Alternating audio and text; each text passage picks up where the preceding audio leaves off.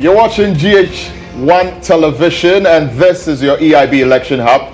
We've been doing this since the eve of the election, and we're still here. Obviously, it's not all over yet. It's not all over because we're still waiting on the Electoral Commission to declare an official result. As we speak, information we're getting from the Electoral Commission indicates that, yes, some of the results from about 8 or 9 of the regions have trickled in, and probably later on this morning we should have a final declaration or a definite declaration from the Electoral Commission about who has won the presidential election. I'm pretty sure you've already started hearing some of the parliamentary seats that have already been won and the big wigs that have fallen, among other things, and it's been quite an eventful couple of days now, Dede, hasn't Absolutely, it? And we have been with you through the upsets, through the shocking developments, like the Dom Kwabenya constituency, the mighty Hawa Kumsin. We have been with you throughout, and we are going to continue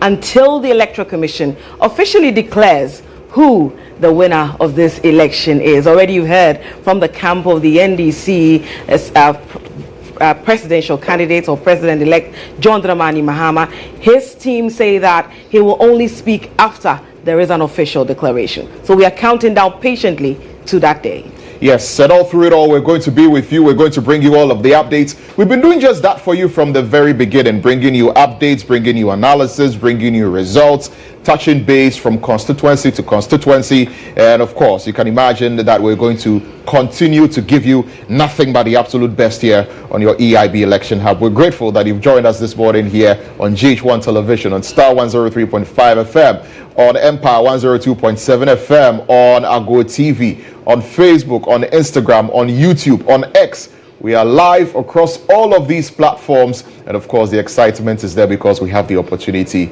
to make sure that we give you everything you need as far as this election is concerned. And you know, yesterday we had the chairperson of the Electoral Commission speak to the nation when the whole concern about the delay in the process was going on, all that conversation. She says that, well, they are mandated to deliver the result within 72 hours, and at that time it was less than 23 hours, so we all have to be patient. Yes, and we are patiently waiting for the final declaration to be done, and then we'll probably hear from the president-elect, and of course, I will try and hear from some of the others who are fallen and some who are going into the lawmaking chamber, that is Parliament. Through it all, we are your election hub, and you are most welcome.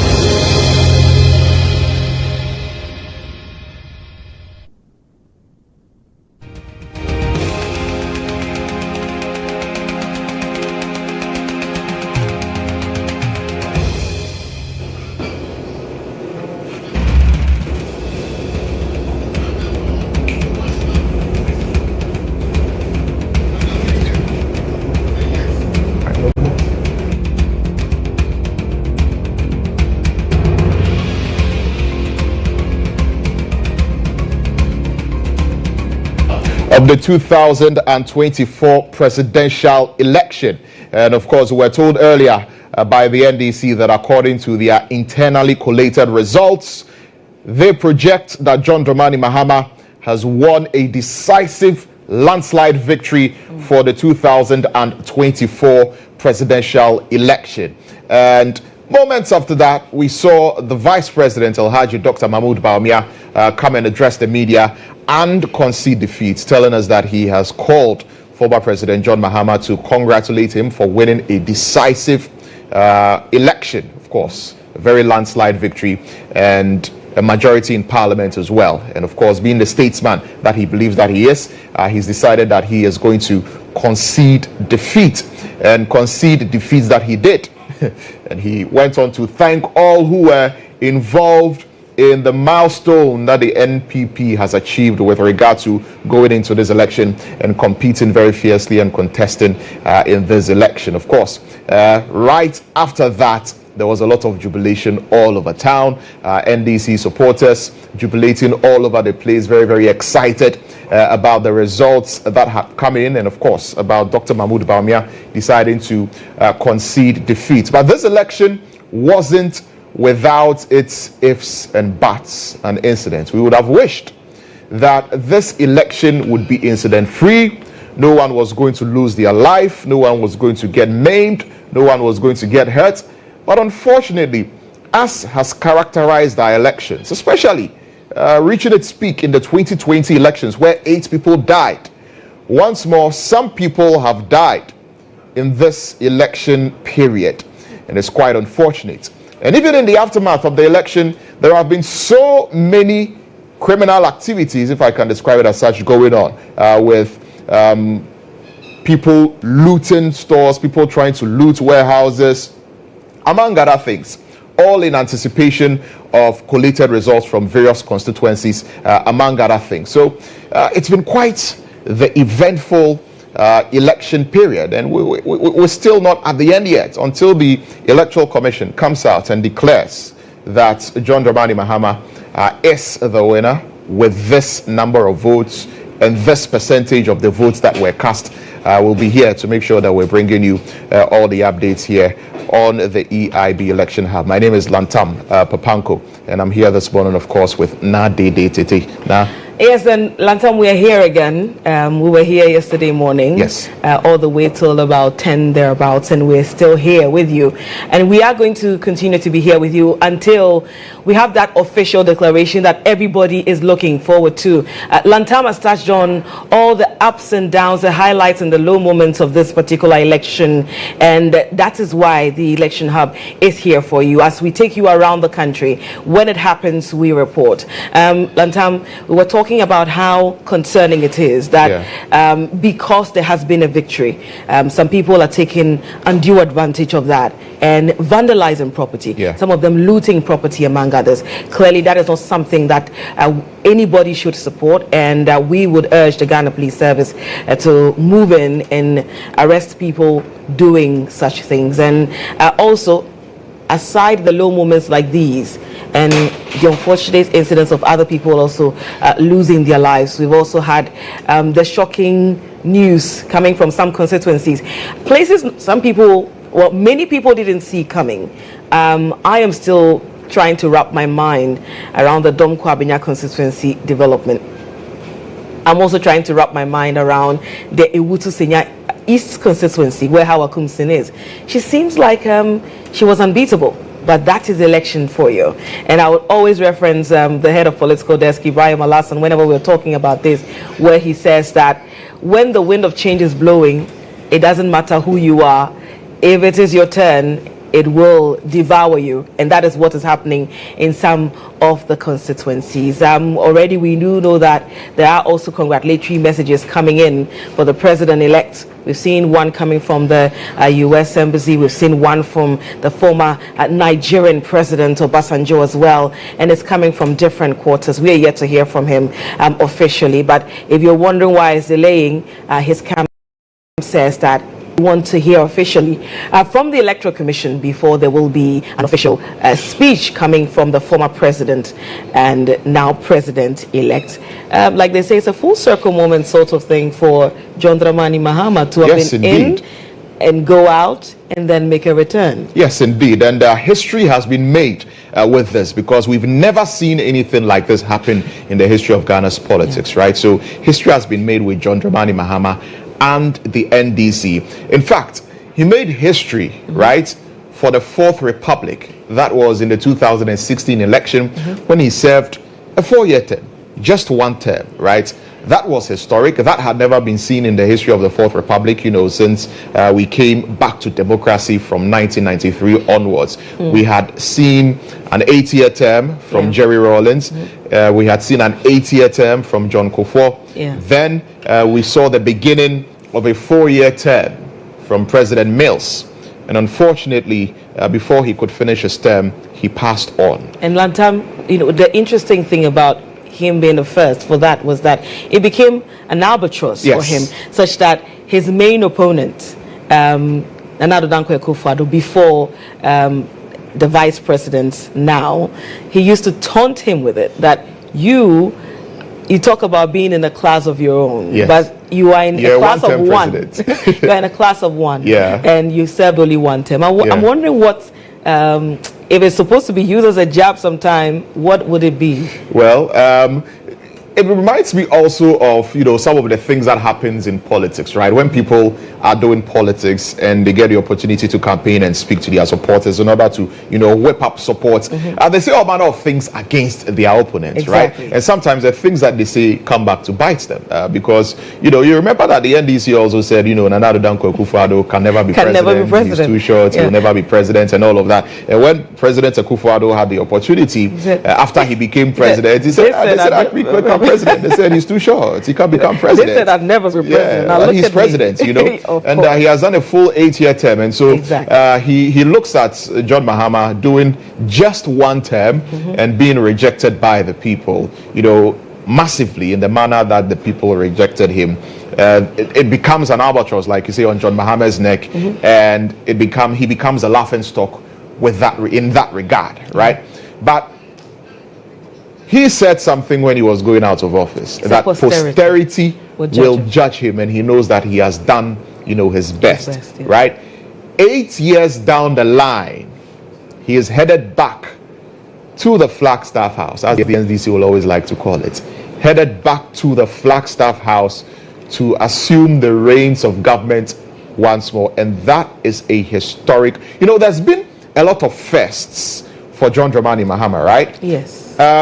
In the history of the Fourth Republic, he is the first to take over from a president who has passed on, the first vice president to take over from a president who has passed on, from President Mills, to President John Mahama. Yeah, and this was in July. And this was in July 2012, right? Yes. So he served the remainder of the term, won the 2012 election, which was contested heavily by Nana Dankwa Akufo-Addo in court.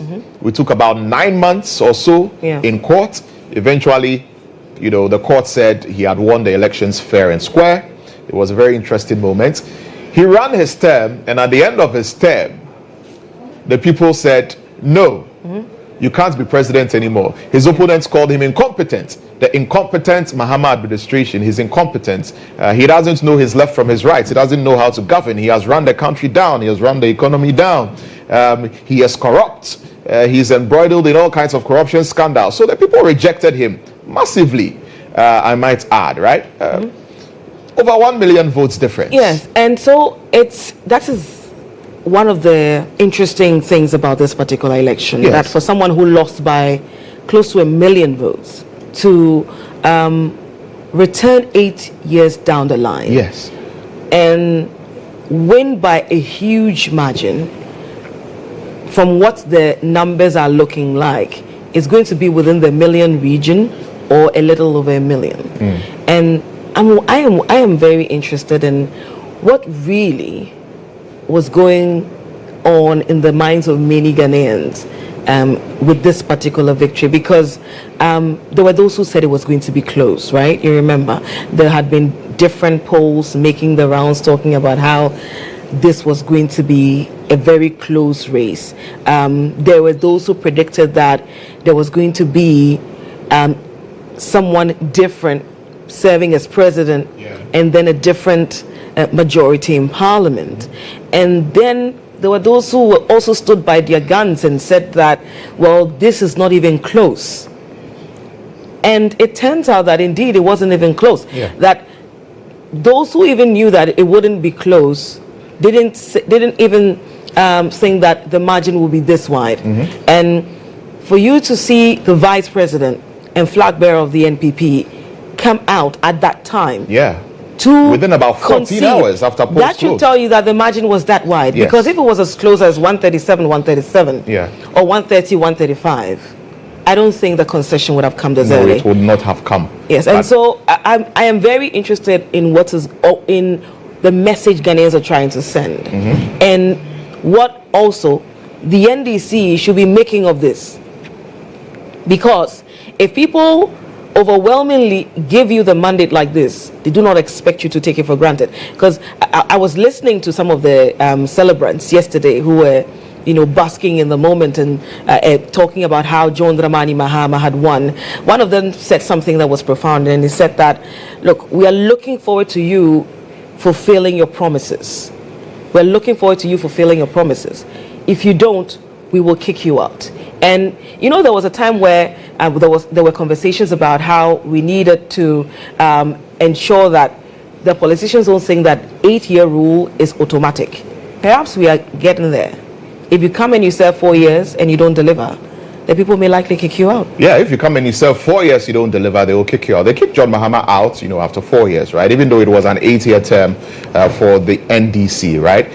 He served a second term for the NDC cabinet, which was started by Mills, but he specifically served 4 years, and after 4 years, people were not too impressed or were not too happy about his administration and felt that someone else could do better, and that was the very first, that we saw. 8 years down the line, he's the first president, to do 1 4-year term, and then now to come and do another 4-year term, right? So 2 non-consecutive terms, the very first. And also, the very first time that Ghana has a female vice president, or Ghana is going to have a female vice president. That's also a very first, and I think that when it comes to empowering women within the political space or within the governance architecture of this country, I believe that we as a country have performed creditably well. We've had a female Speaker of Parliament, we've had all women Chief Justices, from Georgina Wood, before Enini Yeboah, Georgina Wood, then we had Sophia Kufu, then Enini Yeboah, now we have Gertrude Tokano. So we are doing well with regard to the judiciary. We've had, a Speaker of Parliament, and now we have, a Vice President, right? We've had a woman Chief of Staff. So, women are being elevated all across the governance architecture, and so we are waiting to see if we'll get a woman president. And we will get there, and we will want to get to the point where it's, evenly spread, because women make up the majority of the population. Exactly. But even though when it comes to leadership, we're not the majority. So we are looking forward to that day. All right? And we are hoping that you will be our collaborators. We are not in competition with you. Well, but men have been collaborators. Men have been collaborators. Look, we'll have that conversation in a bit. But we need to go in this country, and it is men who have even been championing the cause of women, trying to ensure that women who deserve to be where they are get to where they are. The men have been appointing, all the women. I do understand that you are serving as a spokesperson for the men. Yes. But we all know what the true picture is. But let's quickly go have a watch of the General Secretary of the NDC, Fifi Fiabi Kwete, who addressed the press yesterday, talking about how they had won 2/3 of Parliament. We're talking about, for the first time in the history of Ghana, we can say emphatically that a political party that has won the presidency has also won at least 2/3 majority in Parliament. That's never happened, and that tells you what a special political party the NDC is. But we can only be grateful to the people of Ghana for making that a reality. And President Mahama will in due course let the country appreciate that we intend to make it a very responsible majority in Parliament. One that will put the well-being of the people of Ghana and the progress of the people of Ghana at the very forefront, and not one that would want to use that majority for anything that is not positive and for the well-being of Ghana. Now, let me give some details relating to the parliamentary elections. We still have a few that are not completely confirmed, but our counts shows that we're talking as of now of at least 185 seats that are 185 in the bag.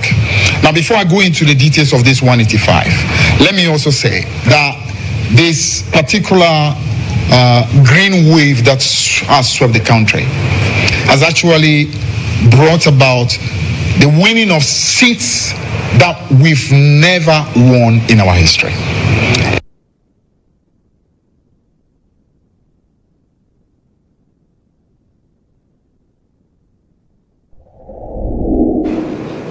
Right, so that's Fifi Fiabi-Kwete there, who is the General Secretary of the National Democratic Congress, addressing the press yesterday, and he had indicated that the NDC has a majority of about 185 seats in Parliament. Earlier, when the National Communications Officer of the NDC addressed the press right before the concession speech of Alhaji Dr. Mahmoud Bawumia, he had indicated also that the NDC had won about 180 seats in Parliament, and moving forward, they are poised to win about 185 seats in Parliament, which has just been re-emphasized by Fifi Fiabi-Kwete, which essentially would give them a 2/3 majority in Parliament. We have 276 constituencies, which means 276 members of Parliament going into the 9th Parliament, and 2/3 of 276 will give you a figure of 184. And so if indeed it is true that the NDC has won 185 seats in Parliament, that gives them an effective 2/3 majority, and that could come with a lot of implications, and we've already even begun to talk about some of the implications that that particular situation in Parliament could come with. As it stands now, we do not have all the official results from all the 276 constituencies in Parliament, but as it stands now, with all the results that have come in, the NDC is hovering at around between 105 to 110 parliamentary seats already from the various constituencies that have officially declared parliamentary results at the various collation centers, with the MPP hovering at around 41 seats as we speak. We still have to wait for the full complement of every single constituency from all across the country before we are absolutely sure that indeed this is the number of seats that the NDC has won, and this is the number of seats that the NPP has won. But it is not lost on anybody that the NDC is definitely going to have a majority in Parliament. As to how the majority is going to look like, we're still waiting to see. They believe that they have up to a 2/3 majority in our day. And if indeed it is a 2/3 majority, it's going to come with a lot of repercussions for the lawmaking chamber, isn't it? And it's very interesting that yesterday I mentioned, I think, was I with you when I said that? Yeah. I think it will be quite dangerous if you have it could be 2/3 dangerous. of Yeah, it could be majority. But dangerous. I think ultimately it would depend on how they would use it. If they are using the majority that to the interest of the Ghanaian, I mean, fantastic. But where it is obvious that it's being abused, that's where the challenge is. And so we hope and pray that they will use it for the positive reasons. Otherwise, that could be a little bit of a trouble for us. Yeah, we need to look at them, and how are we going to even hold them accountable, right? Because when you look at the previous administration, not the previous, the current administration, and how they did things in Parliament, right? There were so many things that one would have imagined that, the people are not so comfortable with this thing. Yes. The people do not want this thing. But because they already have a majority in Parliament, they used, their numbers to pass it. That happened, in the first term of President Akufo-Addo. Now, in the second term, it was 137 plus 1, which makes it 138 for the MPP. And even with that, when there were many protests about certain bills that we didn't want to be passed and certain bills that we wanted to be passed, we saw the skirmishes and all the things that were happening in Parliament with regard to the position that the government held and how the government wanted to push that position through, and how the opposition also wanted to stand their ground and not allow it to go through. A typical case in point is the electronic levy, right? The e-levy. I'm not sure Ghanaians wanted the e-levy. No. Ghanaians overwhelmingly still do not want the e-levy. Yes. The opposition did all they could to make sure that the e-levy will not pass. But eventually, you know, they pushed the e-levy through, you know, and a host of other things. So imagine a situation like that when the NDC has an overwhelming majority in Parliament, right? And a major decision needs to be taken, even because usually the ayes have it, you know, the noes do not have it, majority for normal passage of bills, you know, and all of that. But there are critical decisions in Parliament which require a 2/3 majority. So if they have a 2/3 majority and it comes to that, they don't even need, you know, they don't even need the opposition, right? They don't need them for anything. So it will be the minority having their say, and then the majority will have their way. 2/3 majority, they will vote, but, you know, and then they will pass it through. So it'll be interesting to see what John Dramani Mohammed's government is going to do with that overwhelming majority. Will it be in the interest of the people, or it will be in the interest of their political party first, you know, before they even think about the interest of the people? Now, Ibrahim, who is also a parliamentary correspondent, you know, makes us understand that because of the hung parliament situation in place, in such a way that there will be some form of checks and balances when they find themselves in that situation. There will be instances where minority members will be chairmen of particular committees. The issue now is whether they are going to carry it through, or they will start and then amend the standing orders. Yeah. So we would see. Yeah, we'll see. In the coming days, in the coming months, at least the first year, we will have a fair idea of where this is headed.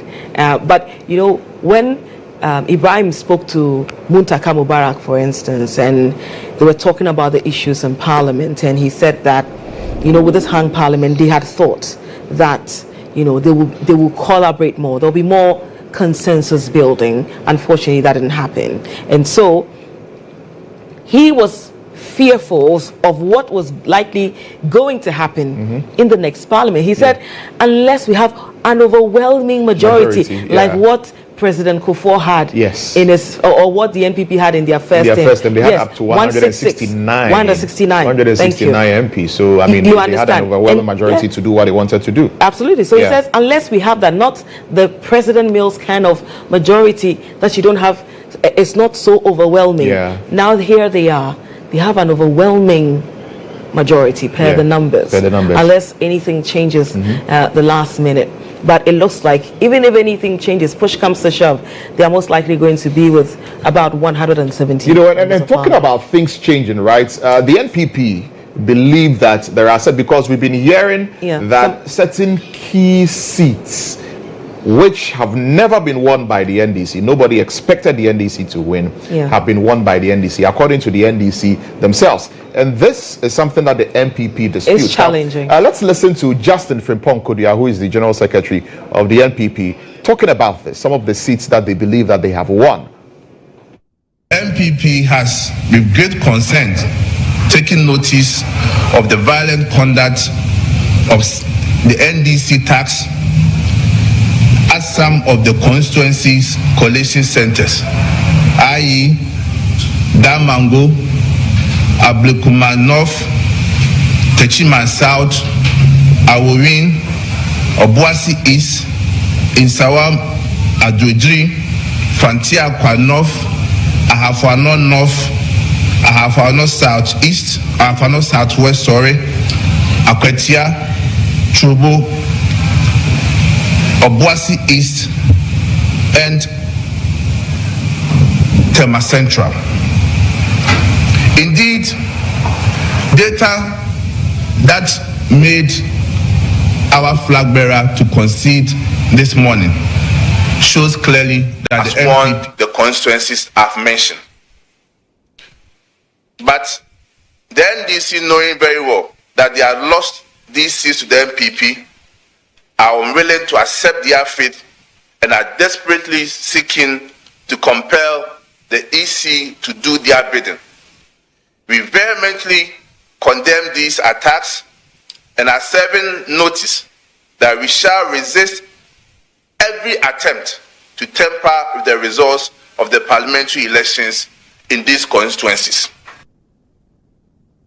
So that's Justin Frimpong Kodia there, you know, talking about some of the seats that they believe that they have won, including in Nsawam Aduajiri. You know, yesterday we were talking about Nsawam Aduajiri seats, right? Because the Nsawam Aduajiri seat, according to Etonam Komashi, who reported to us yesterday.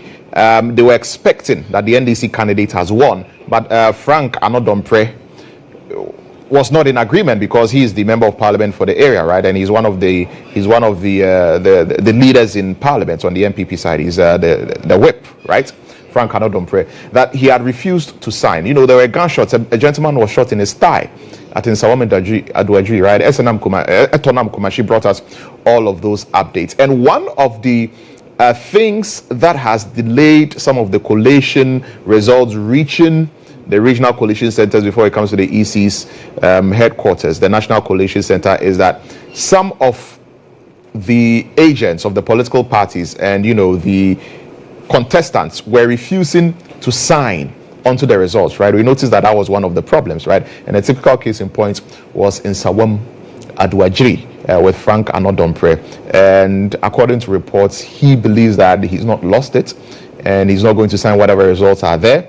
And he would continue to contest until the right thing is done. Up till now, I don't know if we have a confirmation from Nsawam Aduadri with regard to the coalition and whether or not, you know, it has fully been done. But that's something that Fifi Kwete also mentioned. Once that Fifi Kwete also mentioned that they had won the Nsawam Aduadri seats. You know, among other seats, you know, that both the MPP and the NDC are saying that they have won. Surprisingly, the MPP didn't mention Dom Kwabenya, but late into the night, getting into the early morning yesterday at the Dom Kwabenya constituency, I know that Michael Kwe Jr., you know, was insisting that he probably has won the seat and he wants the right thing to be done at the collation center. We understand that there was the introduction of some new pink sheets which the NDC agents over there resisted. It turned into a scuffle, and there was a whole lot going on at the constituency collation center. The director of the EC for the district in the area, who's supposed to be the returning officer there, was nowhere to be found. Among other things, you know, they wanted to halt the collation until this morning before they declared it. A whole lot of things were going on. Eventually, they went back and did the collation, and Elekpili Makurugu emerged on top, was announced as the winner of that election. And that development is not unique to Dom Kwabenya. In fact, when you speak to some of the people who were at different centers, they talk about it. They talk about how the collation is ongoing, and then all of a sudden, so there's one box that hasn't been counted, or there's one pink sheet that is now coming in. So I remember when I was at Lejokuku, I keep referencing it. We were there the whole day after the voting. The next day, we were there. And you think it's almost like they told you that then you see someone carrying a ballot box and bringing it. Where is this ballot box coming from? With another pink sheet, where is it coming from? So you have to be very vigilant. Yes. If you're not vigilant, before you know it, your candidate has lost. Yeah. You talked about the Dom Kwabenya constituency. Yes. Now, Wejagbawe, the NDC said they had won it. But then again, there are some members of the NDC, but then we have results that indicates that Jerry Ahmed Shaibu is the one who has won it. The NDC is claiming that when the coalition was done, they had more votes than Jerry Ahmed, but he refused to sign. They say Jerry Ahmed refused to sign. Then they say, okay, you can go to court. Then they decide to leave the venue. They say in less than 15 minutes, the results were declared. I do not know how accurate that is, but that is what some of the supporters are saying, that just when they left, then the results were declared in favor of Jerry Ahmed Shaibu. And you're hearing many of these stories ongoing. Sometimes those who have lost don't want to admit it, so they keep pushing a few buttons until it is called in their favor. Yes, it goes. And that is why the agents who are there, if you have all your pink sheets from all the constituencies and someone is refusing to accept, you should be there and insist that the results are declared. Absolutely. Nonetheless, because if the results are not declared officially and you leave thinking that you already have the upper hand and the other candidate is going to that may be your and the results have not been declared at the constituency collation center that this person has won, then every capital that you had probably could go down the drain. So insist that the results are declared. When it is declared, then you know that now we have declared it, and then we can move on. But if it's not been declared, and then you are leaving the place thinking that you are in a comfortable lead, it could still, that is when, things happen. And that is why the NDC was very key, because we've been told that elections are won at the polling stations when everybody has their pink sheets. But we know from history, from experience, our reporters have been on the ground, that things happen at the collation centers. New pink sheets arrive, different figures are introduced, new ballot boxes arrive. So if you are not vigilant at the constituency collation center and to ensure that if you know you have won per your calculations, all the numbers that you have, you insist on it and present it there, and then you leave, then you only have yourself to blame if the seat goes elsewhere. Yes, earlier we had excerpts of Fifi Fiabiquete's address, where he reiterated the point that the now opposition NDC and the government in waiting, they have been able to secure 2/3 of Parliament. Let's go back and have a watch of that full address.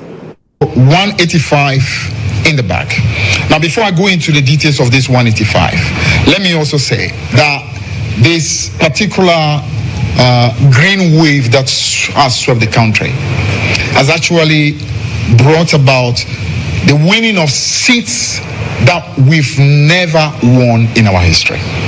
And when I mean never won in our history, I mean in the competitive history. Because 1992 election, as soon as MPP suffered a massive humiliation in the presidential, because that was the only election in Ghana's history that we had the presidential in November and had the parliamentary in December.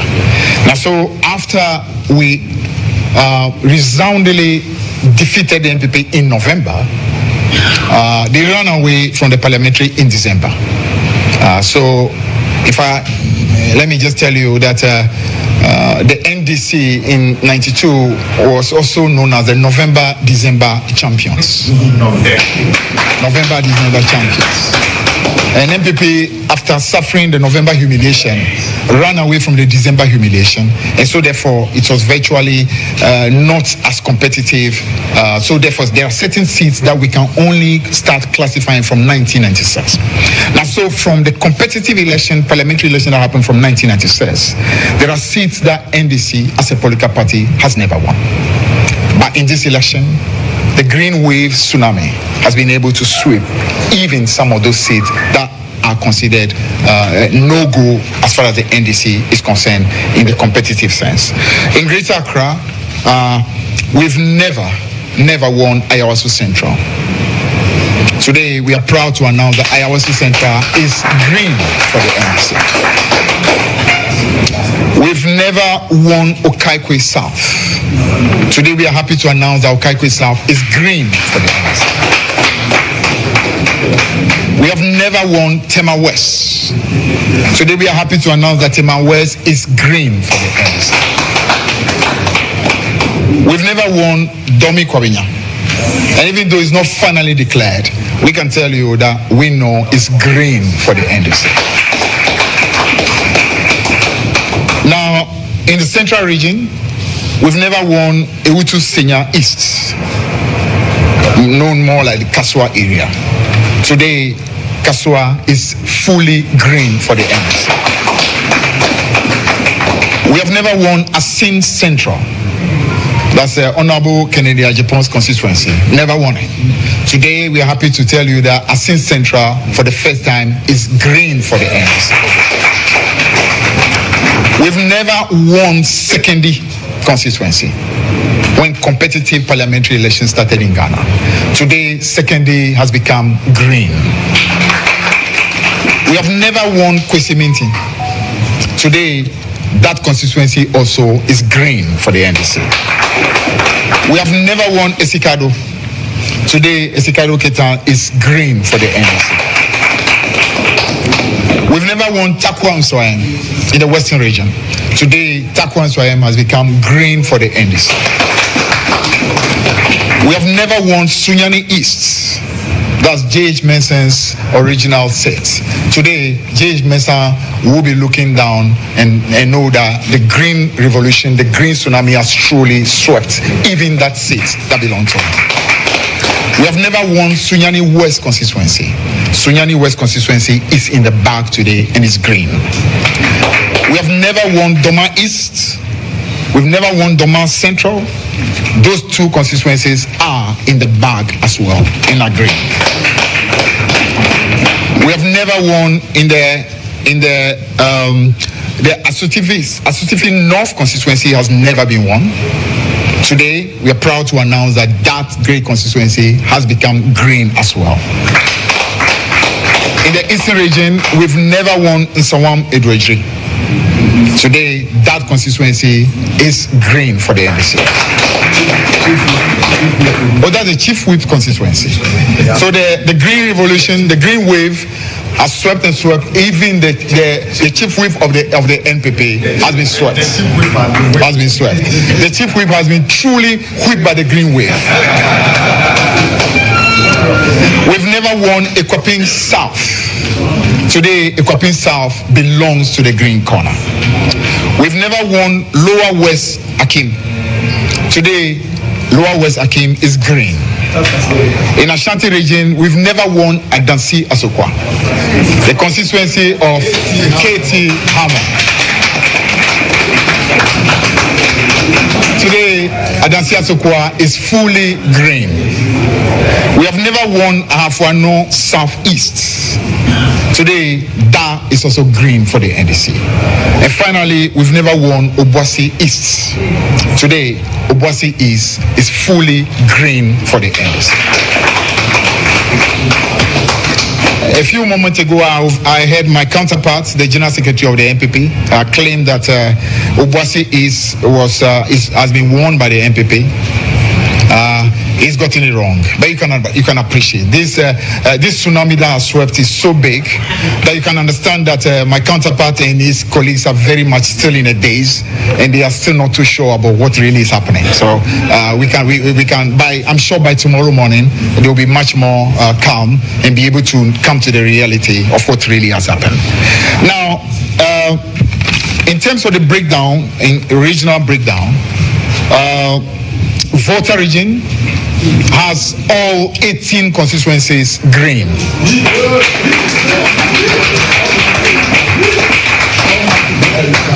A little anomaly happened 4 years ago, and the region decided that we will not have that anomaly anymore. So 18 out of 18 back in the green corner. In the Upper East region, 15 out of 15 green. In the Upper West region, we have 11. We have 11 in the Upper West region. In the OT region, we have 9 out of 9.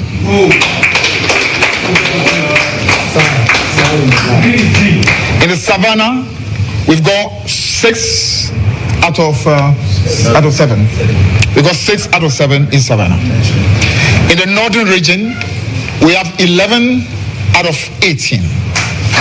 So the northern region is back fully in the green corner. In the western region, we've got 15 of the seats. 15 of the seats out of 17. That's a very strong performance in the western region. In the northeast, out of the 6 constituencies, we've got 3, and then we allow the Baumia to have the comfort of 3.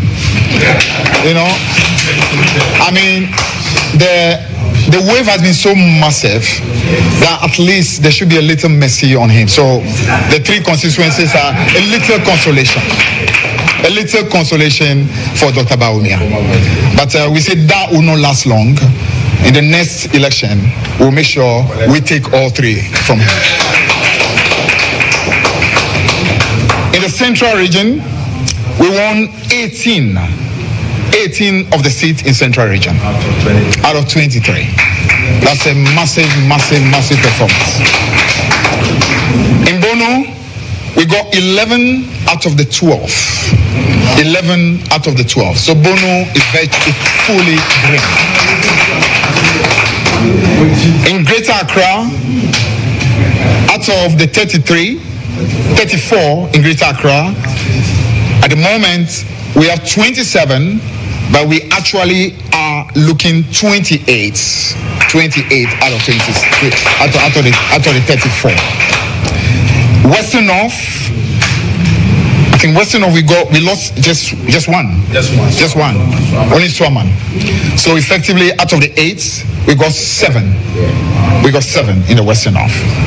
In Bono East, we actually lost just one as well.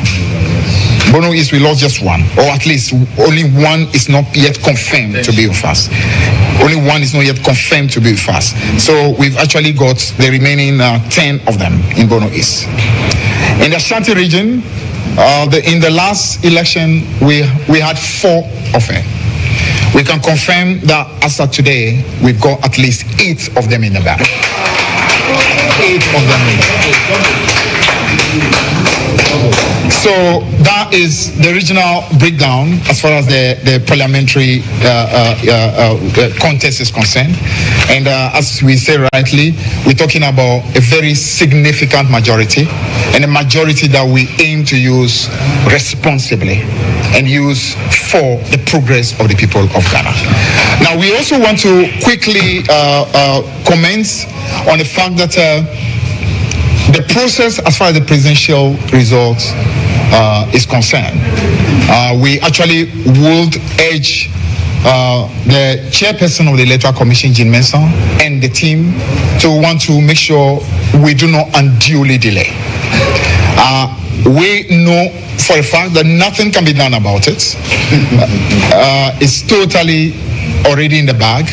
And as the presidential candidate of the NPP himself did, conceding very early. I heard, again, our friends on the other side make a little, should I call it, consolatory notes about the fact that the first time in the history of Ghana that a presidential candidate conceded so very early. We want to commend them for that. But we want to simply say that, I mean, when you have been swept with this tsunami, what else can you do, really? I mean, this green wave is so mighty, there's really very little you can do. The more you delay, the more you only make yourself look like a not very, very serious candidate. So, I mean, we appreciate the fact that they came out early to make the concession, but truly, there's very little choice that really was available. I mean, it is so comprehensive, it's so massive, there's really no other thing that really could be done. And so we want to urge the Electoral Commission that as much as we appreciate the need for there to be very thorough process, a meticulous process to ensure that the results move through the constituency coalition centers, to the regional coalition centers, to the national coalition center. The country clearly knows the deal already, and therefore we expect that as very early as possible, I mean, the final declaration will be made, and so that for the country to clearly know the final position, then our flag bearer will be in a position to address the country as the president-elect of the Republic of Ghana, in order to be able to let all of you appreciate the gratitude that he feels, the gratitude of the NDC, the gratitude of all the people who have voted for us for the job that has been done during this election. Now, so these are critical issues that have come in the course of in the events that, I mean, since yesterday. We want to commend our officers led by our National Communication Officer, who has stood in our stead and updated you regularly as and when issues were happening. We want to thank the party chairman who addressed you earlier today regarding the calls that have been made by the Peace Council. We want to say that some of the things that have happened, for example, as I mentioned earlier, the fact that 2 people have lost their life in this election, and those 2 happen to be people who belong again to the NDC. The same way happened in 2020. We want to say these are unfortunate things. We should not we should progress beyond this situation. And that has been the situation. Anytime NDC has been in power, we've never had a situation like that.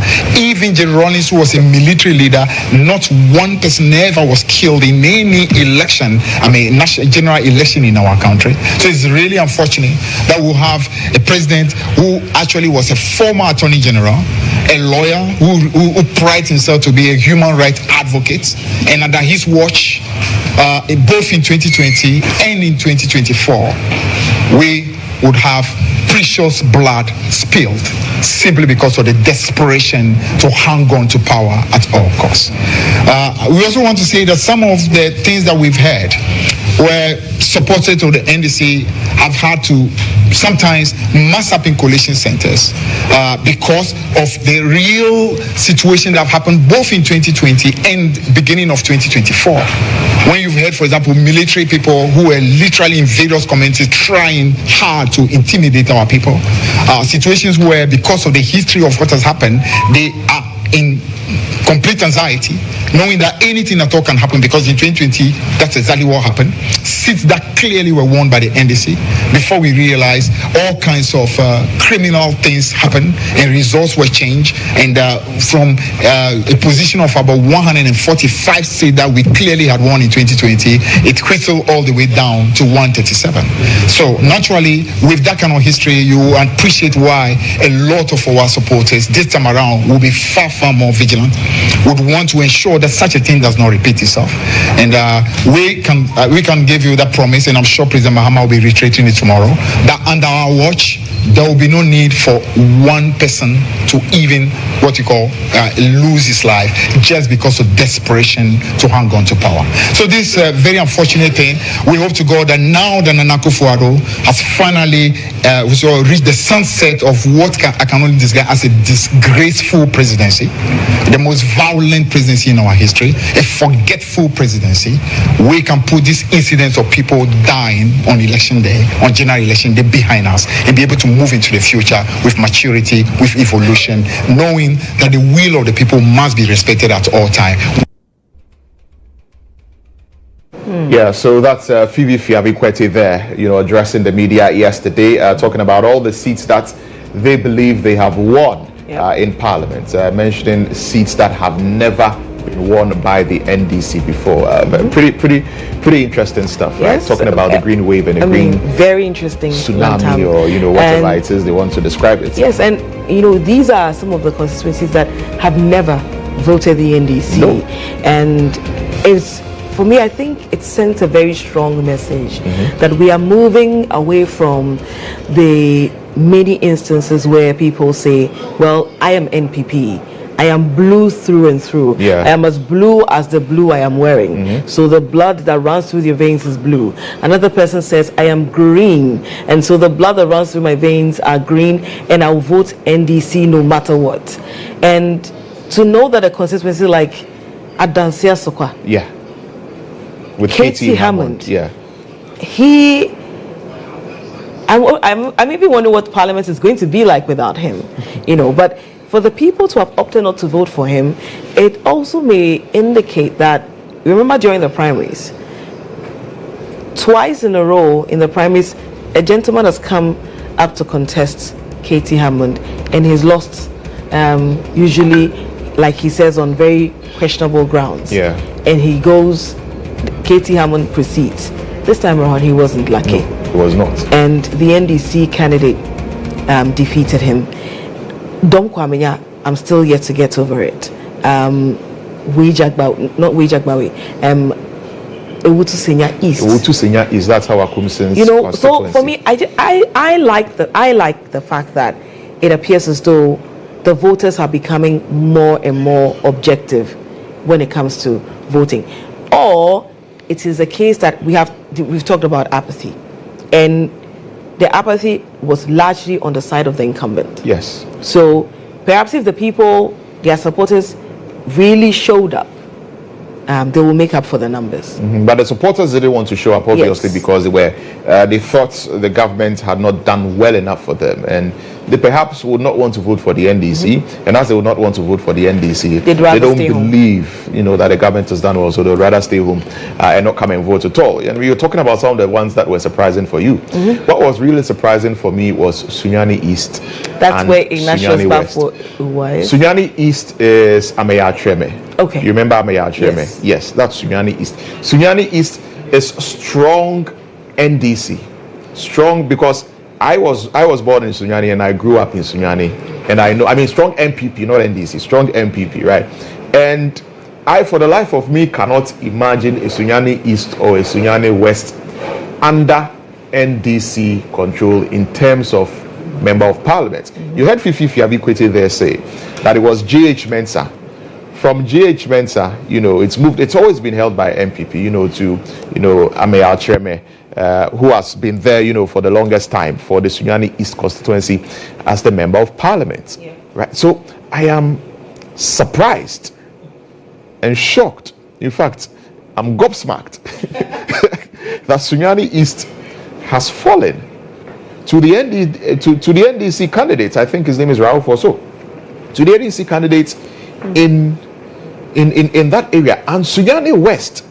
Now, Sunyani West, the incumbent member of parliament is Ignatius Bafo. That's the Minister for Employment and Labor Relations. I think during President Kufuor's era also, he was regional minister for the Brong-Ahafo region. Ignatius Bafo, and I think he's the bankroller for, Inswatreman Rural Bank? If you've heard of Inswatreman Rural Bank. That's Ignatius Bafo. They have a football team too? Yeah, and when you talk about NPP in the Bunu areas, and you mentioned Ignatius Bafo, that name carries so much weight and so much gravity, right? And he has been in parliament for the longest time. I think how many terms? About 4, 5, 6 so he's terms a colossus. Or so. He is a colossus, Ignatius Bafo, in Sunyani West. And it's surprising that the lady who has unseated Ignatius Bafo, Millicent Amankwa is a young lady. Is somebody you know? She's someone I know personally, okay. Right? She's someone I know personally. I have a personal relationship with growing up in Sunyani, right? Oh, so you have a friend who is an MP. Well, she's a very young girl. I think she was women's commissioner when she was on KNUST campus, and all of that. And she's actually from the Sunyani West constituency. She's from a town called Odomase. Okay. Well, Odomase is practically part of Sunyani anyway. For those of you who know Sunyani very well, from the Sunyani airport, you go down, Odomase is there, and that's Sunyani West, right? She's from there. She grew up there, born and bred there. But it was unimaginable that, Millicent will come and win this. When she went in 2020, in fact, she did pretty well in 2020 because everybody there would admit that she was doing a lot of groundwork, in 2020, right? And so they were a bit worried about it. But knowing Ignatius Bafo for who he is, he eventually came out on top. But for the 2024, a lot of people felt that, okay, she hadn't done as much as she did in 2020. And so this time around, it's going to be another cool job for Ignatius Bafo. But here we have it. That Millicent Amankwa is now the member of parliament elect for the Sunyani West constituency on sitting Ignatius Bafo. And that is what it's still, I don't know whether to say it's surreal, but I can't fathom it, but it has happened. Yes, and so these are key gains for the NDC. Yeah, for the NDC. We've talked about Sunyani East and West. There's this other constituency, Upper Dinchra East, has been taken by the NDC's candidate Emilia Ankuma. Also, Phyllis Kwachi Fosus. Yeah, he gets it on the second time of asking. The first time he lost by 900 and something votes. Yeah. And this time around by a landslide, he's won 30,607. Yeah. That's against his opponent, who polled 19,598. I would like to know. I would want to get the figures with regard to the 2021, and let's see whether apathy also played a huge role in this one. One of the other ones that shocks me in terms of the margin is the Ayawaso West Wagon constituency. Yeah. I'm trying to fetch the number for John Dumelo. The gap is quite wide. Ayawaso West Wagon. Yes, Ayawaso West. Yes, between him, John Dumelo and Lydia. Yes. I think Lydia is in the 20s, and then John Dumelo, if not in the 40s, he's in the 30s. And And I'm wondering how he did it. Because, I mean, I was here. I've got to eat some humble pie. Yeah. Because I felt, yes, he would build on the gains, but... Would he win? Will he win? You know. But I think a lot of people got upset. I think this is a case in point for me. Do you think that the last day played a role in it? No, I think it played a role. I think the special voting played a role and painted the Honorable Lydia Sarah Malhassan in a very bad light in the eyes of the constituents. Because she said she wasn't there, she wasn't aware, but then there was a video. Because, you know, Lydia Sarah Malhassan, you know, of course, we know how she came, you know, into Parliament after the unfortunate passing of Chairman Tinejako, who had held the seat for a very long time. When he passed on, I think the party felt that because Lydia Sarah Malhassan is his wife, she should be allowed to contest so that when she goes into Parliament, you know, she can be in a good position to take care of her family and all of that. So, I mean, the party just allowed her to go through because it was a safe seat for them. She's become the MP. She went into, you know, the by-election. She won the by-election. She went into the main election. She won the main election. You know, all of that. Now, it's a safe seat for the NPP, presumably, right?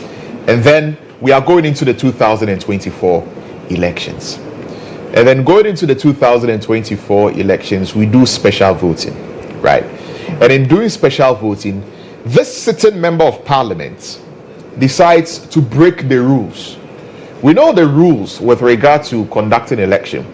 And when you look at the PNDC law, is it 248 or so? You know, you look around, is it section 431 or so? You look at it, and it talks about voter inducement, right? Not giving anything to anyone who is standing in the queue to go and vote, not trying to convince anyone who is standing in the queue to vote for party A or party B, not trying to discourage anyone who is standing in the queue not to go and vote, you know, all of that. Don't even go near the people who are in the line, right? Don't even go near them or try to give them anything. Now we have clear video footage of this member of parliament, Ma Lydia, together with her people, right? Together with her people. You know, and Ayawaso West Wuogon is a very elite community. We are talking about East Legon, West Legon, you know, all of those places. So this is a constituency where a lot of the affluent in Accra, or the affluent in society, reside. A lot of these big rich men and co have all their houses at East Legon and all of that. So they are very, you'd call them very, very, you know, elitist or very, very discerning people, and they watch and see what happens. So this woman goes to the polling station. She distributes food in packs. Her people are distributing the food to the people in the line. Blatant breaking of the law. And you are a member of parliament who is in the law-making chamber making laws, but you are blatantly breaking the law in the full glare of the public, handing over packs of food. You are seen in the video, you know, helping the people. And then alarm is raised that why are you sharing food? Alarm is raised. Why are you sharing food? And then later on, our reporter, Noreen Abbas, gets you and asks you a question. There are reports that you were sharing food. Why were you sharing food? And you say, I was not there. I don't know what happened. I'm here to find out what happened. Then in the same way, you say, I've been here since 6 a.m. Blatant lie. She said she was here to find out. Blatant lie. Right? I mean, let's just take a look at it. Let's just take a look at that interview by Lydia Sarah Malhassan. Let's just take a look at it. I have caused someone to be arrested. How can I cause arrest of someone, an elderly person who is almost close to his pension? For what reason? Insult when never insulting me, and then for someone saying that he's not voting for me because of that, I'll go and have the person arrested. I am not that kind of person. I am not that kind of person. We have freedom of speech in this country. We practice freedom of association, and I preach that everywhere I go. And I preach peace. I bring message of peace to this election. All that they do against me, I continue to say to my team, let's maintain the peace that we have enjoyed. Let's keep calm, and let's go through this election peacefully. Now, talking about your team, the concern has been that why would your team share food while voters are in the queue? I wasn't here. I don't know if you saw me here. I've been here since I came here before 6 a.m. and I left here a few minutes ago. I don't even know what you're talking about. I am yet to find out from them what happened. Thank you. Right, you mentioned that. Yeah, so I mean that's a blatant lie that she told. I don't know what you are talking about. I'm here to find out. Meanwhile, you were there. You know that food was being shared, right? Maybe she panicked. Yeah, but you don't lie like that when you've been caught on camera. You don't lie like that as a sitting member of parliament. We know that politicians lie a lot, right? But in this particular instance, it's not where you should go and stand and tell lies, right? Because you've been seen breaching the rule. That's why she's been dragged to the office of the special prosecutor, right? For the special prosecutor to look. So people look at this and say, is this our MP? We can see you very clearly. And these are people in East Lagos. We can see clearly that you were sharing food. Maybe and then you are telling us that you were not there. Maybe and the you were person not sharing looked food. like her. Meanwhile, look at the video. This is you together with your people. All of these people are from the camp of Lydia Sarah Malhassan. You are standing there with them. You've instructed them to be distributing food to prison officers in their line. But it was a very hectic day. You see how she gulped down the water. Yes, in the line, you see, and instructing your people. You see, and these are your people sharing the items. And then you come and say that you were not there sharing food. You see, and what even made situations worse is that they went on further and threatened Nurain. Yeah, our reporter took a picture of Nurain, that Nurain is lying and telling people that she's doing things that she has not done, and then threatened Nurain Abbas that they are expecting an apology for Nurain. Otherwise, they are going to see, what is going to happen to him, and all of that. And all of these people are watching. Mind you, this is just special voting. And the voting was, some days away, right? So people look at all of this and say, no, we cannot trust this woman to be our MP.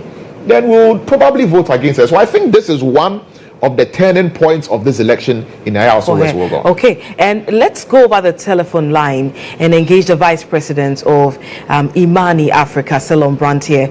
Thank you so much, sir, for joining us here on the Election Hub on GHOne Television and on Star 103.5. Mr. Brantier, can you hear me? Hello? Can you hear me, please? Yes, I can hear you now. Okay. I hope you're well. Yes, I am. Yes, I am. And good morning to you and all the viewers and listeners out there. Now, prior to this election, you were quite upfront with regard to the need for the cycle to change. Why did you think it was necessary to embark on this campaign? Could you please repeat the question again? Okay. I'm saying that prior to the election, you were at the forefront, or you were quite upfront with the need for there to be a change. And I'm asking why you embarked on that campaign. Well, I believe that, first of all, a lot of Ghanaian voters agreed with my sentiment. And it was because the country was spinning into a very dangerous spiral of poor governance. The expectations that we had from the current government in terms of what they could offer or what they could perform or what their capabilities were far different from what they eventually delivered. And for some of us, we believe that the level of governance was so poor that a lot of the pillars of our democracy as we see it today were in danger. And in such a situation, this country was not going to be able to survive a lot of things, including a very poor economic shock, corruption, and mostly corruption and very poor economic shocks. So these were the things that for some of us were very important to save the soul of the nation. And our cause have been justified because a lot of Ghanaians also felt the same way, and it reflected in the polls. And were you surprised by the margin in terms of the votes? Were you surprised, or are you surprised? Well, I initially, and for some of us and my colleagues, our projections were around the 52 percentage points. The day before the elections, we revised it to somewhere around 53. But for the gap that we have seen, it was very surprising for some of us, and we were very shocked because I don't use the word shocked, but we were very surprised because we never expected such a gap in this outcome. This is the first time, I think, since the Rawlings era, that we have had a gap so wide.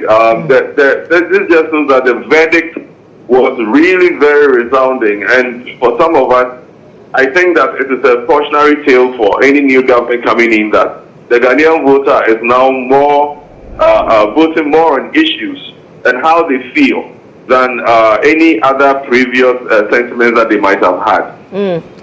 And one of the major things that is coming with this particular election is that the NDC is going to have a swelling majority in Parliament. The party is putting it at 185. That is 2/3 of Parliament, and they would not need the other side around for decisions to be taken or for very serious business. Does it have any implications at all with regard to how Parliament would go? It has very huge implications. In fact, the arrogance of the NPP has now created a virtual autocracy for the NDC. And these are some of the things that I would say the NPP has brought on itself and also on all Ghanaians. Because now we are going to have a parliament that is literally a rubber stamp parliament.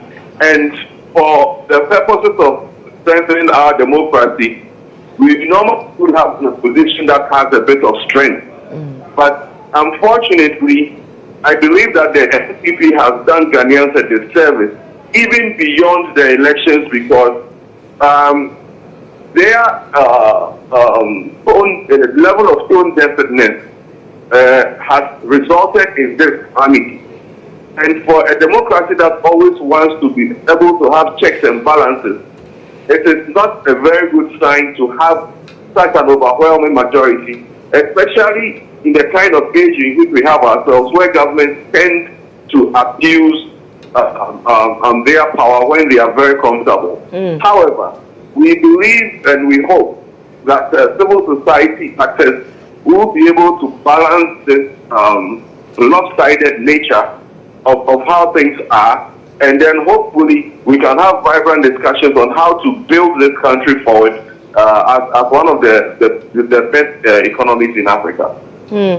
Now, you say that the arrogance of the NPP has created an autocracy for the NDC because of the numbers. Now, there are those who say that, you know, in 1996, even though the NDC had an overwhelming majority with Rawlings being there, then the then minority was very effective too, despite it not being, not having so many people as well. Well, it's a gift and a curse, like I'm saying. There is this popular adage that we all know that power corrupts, absolute power corrupts. That's true. Absolutely. The thing about it is that we are now in a situation where this can be used as a very good weapon to probably change some aspects of our laws that have been a sore, a sore point that needs to be changed. And I believe that if the NDC is going to be very prudent, those are some of the things that they will look at. Some of the legal provisions we have in our constitution, etc., that require a 2/3 majority to pass in Parliament to ensure some sanity in certain areas. I believe that in the coming days, a lot of experts are going to examine some of these things and make some of these suggestions so that it could be one of the positive legacies of having this level of majority, so that certain constitutional provisions that we all believe are outmoded or do not belong in our dispensation can be catered for. And I believe that that would be one of the best services the NDC can deploy, especially with the advantage of the 2/3 majority that they now possess. And these are the kinds of things that we will be looking out for and hoping that will be done. I don't believe that we should be negative at this point, but we should look at it as that kind of blessing that will help with some of these things to happen. It's early days yet, and we are Ghanaians have spoken and have spoken very lastly. So our faith for the next 4 years has been invested in the NDC government, and then we are all just looking forward to see how best we can Ghana or reset Ghana from the mess in which we find ourselves today.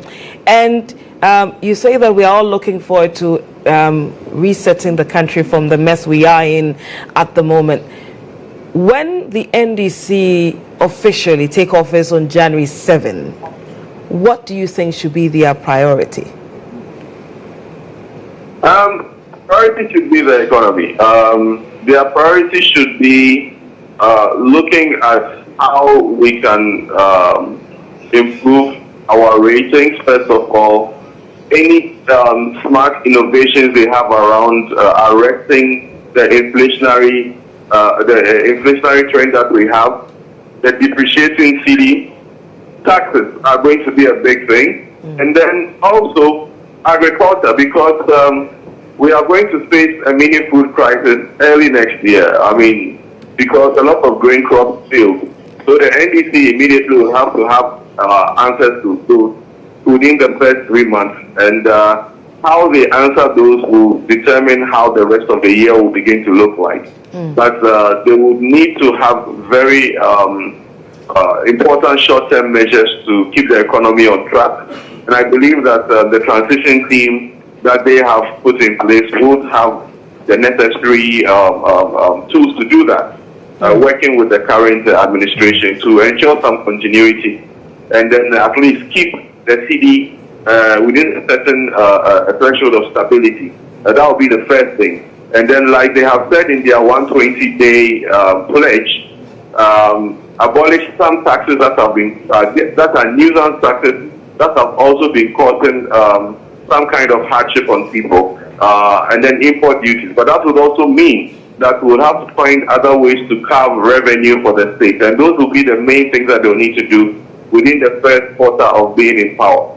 Right, and on that point, Selom Brandt here, Lantam here, how easy or difficult do you think it will be for an NDC administration to be able to do these things that you expect them to do, given the current state of our economy, given the domestic debt exchange program that we have gone through, given the debt that we are saddled with in this country, which we have to find a way to pay off, among other things, in terms of having fiscal space to be able to work with? How easy or difficult do you anticipate that it's going to be for the NDC administration? It's a tough call. It's a very tough call. It will have to require some very, very smart, innovative economic decisions. But I believe that the balance of goodwill is heavily tipped in NDC's favor at the moment. And that's what that means is that they will probably have a more open mind as to the kind of interventions they can implement. Okay. And it is that open mind that would allow them to probably make use of as many technocrats and experts that they can have to diagnose the situation. I believe one of the biggest things is to flag revenue leaks that come through because of procurement, abuses and corruption, which have been one of the biggest reasons why we are also where we are. And if the NDC can identify those loopholes or those leaks and flag them immediately, at least in the short term, they can be able to come up with certain solutions and then maybe improve the kind of leverage they have in terms of the fiscal space to create some kind of bridge solutions to ensure that we can put the economy back on track. Once we're able to plot some of that, I'm sure that even with what I have seen so far, or some of the scandals that have come out, we can see, for example, how much monies are going into certain pockets. And if we can even start flagging some of those, then some of the immediate needs that we have, we can begin to look at them, while in the medium to long term, these things now aggregately will become positive. Right, and you talk about corruption, and you talk about also a lot of money going down the drain, which otherwise, if done properly, should be money that we can use to do good things here in this country. The NDC have said, hello? Yes, Selom, can you hear me? Hello? Yes, hello, Selom Brandt here. Can you hear me? Mr. Brandt, Hello, can you Brandt hear us? Can you hear us, Mr. Brandt? All right. There seems to be an issue with the connection there, but of course, I think he's largely made, a lot of good points. Talking about corruption. I wanted to ask him about what the NDC has said they are going to do with regards to corruption. They have what they have dubbed Operation Recover All Loot, right? So I wanted to ask him, what his expectations will be in that particular regard. I mean, will there be an expectation for officials of this administration whom they think have been very corrupt, task the Attorney General or the Special Prosecutor to go after all of them? But even with that, cases, the NDC itself has listed a number of cases they say they are going to go after. Yeah. PDS is one of them. Yes, PDS. You understand? And so I think that we sort of have a fair idea with regard to how some of the cases of interest they have. But when he was beginning, he raised the points, talking about, because the first question that you posed to him had got to do with his, crusade against this government, because this government has not been, what we expected it to be, So it's like Akufo-Addo's government has been what I ordered versus what I got. So this is what was advertised, right? I'm going to do A, B, C, D, and what I got was totally different, because look at candidate Akufo-Addo, especially in the lead up to the 2016 elections when he won, and the things that he said. He talked about a family and friends government of John Dramani Mahama, that when he comes, he's not going to come and operate a family and friends government, right? He comes into office, and then later on is appointed all of these people who are related to him and who are his friends, and he says, and then the MPP tell us that, why were you expecting President Akufo-Addo to work with his enemies? And they so say the that double standards. They say that they are competent. Yes, they say they are competent, right? And competent at managing the economy. Yes. What has happened in that regard? We'll even come to that. So he talks about family and friends, right? And then he comes into office and there are all of these family and friends there. That's the first double standard. Complaints about the size of government. Now, before you move to the size of government, yes, the reason the crusade against family and friends is loud is that when you have, nobody is saying you cannot work with your family or don't work with people you do not like. But when you are too familiar with the people, when they are making a mess, you hardly would crack the whip. Yes. Because of the relationship you have with them.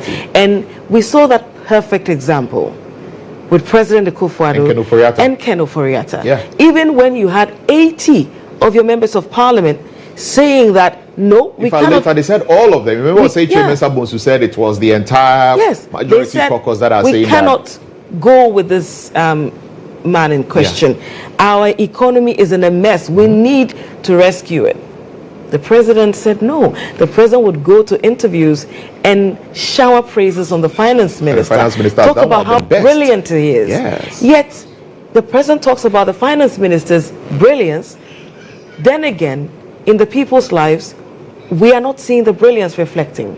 We are seeing us just go to the Eurobond market to borrow and borrow and borrow. And then when we're shut out, we're crumbling.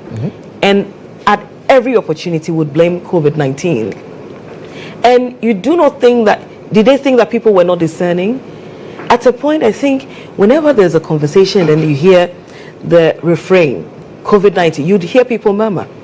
You hear people... Yeah, because people remember, because we saw COVID-19. How long were we in a lockdown during COVID-19? How long were we in the lockdown? We were in lockdown for 3 weeks. There are countries who were on lockdown for how many years? The country was on serious lockdown. We were on lockdown for just, 3 weeks? And even with that, it was in Accra, Tema, and Kumasi. This is where the lockdown was. And with COVID-19, so even in the lockdown, the economy was still running, because they were now, because of social distancing and what have you, they were, limiting the number of people who could be out and all of that. But people were still allowed, to go out, go into a shop, go and trade, and, and do all of those things, right? And COVID-19 gave us a lot of money. COVID-19 gave us a lot of money. We had grants, we were able to get some, loans from here and there. So it's not like COVID-19 ravaged the economy to the extent that Ghana didn't have any money at all to make up for it. And we are told, and this has been said, and I always refer to it, right, that there was a tape that leaked of a parliamentary candidate of the NPP talking about, and when the COVID money comes, lending credence to rumors and assertions that the monies that we got from COVID-19 was used largely not to augment the economy and to help the economy stand, but it was used for chop. and campaigning for the 2020 elections. And even on that score, before you come in again, the same COVID money, because it's mind blowing. The same COVID money that we are talking about. You look at the Auditor General's report. For that year, you look at the many infractions with regard to COVID-19 and what COVID-19 money was used for in the Auditor General's report, right?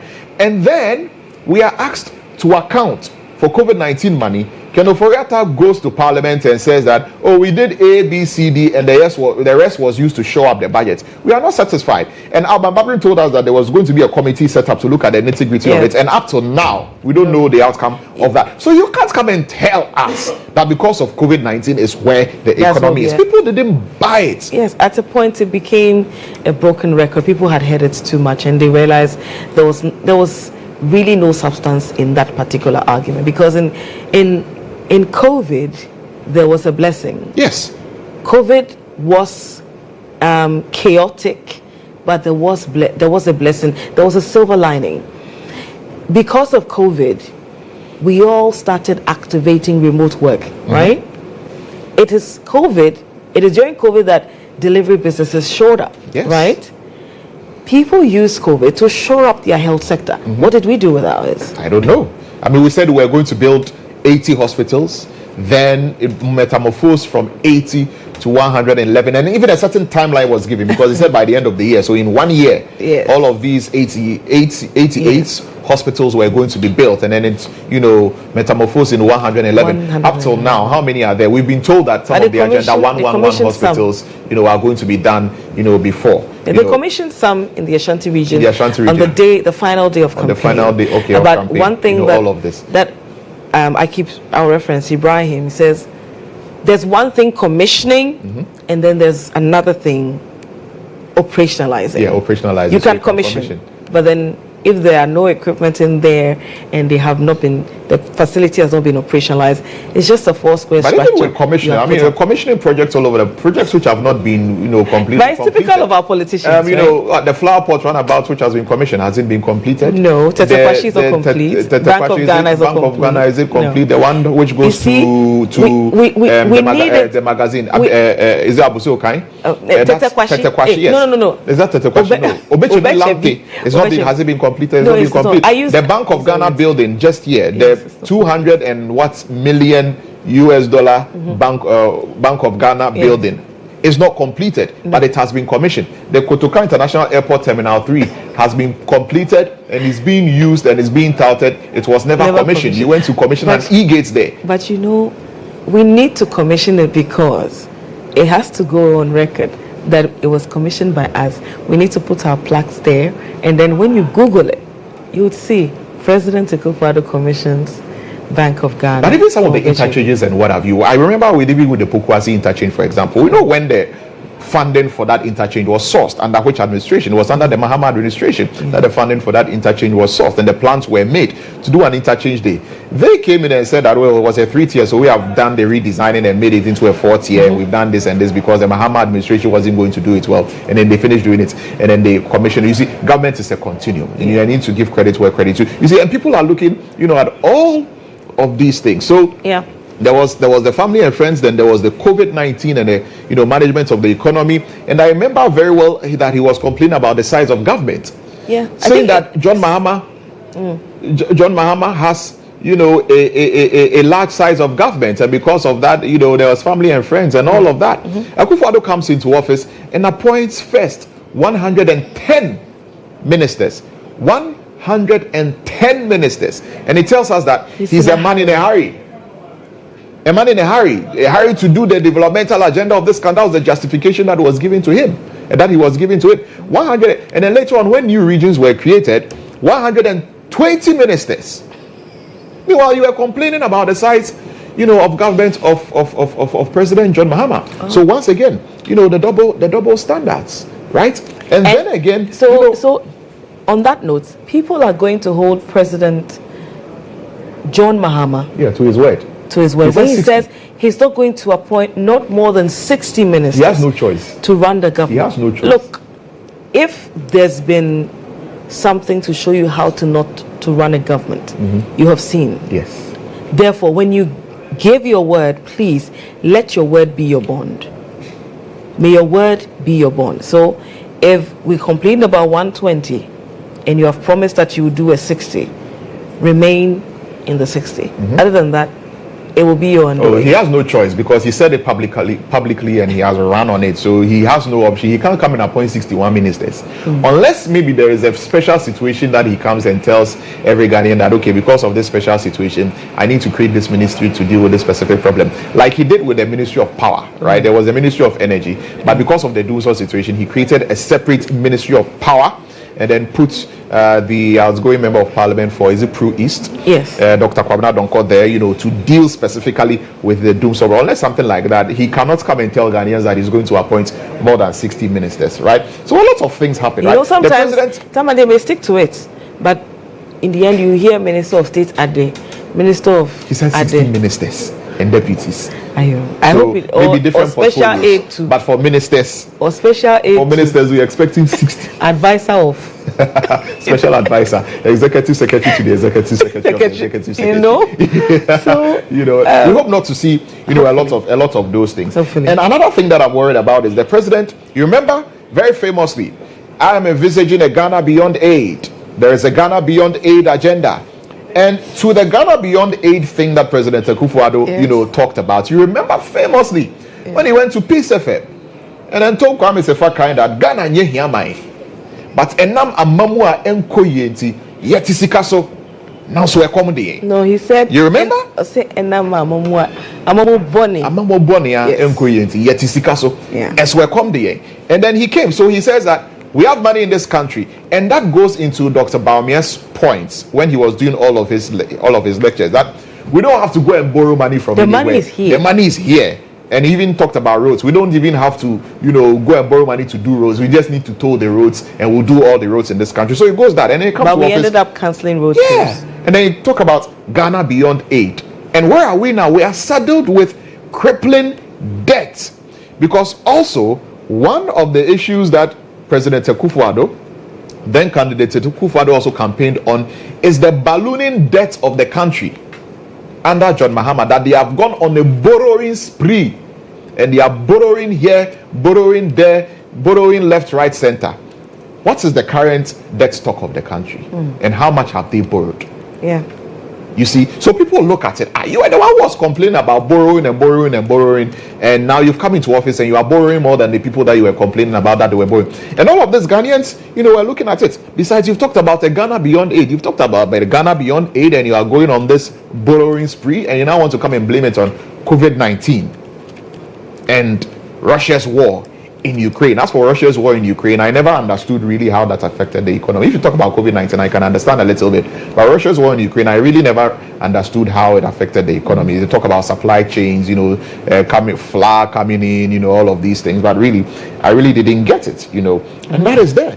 And also, he talked about the fact that, he is going to make sure that he's tackling corruption head on. Yeah. I'll use the ANAS principle.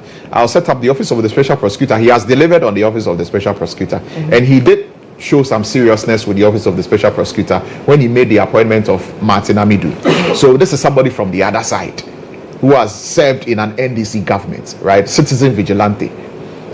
Now appointed as special prosecutor. So we're excited about that Martin Amidu is coming to, and Martin Amidu comes into office and complains about all the things that the government has thrown his way to hinder him from doing his work. Leaves office, says that Akufo-Addo is the mother serpent of all corruption. Akufo-Addo told us that if you want to make money, don't come to my government. If you want to make money, go to the private sector. Yeah. Meanwhile, we're in this country where one of his appointees, Minister of Agric, wanted to buy SNIT hotels. So if he wants to make money, why won't he go into the private sector and deal with his rockcity? He wanted to buy SNIT hotels. The president, when he had the opportunity to respond to this, said he didn't see the fuss people were making. So why didn't he tell Brian Champon to go to the private sector? Why didn't he tell Brian Champon to go to the private sector? Why didn't he do that? So people looked at all of these things, right? I will protect the public purse. Then you go and sink how much into a national cathedral project, which nobody wanted. Nobody wanted the national cathedral project. It is your personal pledge to God. And look at what the fiasco and the disaster that has happened with the national cathedral. I will make Accra the cleanest city. You You remember that? I'll make Accra the cleanest city. What is the state of Accra in cleanliness today? But did you remember the Nima Villaggio? Nima Villaggio. And then they said they were going to build a recreational facility around the Odo. You remember? Yeah, the Odo. They would dredge the Odo. They would turn it into River Thames. Because River Thames in London used to be very, very dirty and filthy and all of that. Then they've been able to, transform the River Thames. So I think they're going to do the same thing here. You see, so when people compare candidate Akufo-Addo to President Akufo-Addo, it is what I ordered versus what I got, right? And people were especially even more disappointed with the second term. But what we cannot take away from President Akufo-Addo is the fact that he campaigned on free SHS since 2008. He said, I will do free SHS, free SHS, free SHS. And he came, and in his first term, he started implementing free SHS. So if Akufo-Addo is not leaving with any legacy at all, at least the legacy of being the one to fully implement free SHS will be Akufo-Addo's legacy, albeit with, whatever problems it comes with. We can talk about the problems of free SHS and the implementation and how it was done and all of that. We can criticize that. But what we cannot take away from President Akufo-Addo is the fact that he said he would do free SHS, and he did free SHS, right? So as for that, we doff our hats off to him. We give it to him. That is why in the latter end of the campaign of the NPP, you realize that they stopped talking about digitalization and they started gravitating towards free SHS because it is their single most impressive achievement. So these are some of the things that people were annoyed about and then voted him out. Let's quickly go to the Sekondi area and speak to lawyer Amma, the gentleman who unseated Andrew Japamesa. Thank you so much, sir, for joining us here this morning on the Election Hub on GHOne Television and Star 103.5. Lawyer Amma, can you hear me? Yeah, I can hear you now. I hope you're well. Hello? Hello, sir. Can you hear me? Hello, lawyer. Can you hear us? Can you hear us? My God. Wow. Okay. Lawyer Amma can't seem to hear us. Switching on my MTN. Okay. So I think the team, the production team will reach out to him. Can you hear us? Yeah, we can hear you. Can you hear us? Okay, yeah, I can hear you now. Right. Okay. Thank you very much for joining us. We're grateful. What's the feeling like now? Being able to snatch the Sekondi seats from the NPP. Okay, so what we'll do is that we'll try and re-establish contact with Lawyer Amma because he's struggling to hear us. So let's quickly re-establish contact with him. He says he's getting his MTN. So that we can have a better conversation with him. With him in that regard. So that's one of the seats that is one of the major upsets coming from the Sekondi area. And we're trying to reach Lawyer Amma on the telephone line so that we pick his thoughts with regard to, how he feels about this. And pretty soon, Nana Kwesi Buete, legal practitioner. The last time that we spoke, he talked about the fact that he would want to help sweep this government out of office. And so we'll ask him about that. Nana Kwesi Buete is here. Our head of our political desk, Ibrahim Al-Hassan, is here as well. He'll be joining us. We've got the newspapers here as well. I'll be going through some of the stories that are making headlines, on the front pages of the various newspapers as well. And we'll try and be engaging, some of the individuals. Some of the victors, some of the people who won, some of the people who unfortunately could not win, would also be speaking to them to see how they are coping with the whole situation. It is the Election Hub here on GHOne Television. We are also live on Star 103.5 FM. We'll go for a short break. We'll be right back so that we can bring you the newspaper review segment. With Ibrahim Al-Hassan. And you're still watching the Election Hub here on GHOne Television and also streaming live on Star 103.5 FM. We've been coming to you from Election Eve, which was the 6th of December, through to the election day, December 7, yesterday, December 8th, and today, Monday, December 9. I have even lost count of the days because everything seems so jumbled up for me.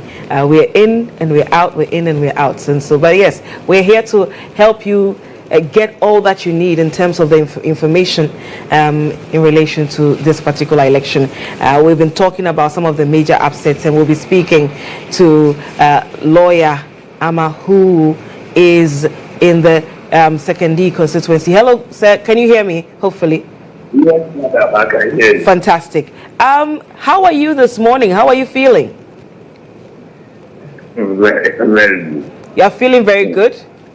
Yeah, man, it's cool on. It's cool on. Well, hey, you speak some patois.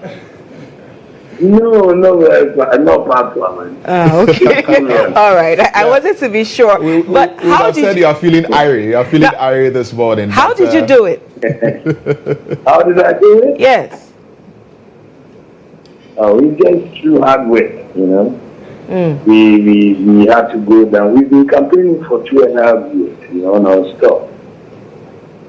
Since 2022, we've been working very hard on the ground and going to the grassroots, and then trying to convince people that, you know, he could do better than what he's done. So that is what won us.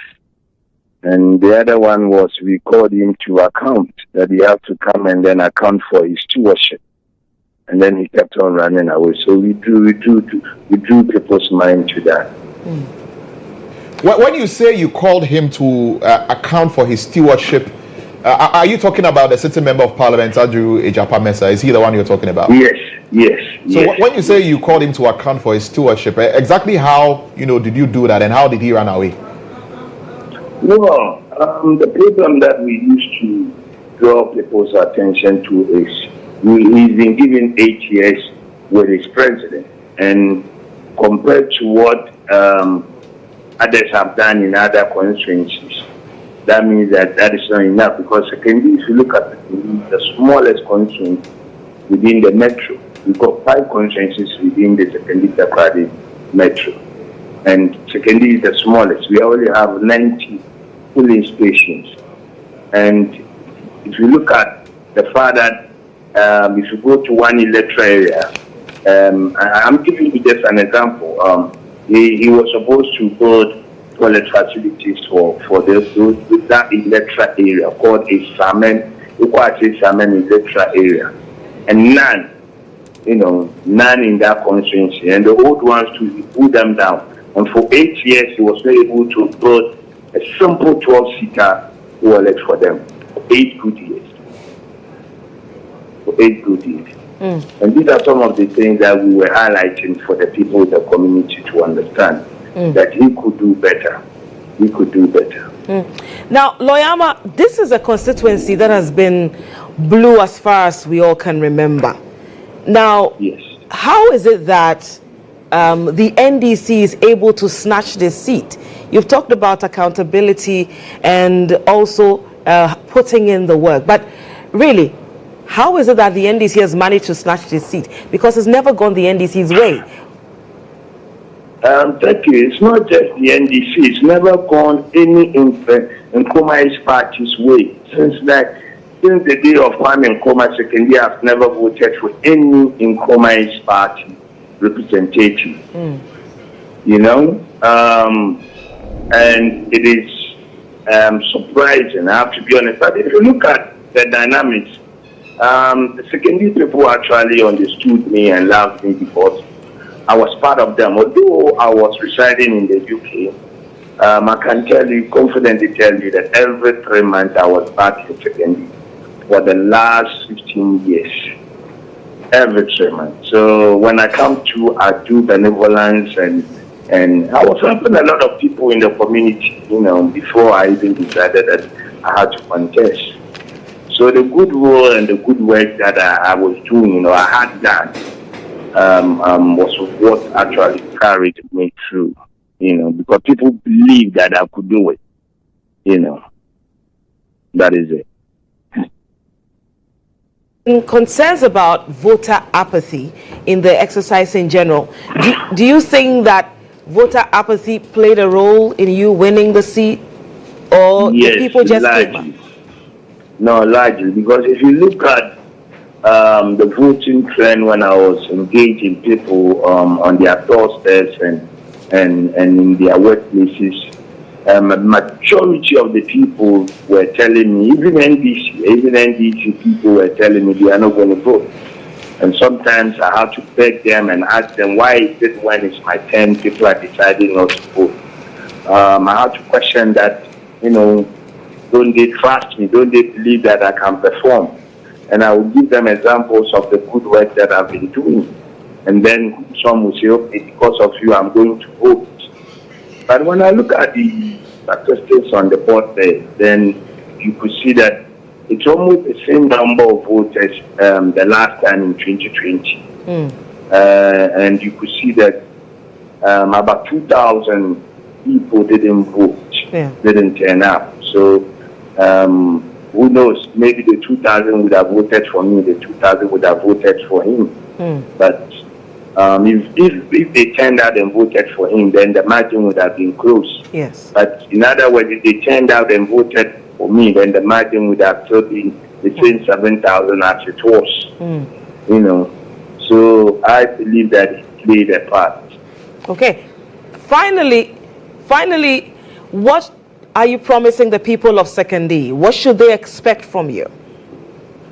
The Sekondi people know that they've gotten my policies that I put out there. More of social interventions to alleviate them from the poverty that they are in. To take some burdens off their head. One is the provision of free exercise books for every basic going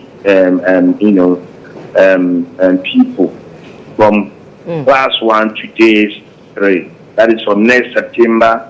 We are going to provide about 100,000 exercise books so that no child will be able to, the parent would have to buy exercise books. We have a better policies. I am more of a social democrat, so what I want to do is to try and put in place more of social policies so that more burdens will be taken off the people, and then we could have the free mind to develop the infrastructure and then pull in more investors into the Sekondi Takoradi enclave. That is what I want to do now. And finally and quickly, has Andrew Ejapa-Mensah congratulated you yet? Yes, he sent me a WhatsApp message yesterday, 9 o'clock. Okay. He sent me a WhatsApp message telling me that he wishes that I do my best for Sekondi. All right. All right. I want to assure the Sekondi people that I am for them and they are for me. All right. And I will always keep my promise. Thank you so much for speaking to us. We're grateful for your time. Thank you very much, madam. And you're welcome. You had us engage lawyer Ama Ama. He is the one who stood against Andrew Ejapa-Mensah in the Sekondi constituency, and he managed to snatch the seat from him. From one lawyer to another lawyer, right? From lawyer, from lawyer to a pharmacist. That's no, I'm talking about the Sekondi seat, right? From a lawyer to a lawyer, right? His lawyer, is a nickname lawyer. Yes. Okay, so let's continue to engage, right? Kwame Sapong Asiedu is joining us via Zoom. He is a CDD fellow. Dr. Kwame Sapong Asiedu, thank you so much for joining us on our election coverage this morning. Let me ask about what your immediate reaction is to all that has been going on, especially the landslide victory that John Dramani Mahama and the NDC have been able to achieve in this election. Thanks, Mohammed. Good morning to everybody. It's been an interesting few days. That the take for me is that if people had been looking at the data and the numbers and some of the information that was being put out by people who look at the data and the numbers, the gap was never closed. I remember saying on a platform that if you look at Afrobarometer, when the popularity of the president drops by 20% when the president is an incumbent or their vice president is standing, the ruling party often loses the election. And I kept harping on this and saying that if you look at that gap, and then you looked at Musa Dankwa, who was then predicting about a 9-10% gap between Dr. Bawumia and President-elect Mahama, or former President Mahama, whichever way you want to put it, you would have realized that the gap wasn't as close. But that said, I didn't expect the gap to be close for the presidential, but I didn't expect the tsunami that has happened with the parliamentary elections. I mean, I've been one person who's always said that I never wanted any political party to have a 2/3 majority in our parliament, because I think the framers of our constitution put that provision in there for a reason. And I always go by the adage that absolute power, unless you have a very good leader, corrupts absolute. So I have been very careful about that. But obviously, the Ghanaian voter had other ideas, because I am quite sure that they had had their full of what was going on, and just felt that they needed to get rid of a lot of people. So on that particular point, moving into the 9th Parliament, how are even checks and balances, really going to work? Because, I mean, if they need to take any decision and they already have the 2/3 majority, I mean, they practically will not need a minority in Parliament for anything, whatsoever. So in terms of proper scrutiny and proper checks and balances on that score, how do you anticipate that's going to work? Well, ordinarily, what you would expect under that circumstances is that there need to be people within the NDC itself who would also be, watchers of the interests of the average person. And I would expect that in many countries, that is what happens, where people would be the watchers of the ordinary person and say, you know what, this is right, this is wrong, this is would support, this would not support, and try and move the situation forward as we go along. Traditionally, we haven't seen that when it comes to the way we look at our politics and other things. So that worries me a bit, and that's why I've always said that I'm not someone who really believes in anybody having an absolute majority, because we tend to abuse the whole system rather badly in our politics and say that people cannot have an independence of mind or free vote. And you don't horse trade well enough when it comes to our politics. And that is why I didn't want anyone to have an absolute majority.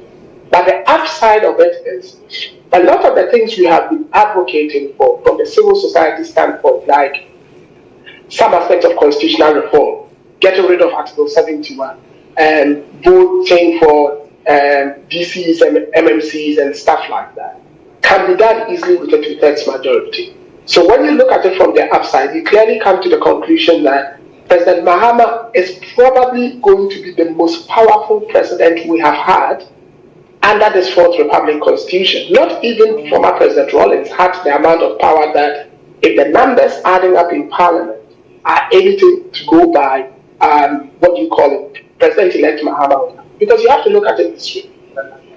The Constitution says that he has to appoint at least 50% of his ministers on Parliament, right? He has said that he's not going to operate with more than 60 ministers. So let's assume that he's going to appoint at least 30 from Parliament.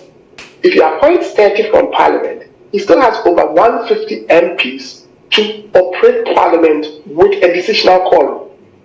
If he even appoints all 60 from Parliament, he still has a sizable majority to operate business. That is the level of power incoming President Mahama is going to have.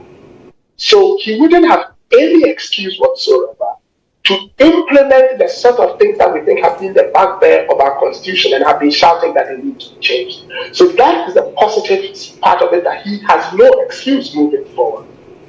But when it comes to things around contracts and other things that go to Parliament, that sometimes we want parliamentary oversight scrutiny, we would need to hope that some in the NDC would hold the president and the executive's foot to the fire and ensure that some of these things are done properly, because otherwise we would have problems. Very well, Dr. Kwame Sapon-Asiedu, we'll leave the conversation here. We're grateful that you've spoken to us this morning here on GHOne television. You just heard us speak there to Dr. Kwame Sapon-Asiedu. He's a CDD fellow. He's a pharmacist as well. And he's been talking about, the issue with regard to Parliament, right? And the overwhelming majority that the NDC, is enjoying in Parliament, right? And what potentially could happen in that regard, Ibrahim Al-Hassan, you're welcome. Thank you. Good job. Are you another day? Yes. I mean, you are in Parliament, so yes, you are in Parliament. Yes, yes, I agree. And yesterday we dissected that here. Yeah. And we talked about the fact that the NDC can choose to do without the minority in the 90s. That is not how it ought to be. But that's if they get the 180 they are projecting, right? In fact, they are projecting much more. They just need 183 to get an absolute majority. And I'm talking about 184. Yes. Two-thirds majority. They are projecting much more numbers 185. than that. Right? Even the 185 is plus or minus. So they are expecting more. Yes. All right. But we have the newspapers here, so let's do today's papers.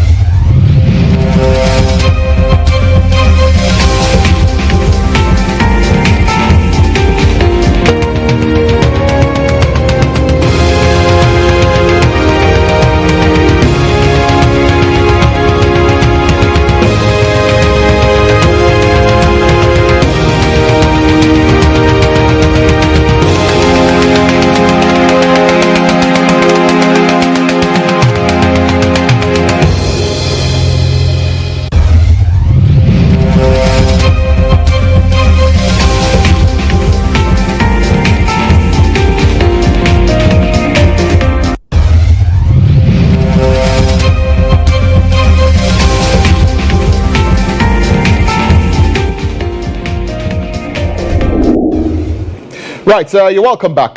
Today's papers, and it's time for us to go through. Of course, you can imagine that a lot of the papers that we have here will have, all the headlines of what's been happening with the elections. But let's begin from the Daily Graphic newspaper, shall we? Yes, you have that. Yes, I have the Daily Graphic newspaper. Front page, it has GHOne Mahama on it with a salute. Okay, is that on your screen? It says here, Mahama makes a comeback.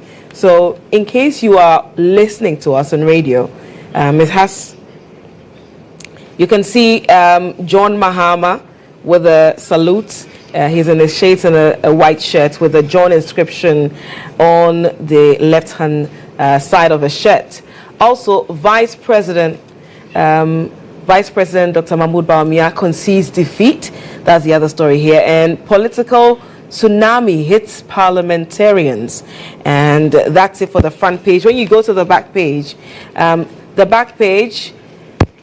back page, supporters celebrate Mahama's victory at NDC's headquarters, and NCCE chairperson commends peaceful voting process, and violence erupts at Okaikwe Central Coalition Center. There's this one that I think we can just quickly touch on. The one on page 16 and 17, the political tsunami hitting Parliament is on page 16 and 17. Let me see if I'll get. Okay, so it has the pictures of the vanquished, if I can call them so. The fallen MPs. So Ambrose Derry, who is a former interior minister, fell to the. Lost out. Yes.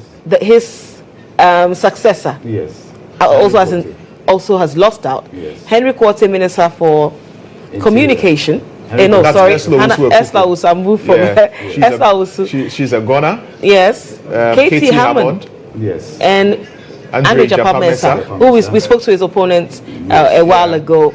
We also John Peter Meu. And then Bali Gibright. Okay. Yes.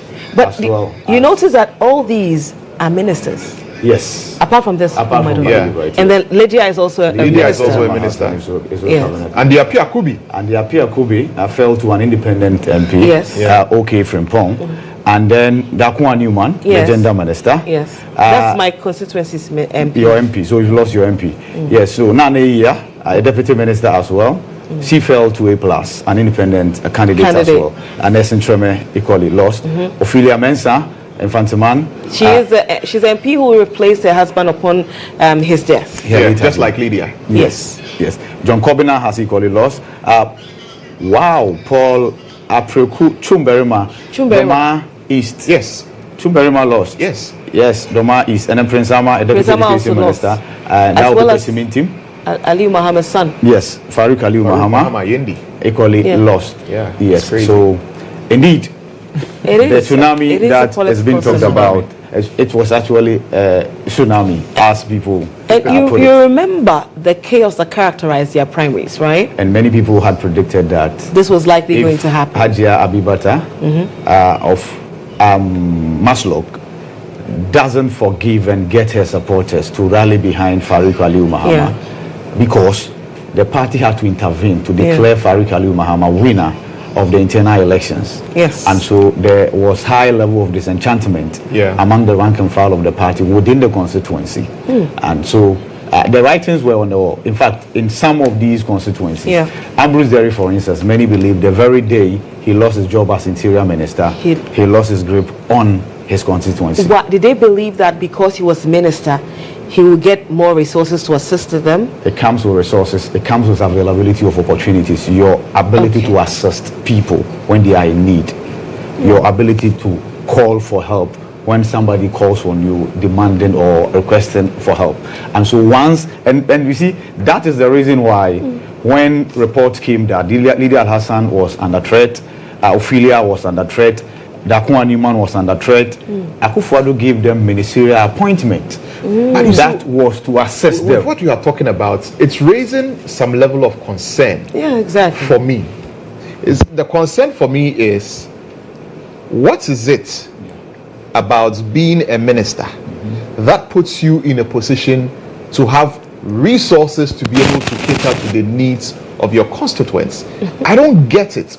I don't get it, because the difference in pay between a minister and an MP is negligible. How much is it? It's about 100 or 200 or 300 cedis or so. So you're essentially taking the same salary, with different level of influence. You now command a number of institutions under you. And I don't get it now, really. I don't get it. And because if you are an MP and you are a minister, if you are an MP and you are not able to cater to your constituents, then they make you a minister with the impression that once you become a minister, you'll be able to take better care of your constituents because you were a minister. Are you not taking the same salary?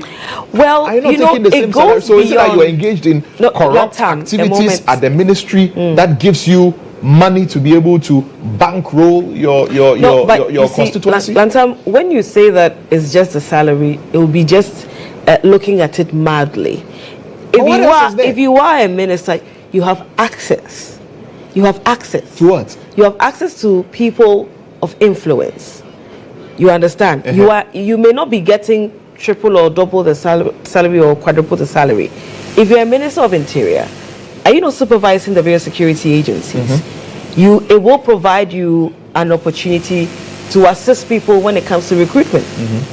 And that is why people always are so eager to occupy political office. Sometimes it's not really about the money you're going to earn at the end of the month. It is really the power it gives you and the access it gives you. And that is what it is. The power and the access. So it's not about the money. It's about the power and the access. It gives you power that can lead to you getting money. Power that can lead to you getting money. Yes. So because you have the ministerial portfolio, you wield a certain level of influence, which is going to enable you to make certain decisions, which is in turn going to bring money. Yes, but that's the reality. That's worrying for me. You see, and that's the problem that I have. Unfortunately, that's the problem situation that I have, that you are going to be given a ministerial appointment because you'd be able to nurture or you'll be able to take care of the you're not being given you're not being given the ministerial position just to go and nurture things. No, I know. Of course, you have yes. to do the work, but primarily those so when those considerations come in, that is where my worry is, that when those considerations come, because then it becomes a breeding ground for corruption and corruption-related activities, and so your focus will be, oh, now I am at the energy ministry, now I am at the interior ministry, and so I have power, I can pull A, B, C, D strings so let's hear from gather more money. Bantama, you're looking at it, and Nadi is right, you're looking at it narrowly. See, it can be legitimate opportunities for you. It can be legitimate available resources for you. Explain it well for me, because I really want to understand. Let me explain it. You are a sector minister. A number of institutions are under you. A number of projects are being executed, and these projects are executed by contractors. Now we talk about political party campaign financing, right, or funding. Yes. You have these entities that can chip in some resources to assist you. That is corruption. It's not. It's called political party financing. You get people to support your campaign.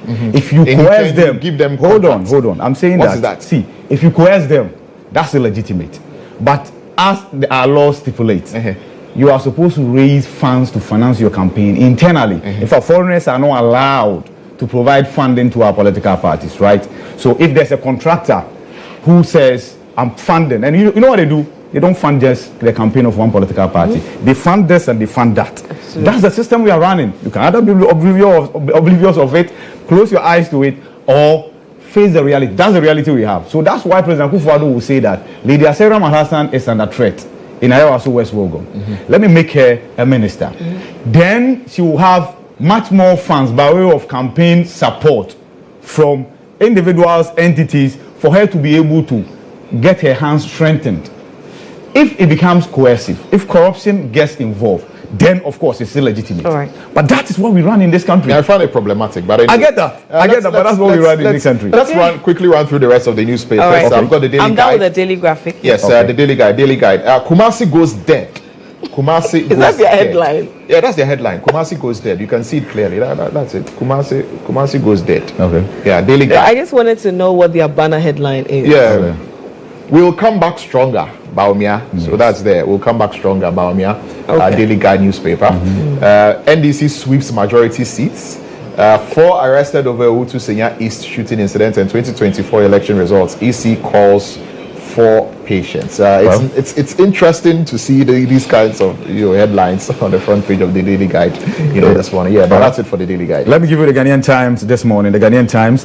The banner headline, 2024 December election. Mahama secures landslide victory. That's the Ghanaian Times.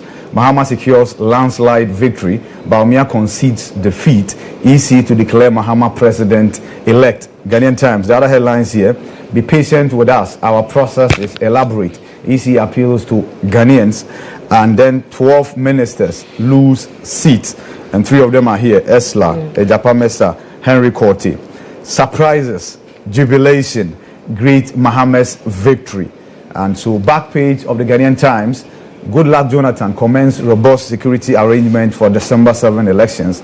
And finally, Ho Teaching Hospital adds 5 facilities to enhance service delivery. Ghanaian Times. All right, let's move on. You've got a new Crusading Guide now? All right, yes, the new Crusading Guide newspaper. The front page, 2024 elections, Mahama wins as Baumia accepts election outcomes. I also have here, as Baumia accepts election outcomes, and then big names lose NPPCs. There's the shots of the Okankwe South MP. You also see Esa Usuekufu, see Katie Hammond as well. Is that the deputy information minister I see in the middle there? Sylvester Tete. Yes. Okay. And then okay. And then exercise patience. EC tells the nation, and prophetic declaration on Mahama sparks hope for a brighter future. And why are you laughing? We'll spend time to talk about the prophecy. We will definitely spend time to talk about failed and are now explaining to their church members that let all men be liars and let God be true. Please. Yeah, that's what he said. If your prophecy didn't come to pass, don't. That's what he said. That's what Reverend Victor Kusi, I don't know whether it's Kwabena Edu Jemfi. So he was editing the prophecy. Yeah. He explained to the people in his church He welcomed the people to his church, and then Professor Dr. Kwame Asante has joined us. He's joining us via Zoom as we're doing the newspaper review. Doc, thank you very much for joining us this morning here on GHOne Television. Good to have you. Good morning, friends, and good morning to our viewers. Yes, and we're just going through the newspaper headlines, and obviously a lot of the headlines are capturing the events that have unfolded in the last couple of days as we've gone through the election. Let's get a comment from you, your initial reaction to all that has happened, because we know that you're a political watcher. You also even did some research, right, prior to the elections about who was going to win or who was likely to win and all of that. So what has been running through your mind as the events have been unfolding in the aftermath of the election? I realized that, in fact, I want to put it bluntly, I foresaw this coming. And you can attest to the fact that we did our research, and I shared with Ibrahim and other people within the media fraternity.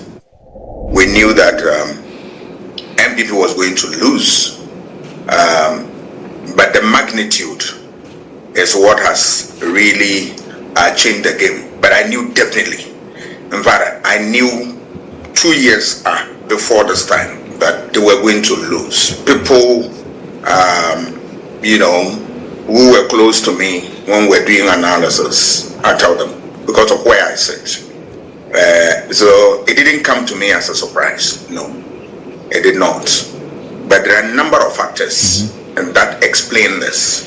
And if I'm sure it's part of the conversation that we are going to have this morning, there are a lot. And that is also a way to build a solid democracy that will be able to stand the test of time. So what are some of these surprises for you, Dr. Asante? Some of the surprises for you, especially, with regard to Parliament, because we're seeing a landslide. People are calling it a tsunami in Parliament. The surprise is now, I don't know whether the number is confirmed, the NDC seats that so far they've gained. Can you help me with the number of seats that is confirmed that the NDC has now? Well, according to the NDC's Fifi Kwete, they have 185. Yes. According to Fifi Kwete, that's how much they have. But the EC has not come out with the full complement of how many seats the NDC has yet. Let's work with this. But assuming you are working, with the two-thirds majority that of this conversation. Yeah. So 185, virtually almost absolute majority. And that's a big one. I didn't expect them getting that much, but I knew that they would definitely carry the day with majority seats. But 185, yes. But that also sends a signal to people in the political space, and for that matter, the whole country as well. That there are things that the people of this country will not take, even though you can misbehave, even though you can be incorrigible, but when they decide to show you the door, it's there, and I'm not surprised that we've had that type of experience. Yes. And how do you think that is going to affect Parliament, so to speak? Because there are going to be a number of new faces, completely new faces in Parliament, and a lot of the stalwarts within Parliament who have gone through the process of very conversant with parliamentary procedure, and what have you, are also going out of Parliament. And then there is this huge majority also for the for the president, John Dramani Mahama, as he's coming in. What is going to be the effect in your estimation of all of these factors? I'm not worried about the numbers that are going out and the young people entering Parliament.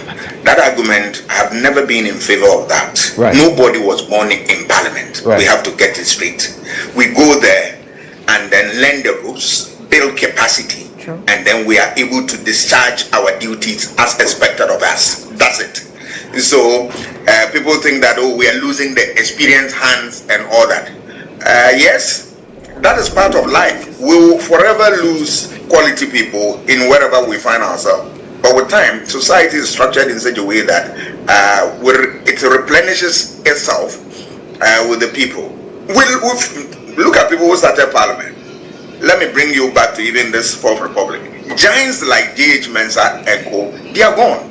But the Parliament continued to exist and do its work. Nobody went to Parliament with the knowledge of what? Except a few, with the knowledge of parliamentary business. Most of them go there to learn, and they learn the rules. Let's use the Speaker of Parliament. The first time he went to Parliament, I'm not sure he has ever been a parliamentarian before. But he went there, went through the rules, rose to become minority leader, majority leader, a minister, a deputy Speaker of Parliament, and then today a Speaker of Parliament. Who thought that he will be able to discharge his duties as he's discharging now? But just a matter of time, he has lived a very exemplary life in Parliament. He has performed to the highest level, and today the state has crowned him as a Speaker of Parliament, and that is the spirit behind any democratic enterprise, that we learn and then we grow out of that and become the best for our society. Right? So I am not worried at all. Those who come, even if we have a fresh faces in Parliament today, Parliament is an institution that has defined for itself mechanisms of equipping its members with the capacity and requisite knowledge and experience to be able to decide their work. So for me, it is not an argument at all. Right, even if we have nobody, Parliament will continue to deliver. Right, and there are people who are raising concerns about the 2/3 majority issue with regard to proper scrutiny and proper oversight over, the government, right? I spoke to Dr. Kwame Sapon-Asiedu earlier. We spoke to him, and he talked about the fact that this overwhelming majority could come with certain problems, because then it means President Mahama becomes the most powerful president, in the history of this Fourth Republic, with this commanding majority. It means that anything that the NDC government wants to do, they literally do not need the minority, and that could pose problems for, oversight, checks and balances, and what have you. Should we be worried about this? We should not be worried about it. If you're saying, those who are saying that we should be worried about it, then they are forgotten about what? The good people of this country. The numbers in Parliament is a function of what happened on Saturday. This is what Ghanaians want. Simplicity, straightforward. So who can change that? Unless, of course, we are going to tell people that, please, let us not vote in such a way that we give one party more numbers in Parliament. Nobody knew this. Nobody can ever know this. We vote, and at the end of the day, what is the product out of our voting is the representation that we have in Parliament. If it is 2/3, so be it. If it is 1/3, so be it. But it is the duty of members of Parliament, which they know, to play their role as required of them. That's all. The oversight responsibility. If they check it, another Parliament will come, another election will come, and the tsunami will also rub off with them. So for me, this is what we have. We must do with it. How do we ensure that they don't abuse their power or extend the frontiers of their power? That is the question that we need to answer, and that we can do that outside Parliament. People like you and I, who are in the political space as actors within the sphere of politics, to put brakes on those people. We'll continue to do our work without fear or favor, and damn the consequence, we speak the way we speak forever, and that will shape their minds. Otherwise, they know that they will be preparing themselves for the exit, the next election. I'm sure this election has taught a lot of people that arrogance of power and that habit of trying to tell everybody that you have what it takes and that nothing will happen to you. Today, I'm sure that they are revising their notes, and that the good people have taught them a lesson, and this lesson will remain with Ghanaian society. So I'm not worried the numbers that are in Parliament. They can go there with the majority and decide to misbehave. We will also misbehave towards them during the election by voting them out. A very simple matter. Right, that's pretty interesting, Dr. Asante there. Yes, very, very interesting point you make there, Doc. Now, you've just touched on the issue of arrogance of power. What do you believe, I know it's early days yet, but what do you believe are some of the factors that led to this defeat that many have described as a tsunami? One is what I've said, arrogance of power, right? That at a point in time, it got into their heads and they misbehaved. They will not listen to what wise counsel. They will not listen to what, vulnerable voices of the vulnerable people. They will not listen to anything reasonable to help them to champion the cause of what? Freedom, the cause of economic emancipation, and the rest of them. They turned deaf, it all fell on deaf ears, and today that's the price that they pay. In politics, it doesn't take a long time for you to see your smoothness level, if I may put it that way, and it's here. Another factor that also pushed them away is the issue of bad governance. Bad governance in the area of the economy, and that was the game changer that really threw them out. You see, all things can happen. You can have messages and all that touching on every aspect of our lives. But I tell you, if you fail to acknowledge that the economy does everything, I'm afraid you are out. And that they were oblivious of that fact. The economy. Because when the economy is healthy, it rubs off well with every sector. So economy is in good shape. Unemployment is addressed. Economy is in top shape. Infrastructure development is assured. Economy is in top shape. You can safeguard the health of the people and the rest of them. And once they've got the economic mathematics wrong, they got everything wrong. And my worry was that the kind of pusher that they have, they will not listen to those who have knowledge in economics, telling them as to what to do. You remember when our economic difficulties started, and scholars in economics were telling them, please go on this trajectory, avoid this. This will lead you toward doom, and the rest of them. They came out with all manner of justification to rubbish them. But we found ourselves in IMF, and then conditions thereof. We are alive to it today, and we move on. You realize that, look, they lack the basic principle in governance that you govern with integrity and honesty. If you are in difficulty, share your experience with those who give you power, and once they become part of the stakeholders to decide on the way forward, anytime that policy or decision you take is under attack, they will come to your rescue. They forgot that, and that for me told me that, look, the principle of good governance was thrown to the dogs, because one critical component of good governance is the issue of stakeholder participation. You engage them, and then you find solution. Once you engage them, they become part of the decision making. They will become part of those who will defend the status quo when there is an attack. They forgot that. Misgovernance. So at the end of the day, we saw that the economy was misgoverned. And then we had IMF coming in with a big cane over our head. And for me, the annoying part of it is that anytime that IMF tell them, do this, do that, then they jump into the media. We've been able to meet IMF condition, this, that. We've been able to ask myself, would you need IMF with a big cane before your head before you do the right thing? And for me, they had their fingers bent in that direction. Another area of misgovernance is the issue of corruption. Anytime you talk, we've created Office of the Special Prosecutor, we've done that. I will credit the government. You did all that. But where are the results? Transparency International report speaks volume of the fight against corruption, which this government lost ab initio. All right. The highest performance of the government, Nana Akufo-Addo's government, was the worst of Mahama, which they describe his government as a more corrupt government. But the evidence speaks to the contrary. And here you are. They will not listen. They will not avail themselves to this knowledge which exists within the governance scheme. Okay. Here you are. Issue of governance indicators went down relative to human rights, relative to justice, the media, and the rest. Read the U.S. State report on human rights violations in this country. All the fourth Republican government have suffered one problem or another, and it's still there. I would have thought that the government would have taken a cue to right some of the wrongs in the earlier report, so that we can have an improved one. The status quo remain. So for me, as the Hausa people say, duka daya is the same. The value is the same. I move on to the I know that there are more factors, but let me just catch you at this point in relation to that.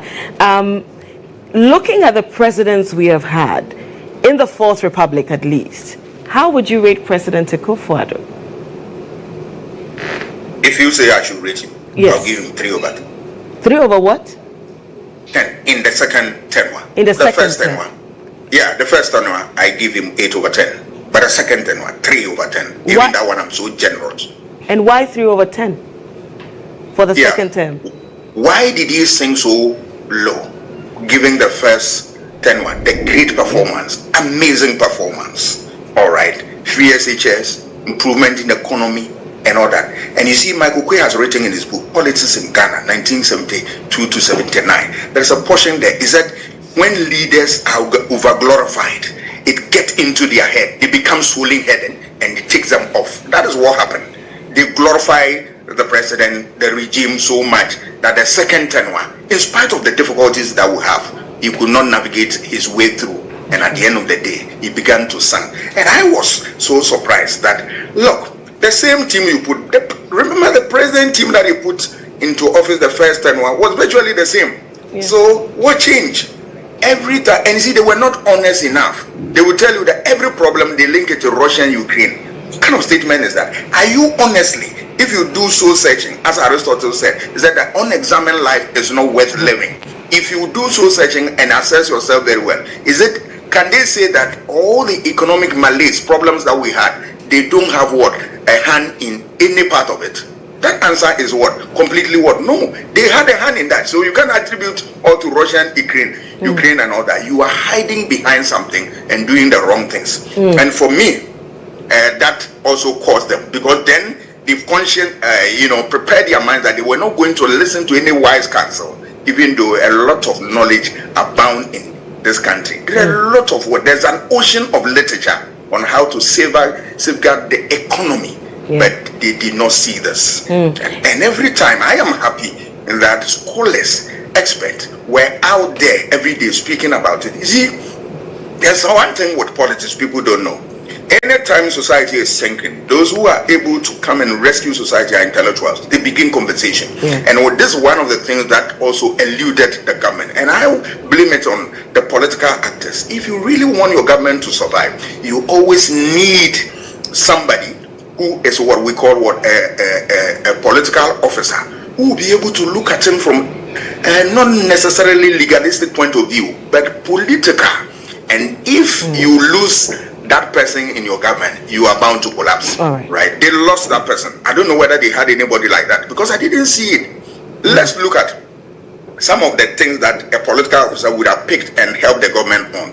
Issue about public opinion issues. If a government is going down, it manifests in what? Public opinion issues. You see demonstrations. Look at close to the election. A lot of people were up in arms against the government in the area of what? Demonstrations. Right? Then you move to what?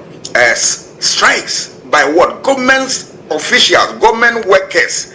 In a short time, you saw almost the labor front were up in arms against the government. And that didn't send a signal to the government so that they are not doing well. Essentially, all the signs were on the wall for them, correct? All right. Yes. And in this one, you need a political officer. Some people were arrested in the demonstration, and that's not the time to arrest anybody. A political officer will tell government, hold it. We can look at it this way. We can look at it this way. Look at issue of Galamsey. They will not listen to issue of Galamsey. People like that spoke so well, because I knew the dangers that were associated with that. Look, I said it. I don't know whether it's on your network that I said that what the effect that Dumso brought to the society or brought to the fore, we are going to experience the same thing relative to what Galamsey, because Galamsey has become, a real threat to our survival. Look at water bodies are being destroyed, farm lands are destroyed, arable lands are being poisoned, and our society is under the threat by what? This food that we eat. The heavy metals have found expressions in those foods and what? Crops and the rest of them. And we have a government that sits down, doesn't care a hoot about it. It amounts to what we call in political science the weak capacity of the state. What is state capacity? Is the ability of the state to make policy and enforce them.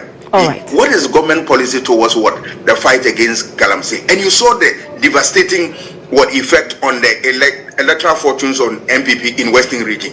that the figures we've got, if that one is the final one, out of 17 seats, they lost 15. Because the chiefs assembled and met John Mahama and told him that when you gain power, please deal with the issue of galamsey for us. A place like Shama, for instance, a fishing community, the water that they were depending on, the pra and the pra was virtually red and getting into the sea and creating all manner of problems for them. They virtually destroyed that. And the government, stay aloof to this. And obviously you saw that because of some of these issues, regional specific problems always feature in election choices. So areas where galamsey happen very well, you see the results. It will what? It's one of the contributing factors because their livelihoods were under threat and they had a government that did not care a hoot about it. Right, and finally, we talk about the Western region, for example.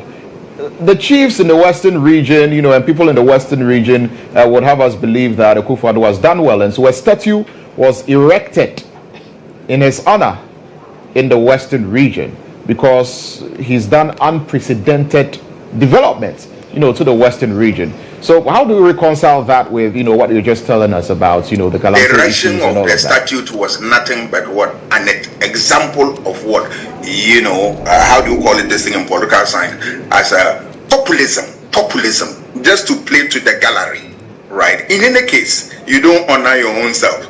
Because in what we heard, the initial story was that they put it up themselves and later justification that the chiefs came to claim that they did and all that. But even put that one aside, there is a certain history that we know in this regard didn't help anything. You remember, President Kufuor honored himself what a medal gave to himself. Remember, the president is the fount of honor. He give award to deserving citizens, not himself. So that is a no. But let's come to it, right? If the chief said that he had done the best to warrant that type of honor and all that. We also saw some chiefs who were telling John Mahama that come and deal with the issue of galamsey for us. So how do we also reconcile that? It tells you that, look, there was a certain hypocrisy on the part of this statement, whoever churned it out and all that.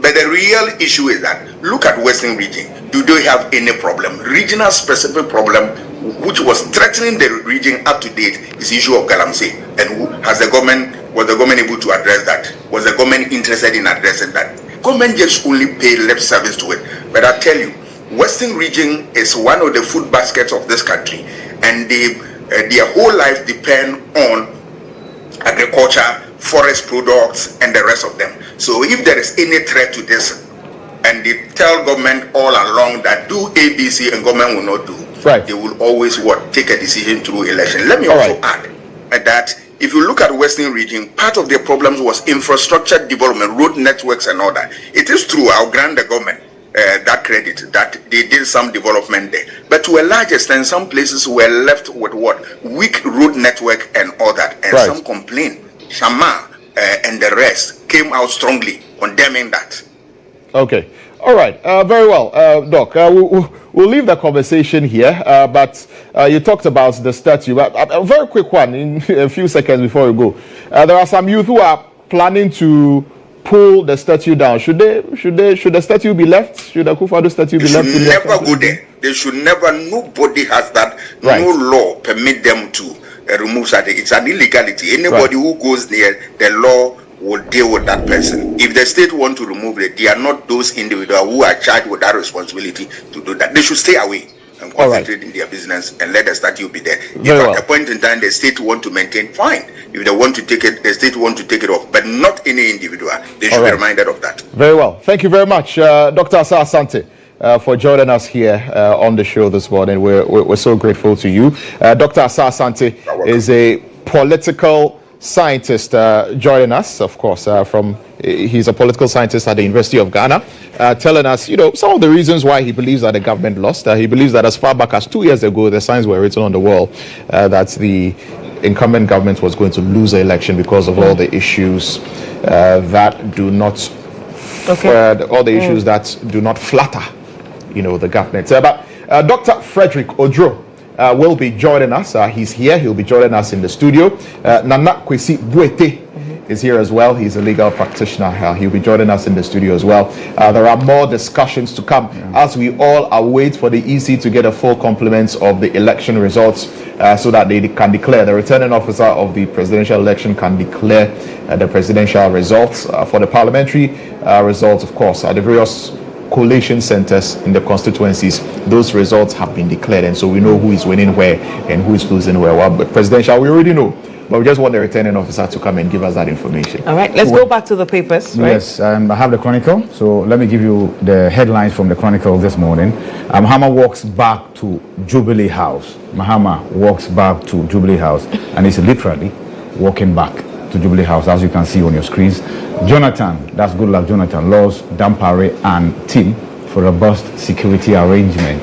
Kodeo describes elections as credible. And the quotation for this morning, Deuteronomy 24. For the Lord your God is the one who goes with you to fight for you against your enemies, to give you victory. And I'm not sure the former president fought against his enemies.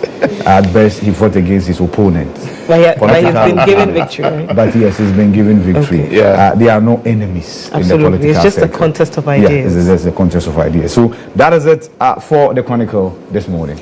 All right, I've got the Daily Statesman. We respect the people's decision. Bawumia concedes defeat. Congratulates Mahama. Let's reflect and learn from our mistakes. McMahon to MPP. Grassroots discontent topples key NPP MPs. And National Peace Council comments Bawumia. So that's the Daily Statesman newspaper. And you know the bit about the political parties, yes, especially the NPP, what they should do with this defeat. It was a question I remember that came up forcefully during the NDC's time when they lost in 2016 as to what the party should do. And I remember the refrain was, there should be introspection, there should be healing. At this point in time, I think is the same advice that must go to the NPP. I mean, there's been the party is fragmented as we speak, and is a reason we saw Alan Kwejo Chemating take his leave of the party. We do not know whether these conversations about healing the party or mending the party would result in them returning to it, for them to, exist as a unit. I agree. At the point, the outgoing president and then the opposition leader lost. The very final loss that got him to take a break. He took about 3 months break, left the country, and that allowed some cool heads to prevail in the party. Upon his return, there were engagement, and then he was once again settled on to be the flag bearer. This time around, I think the cracks are deeper than we can imagine, and so therefore this will not be the time to advise the NPP, to be honest with you. The party is still in the healing process, right? We have stages. It's stages of grief. Exactly. So we are not there yet, but of course finger pointing started already, and I think that's what must be discouraged.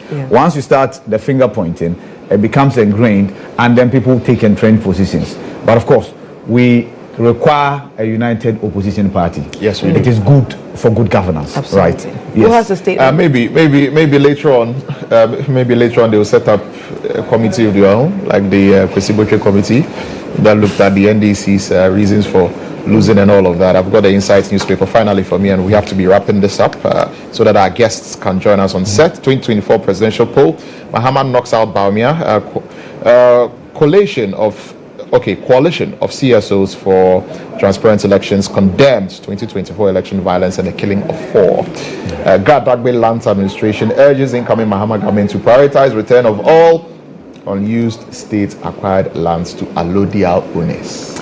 It's one of the factors for the defeat in Greater Accra and the magnitude. Let me give you the Daily Dispatch, and I'm sure all of you are looking forward to what Uncle Ben has to say this morning. Ben Efson, he predicted that the NPP was going to win by over 51%. Well, so Daily Dispatch, there you have it on your screens. Between 2020 and 2024 elections, NPP lost over 1.2 million votes in Ashanti region alone. So once again, Ashanti region has taken the fall for the defeat. Bawumia concedes defeat and calls for unity in MPP. We will not be a disruptive opposition. I assure you, we will regroup and come back stronger, Bawumia. And this disruptive opposition it's not just the minority in parliament, because the minority in parliament has not gotten the numbers required to be disruptive. If care is not taken, the minority in the 9th parliament will do no, and speaker might miss it. The speaker might not even hear the no, given the numbers that we are seeing. Yeah, so that is it for the Daily Dispatch this morning. But you see, when you have a comfortable majority like that, and you do not, and you are not conscious about working effectively, complacency may set in. And even though you have 180 or what, there will be moments you go to Parliament and you'd have just about 50 members of Parliament on the floor. With the 60 appointees promise, that is half of the work done. The challenge had always been the majority of appointees, ministerial appointees coming from Parliament, and having to stay out of Parliament to conduct their business. Now it means that, give or take, just 30 MPs will come from Parliament. And I don't envy President Mahama with the headache he's going to have. You are going to have to choose 30 from 180. Well, it has to be competitive. If you come and you perform, fantastic. Well, but you can't please everybody. I just think that the former president and incoming presidents should choose the best people for the job. I mean, that's simply what Ghana needs. You see, Ghana, it's not at this time that we need to think about who to please within the political party, whom has done this and whom has done that, and whom to please and whose toes we are going to step on. We need competent, capable people who are going to move this country forward, take the country out of the doldrums and move the country forward. That is what we need, and that is what he should be thinking about when he's making the appointments. Yes, but that's what he should be thinking about. He needs to please somebody or some people. He needs to please us. Exactly, and those people are. You said this is not the time for him to please anybody. He has to please Ghanaians. I was talking about the political party. Okay, I get that. I'm talking about the political party, because there are people in the political party who would want to be pleased, or I've worked for you and all of that. I think President Mahama needs to make people understand that, look, guys, this is my final term. But he also needs to reward loyalty. And I need to, yes, you need to reward loyalty. Yes, but I know, but you see, but I need to work so that my work will show my legacy, so that when I am leaving, people will still believe in the NDC, to give the NDC another chance. So allow me to put the right people at the right places, so that Ghanaians would have that faith and that confidence in the NDC. So if you've worked for the party, and I know I have to reward you and all of that, and you want a particular position, but I know that this other person from this place probably is not even a member of the party or whatever, but can do the job and can give me the results, I have to convince you that no, let me put that person there, because that's the person that will give the entire country what we are looking for. And I think that should be the mindset of the president going into this. The last paper I have here is the Daily Post newspaper. The Daily Post newspaper front page, GHOne Mahama humbles Bawumia and NPP to be president and president-elect again, and also with Professor Nana Jane, Ghana's historic first female vice president. On the other side, Bawumia concedes defeat, calls for unity after NPP's massive election loss. And that will be it for the Daily Post newspaper. Effectively, wrapping up, for the newspapers, we have to do the online portals, okay? So we start with starfm.com.gh, and you should go to starfm.com.gh. We do have a new outlook, and all right, so stories on the front page of starfm.com.gh, or the front page. Election 2024 results reflect public frustration with current government. That's according to Professor Kwesi. Mahama will speak after official declaration. Joyce Bawa Muktari. NPP abused and disrespected Professor Puku Ajaman. That's according to Prof. Inning.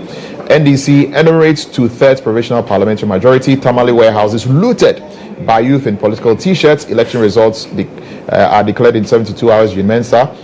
Irate NDC supporters nearly set Techiman Police Command ablaze over election dispute.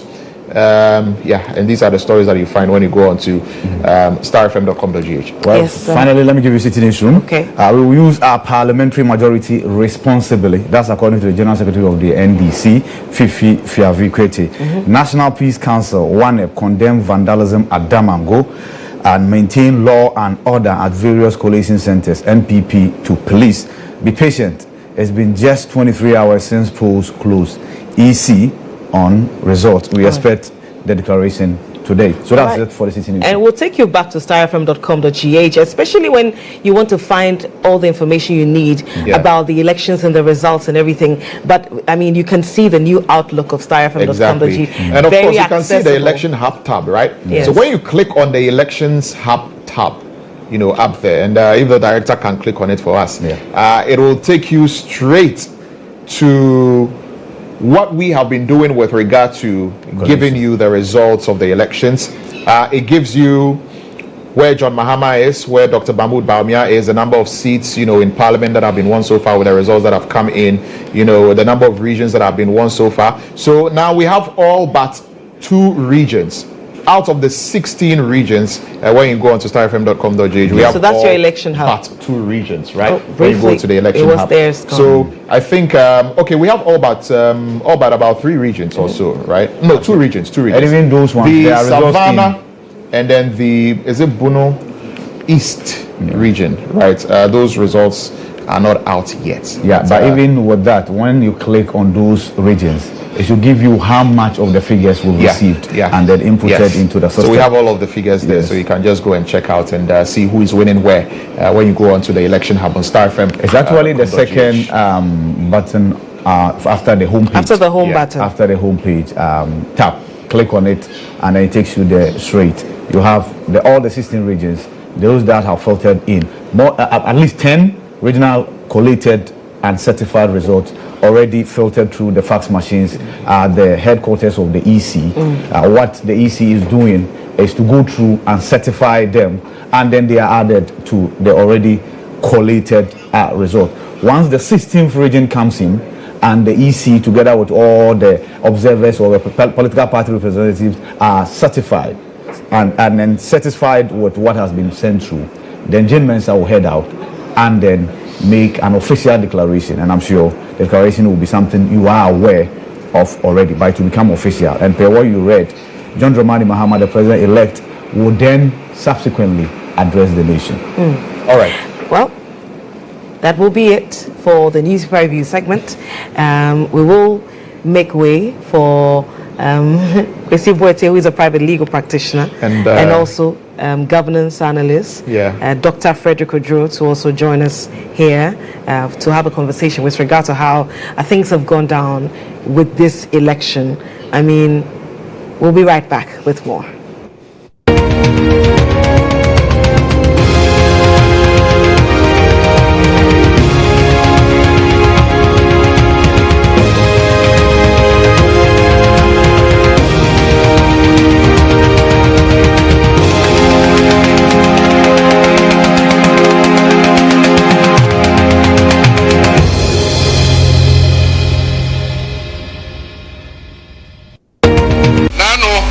Electoral Commission balloting say abato okrata no baby a obi abeda e wa abato okrata no na nyamencha de ye balloting na wie ye no na je say NDC ya beto number 8 ezu enti 8 na obi ka say o breaki 8 no 8 no e wo me ho machi 8 no but this is a mabunu bu carpet tax enye ezu eza semika say COVID levy ye be ye free ho bed tax so ye be ye free ho na enye no kwa e-levy so ye be ye free ho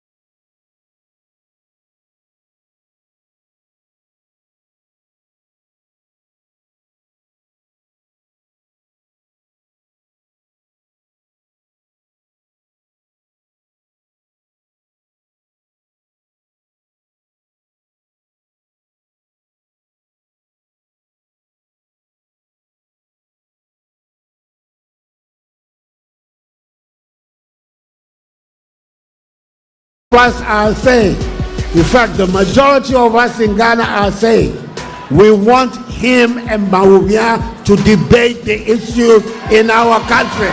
He is losing this election. I will not elevate him to my level and go and sit and debate him. Ramaham also was class here. Yes, our class of one. Class of one. I don't know what's our class room. And your class, I'm a person Bawumia about the class no more. I know my level.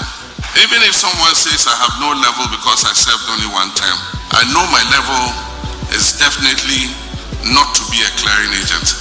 I saw the 24-hour economy back. Light for 12 hours, now to me.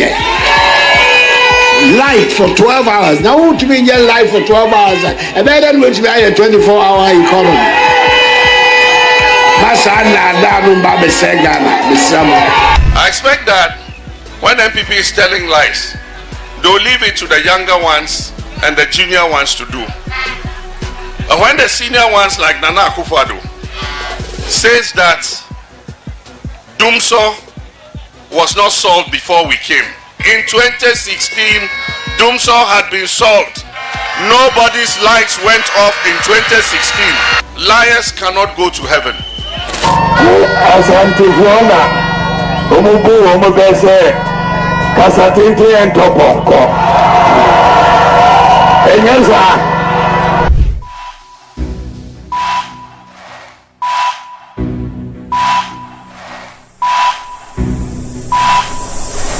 This is what you're missing if you're not yet tuned in to watch the next Gospel Stars.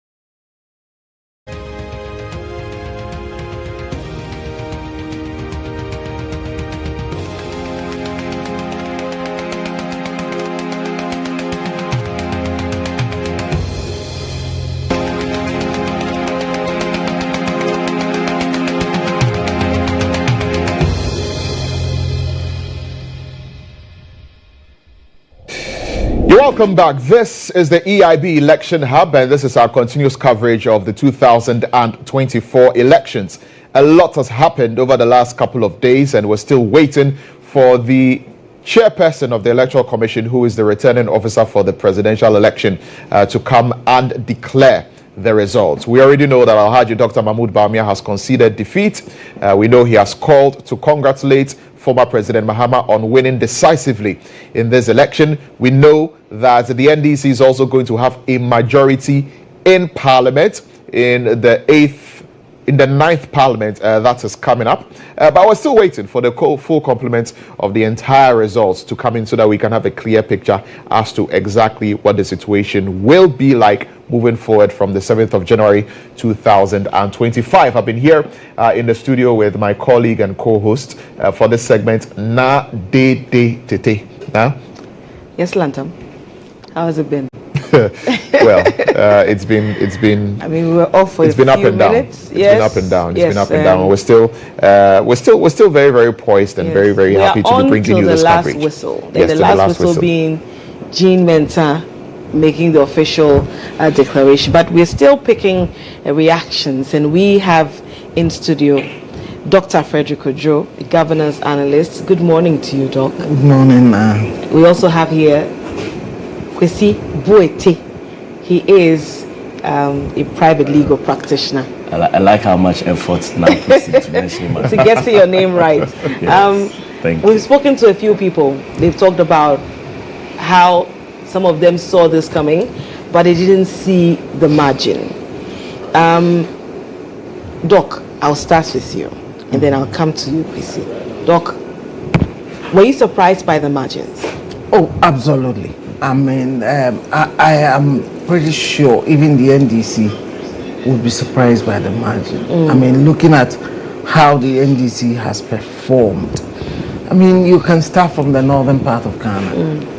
The upper west, it's not surprising. The NDC has always won it. Yeah. But you take upper east and northeast together, where you'd expect, say, Dr. Bawumia to have roots. Yes. And even the northern region. Because in the last couple of years, 2016, 2020, MPP started doing very well in these areas. And even in the savannah. Yes. They started doing very well in these areas. Then you come even into Ashanti region, where there seem to be some seismic shifts. Yeah, look at seismic shift in.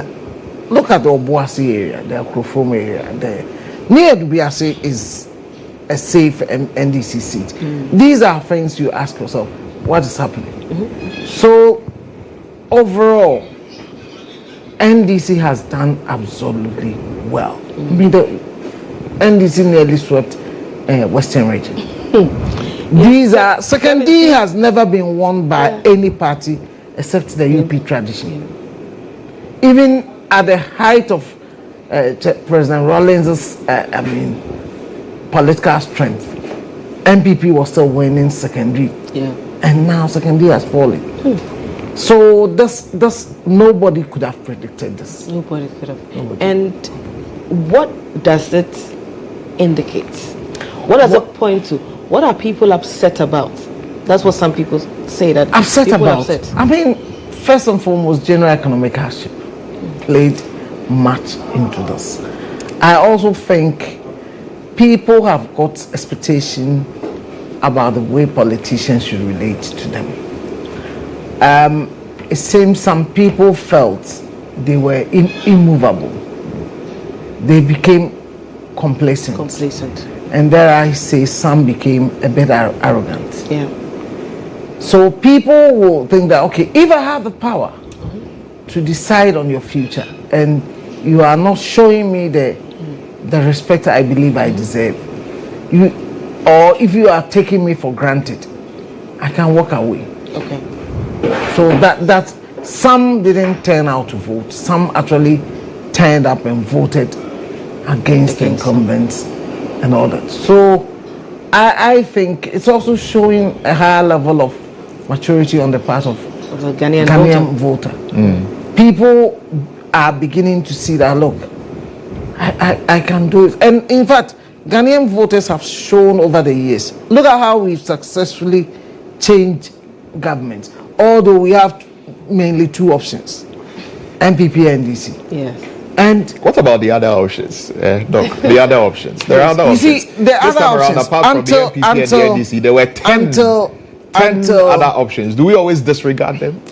No, until they put their house in order.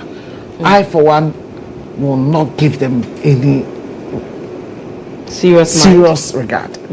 Because, I mean, there are parties that I feel so angry. I mean, look at President Leman's party. The PNC. PNC. Yeah.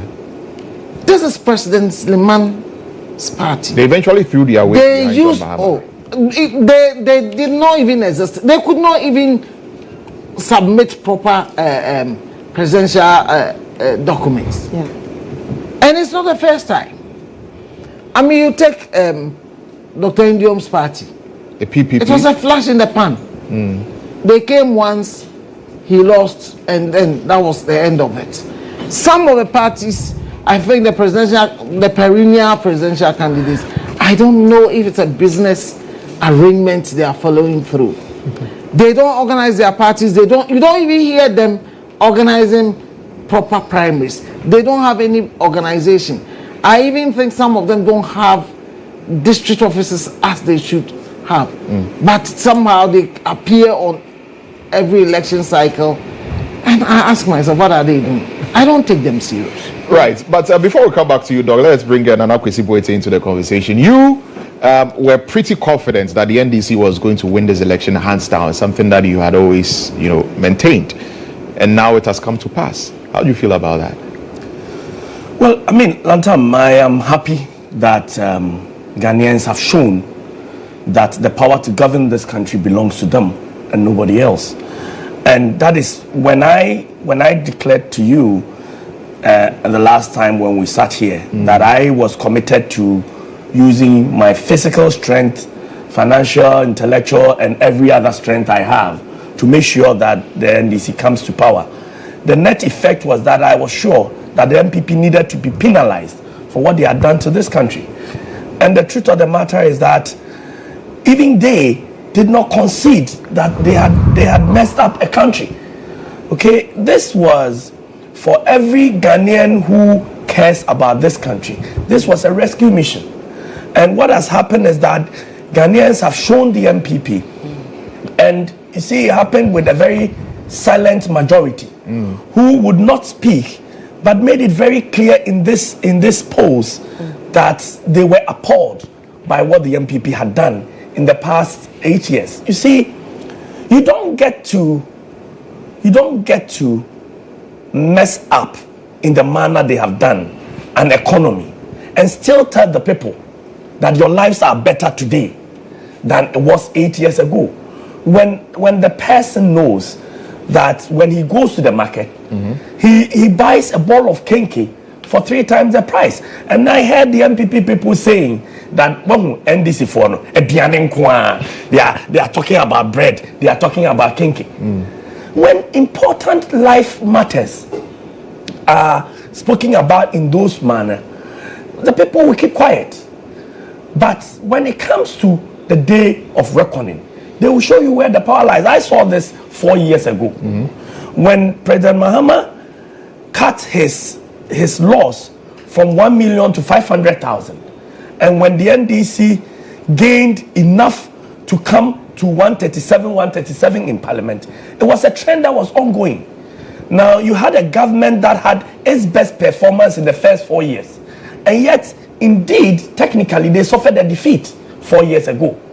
So if in the light of their worst performance in the last 4 years, I was certain, everybody who had followed the trend would be certain that they were headed for a defeat.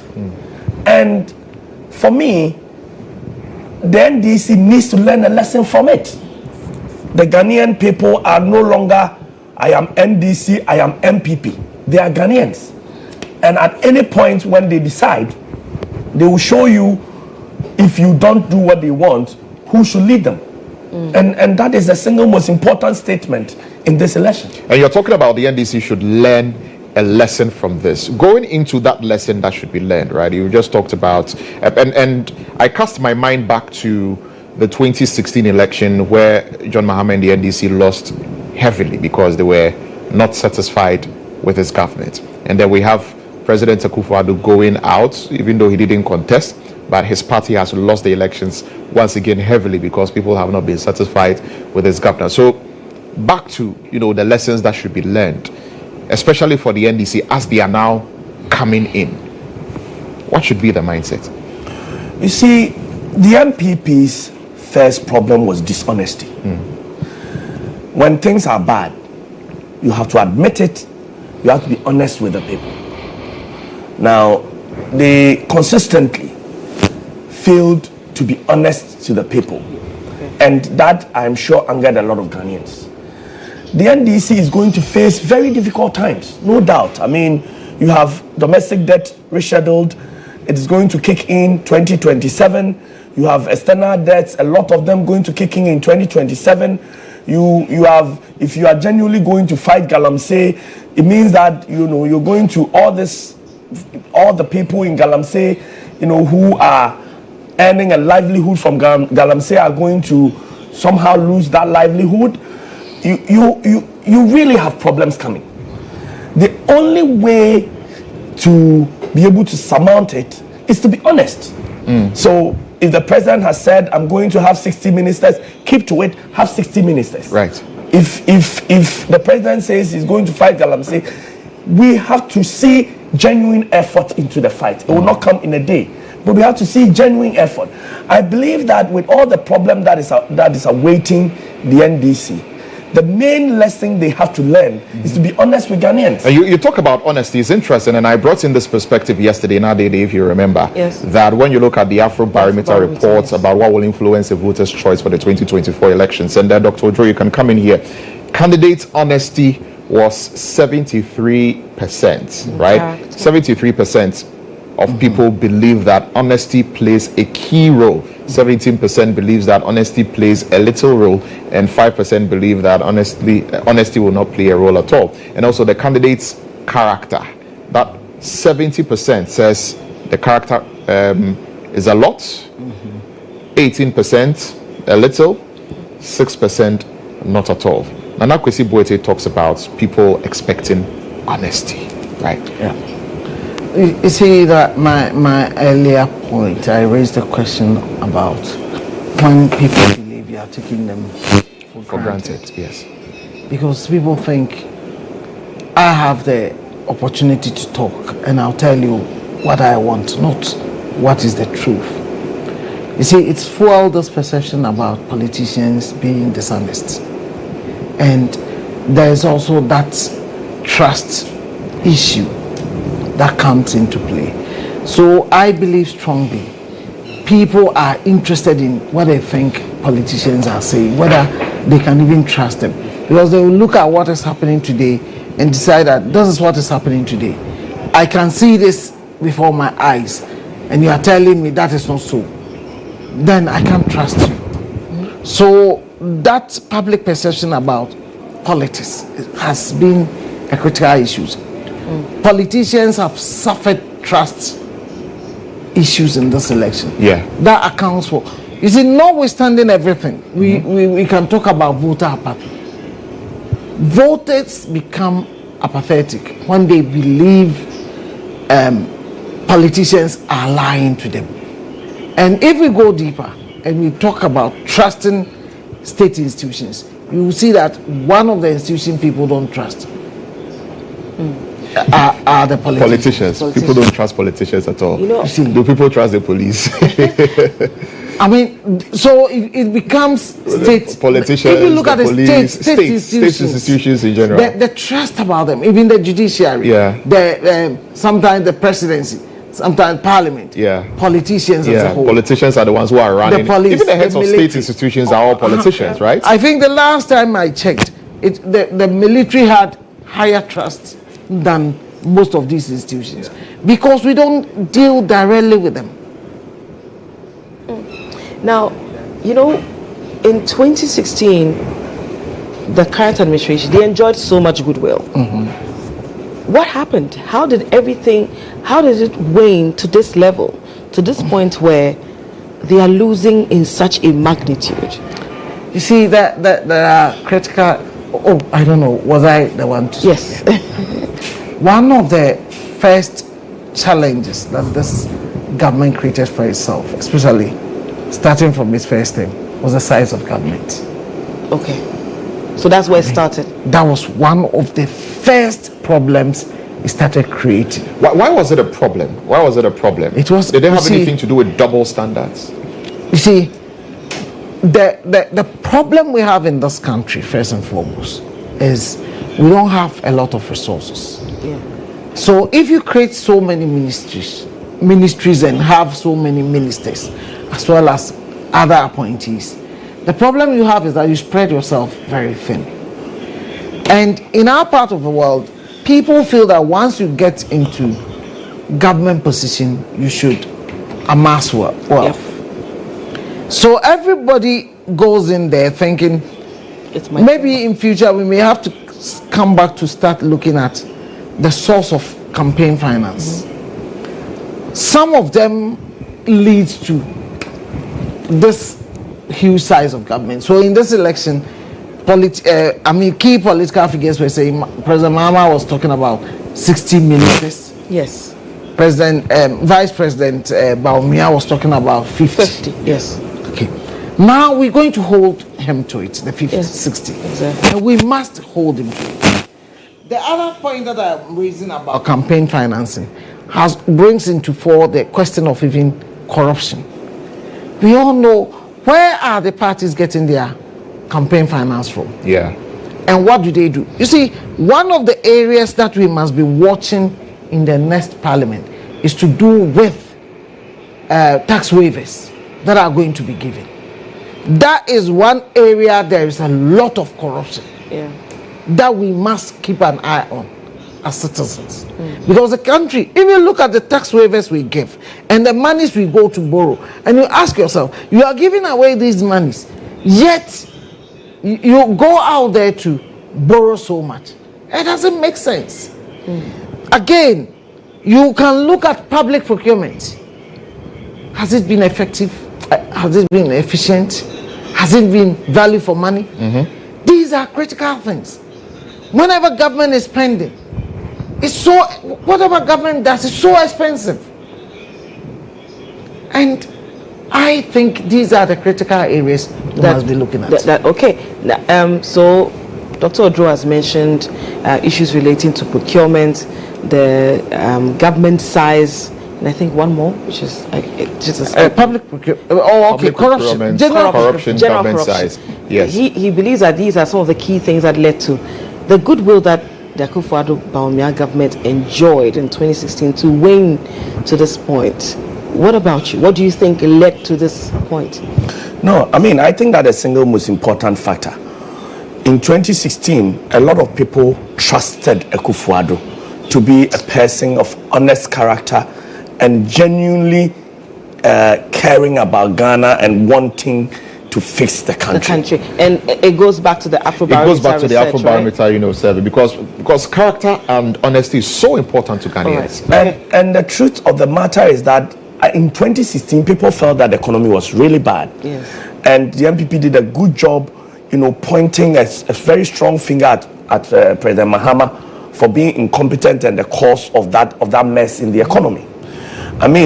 Of course, 8 years down the line, President Mahama is clearly, if you compare him 2016 to now, he's an angel. Right? So he smells like a bed of roses. Exactly. If you look at the economic mess that the MPP created, the hardship that came onto the people, there was no doubt. I think that the issues of the economy were the critical issues, and the fact that the MPP didn't seem to care. Nana Addo in particular didn't seem to care at all. And to the extent that, look, people will keep quiet, but they don't forget. To the extent that it took so much effort to remove the former finance minister. You had your members of parliament literally demonstrating against him, and yet he kept him there for, even after that, he kept him there for almost 6 months. So there were too many things that Ghanaians expected from him, which he disappointed on. And of course, you are president and people can't do anything about it. But it built up a pent-up anger in the people of Ghana. And the only way to show that anger, of course, if you can't lift a stick, is to go to the polling station and show it. And that is what you just saw. And that's why we're seeing these huge numbers. It was a punishment. Ghanaians decided to punish the MPP. Now, what do you want the political parties to take from this in terms of lessons? No, never to take the Ghanaian people for granted, which is what the MPP did. When people cried, look, you promised 1 district, 1 factory. You knew that 1 district, 1 factory didn't materialize. In the campaign, you didn't talk about it at all. No, but they talk about, putting up this number of factories, over 169 or so factories, coming up. Did we still They talk about it. You came to power. Alan Shamanting even ran on it, that when he was trade minister, is one of the things that he's proud of achieving. You came to power on the back of industrialization. You knew that you wanted to build factories. You wanted to add value to raw materials as we have it.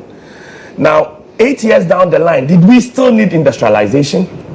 Did we still need to add value to our raw materials? Did you hear the MPP talking about building more factories? You spoke about 1 district, 1 dam. You wanted to mechanize agriculture. That is what in 2016 you said. Did we still need, in the, agriculture mechanization? Did they speak about those matters?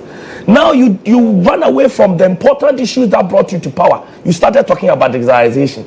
When people are hungry, when they can't feed, you think they care about an automated entrance into the airport? You think they care about, having a bank card? You think they care about a credit system when the people simply can't feed? In fact, the solution to this country's current problems were not the things that Dr. Bawumia was talking about. Digitalization is good, but there are fundamental issues. We still need to improve upon agriculture. And the MPP had gotten a lot of goodwill, planting for food and jobs. If these policies had been successful, they would have hammered on it. The fact that they abandoned those important policies only meant that they failed. Those policies failed. And you see... But even on that, one thing that they started campaigning a lot on towards the tail end of the campaigning period was free SHS. Yes, but again, free SHS because you failed. And you knew your one single successful policy was free SHS. You won election 4 years before on the implementation of free SHS. Ghanaians had finished rewarding you for implementing free SHS. Yeah. Free SHS has started having serious problems. You were not addressing them. That issue about the expired rice, you think we dealt with it? The students were eating those, and there was consistent mention that the free SHS system had been implemented hastily. It was having serious problems. You started by saying that the double track system was going to be a temporary thing. It had become a permanent feature. And whilst the NDC kept saying that they would abolish it, in fact, if you look at education generally, it was consistently becoming a mess. I don't know if they have released the results that was held by WAEC yet, right? But the syllabus and the curriculum change every if you follow education under the MPP. Syllabus and the curriculum change almost every academic year. And Kwesi, just a quick one on free SHS. Now, looking at the fact that Lanta mentioned that in the dying embers of the game, the NPP started harping on free SHS and harping on the refrain that a future NDC administration would cancel free the SHS program. Yeah. Why ran adverts on that? Why didn't that have an impact on, how people voted? But again, that's the dishonesty I'm talking about. You take Ghanaians for granted when you tell them that if they're hungry, they tell you, you say, free SHS. And you saw that it became a message that why everything you talk about, the answer the MPP will give you is free SHS. It became negative. Plus, when you started telling Ghanaians that the NDC will cancel it, that was dishonesty right there, unless you thought that people can't understand basic issues, because the NDC had made it very clear. In fact, Mahama had claimed that he started free SHS, and he indicated that he was only going to make it better. In the manifesto, they had emphasized, we won't cancel it. Not only will we not cancel it, we will abolish the double track system and we'll improve upon it. There is need for more infrastructure, and we're going to do that. When you lie and believe that people will not understand, and you make that a campaign message, you run a thin line, because then when the people figure out that the message is a lie, what do you think is going to happen? So the claim that the NDC was going to cancel free SHS was a lie. They took it along and they hammered upon it, paid money to advertise on it, instead of advertising on the things that they can do. And that lie failed. Okay. Doc, we'll be talking about some of the violence that has broken out after the elections, and as well as the concession speech by the Vice President. But quickly, do you think that the incumbent underestimated the level of anger and frustration in the system? Oh, they did. They did. Is it that they did not? I mean, I've stated they took people for granted. Okay. The level. I mean, I know people who have voted MPP for many years who said they were not going to vote, and they didn't vote. They didn't vote. Yeah. Because they felt that they had been taken for granted. They said, you see, people, democracy is expected to bring some dividends. I've said it to you. The democracy dividends have not been yielded. So people generally will not turn up to vote, because there are people who would also never vote for the NDC because they think they are MPP. But then when they get so disappointed by the MPP, they'll say we won't even vote. And there is even a generation that even in this election did not, the Gen Zs, quite a number of them also did not go out to vote. They didn't care about voting. Because they don't trust politicians. That is one of the things. We thought a lot of them were going to vote for Cheddar, but they didn't turn out to vote. They didn't turn up to vote. Because, I mean, Cheddar was not articulated. We are talking about people who are believed to have been beneficiaries of free SHS. Yeah. Yes. You know, you see, people look beyond free SHS. Yeah. I may have free SHS, but I'm going to look for employment. Yes. I'm going to look for, how do I look after myself when I get further into the and Doc, not to cut you, I engaged a few people, and I asked who the person was going to vote for, whose ideas have appealed to you the most. And this was a second-time voter, and he indicated that in 2020, because he was a free SHS beneficiary, he voted for the governing New Patriotic Party. But down the line, you realize that there's more to life than just free SHS. After free SHS, what next? What other things are there? What are the opportunities? When you're done with school, how easy is it for you to find a job? And he said he was not actually voting this year because he's not satisfied with how the government run the state of affairs, and did not also find the former president appealing, so he'd opt not to vote. So if I may just chip this in, one of the critical issues in the last election too was the preparedness of the NDC as against that of the MPP. Look, NDC started running advertisements way before the government in power, the MPP, started doing theirs. And then, if you look at the 2016 election, MPP had prepared advertisements, sound bites, one district, one factory, one village, one dam, 1 million, one constituency, $1 million. All these had been well prepared. What was the message of the MPP in the last election?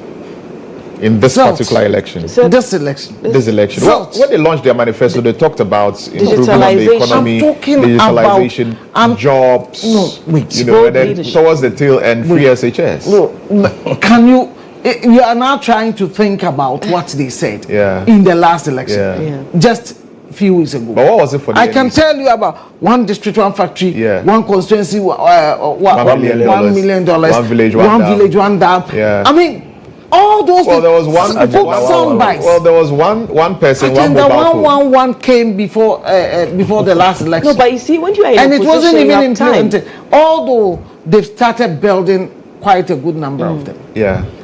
Maybe beyond this, we need to also talk about what next after this. What next? There are clear projects this government must look to complete, but there are promises this the incoming administration has given that I think they must revise. Right, but you see, you also talk about the level of disappointment that a lot of Ghanaians had, and Ghanaians being taken for granted. And you look at the Ashanti region, for example, which is the World Bank of the NPP, the vice president going there, spending up to 15 days there, you know, because we picked up information that there was going to be a level of apathy, and he came back there. There was going to be apathy there because the people felt disgruntled and they felt disappointed, and so he had to go into that active campaign mode to try and whip up, you know, the support, right, and tell them that, look, we are here for you, vote for me, everything will be fine, you know, and all of that. Why do you think it didn't work? Because it was too late in the day. Too late, yes. Because they had also chosen a running mate. Because from who had the endorsement of Menchia, you know, supposed who is one of them. Supposed also to be a grassroots person. Yeah. You know, and all of that. Why didn't there was an overwhelming disappointment. In as much as even I wouldn't even say they wouldn't even vote for the NDC, because quite a number of people voted for the NDC in the Ashanti region. Yes. And it goes to speak to the rejection of the MPP based on disappointment. But why? Why did it work? Why did all those efforts not work? Look, let's take President Akufo-Addo.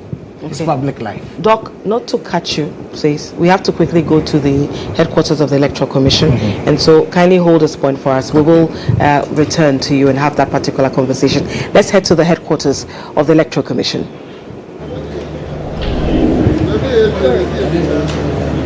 All right, and that's our colleague Evelyn Araba Edu. Araba, we can see you clearly. What have you got for us from the EC head office? All right, Lantam, we all know that it is day 3 after the close of polls, and of course the whole nation is expecting the Electoral Commission, especially the returning officer, to at least announce the president-elect for this year's election. But with me, I have the Deputy Director of Electoral Services Operations, Research Services with me. He is going to tell me the expectation for today. Mr. Fretete, kindly let us, the nation, know what we are to expect today. Today we have, we are expecting to receive the results from 5 more regions. We are talking about Savannah, and for Savannah, many of you know what happened in Savannah. Currently, our municipal office of the Electoral Commission has been burnt down due to supporters rampaging and then activities that are quite unfortunate. Certain delays the cross coalition processes at the regional level. We are also expecting results from Greater Accra, Ashanti region, Western region, and the Upper East regions.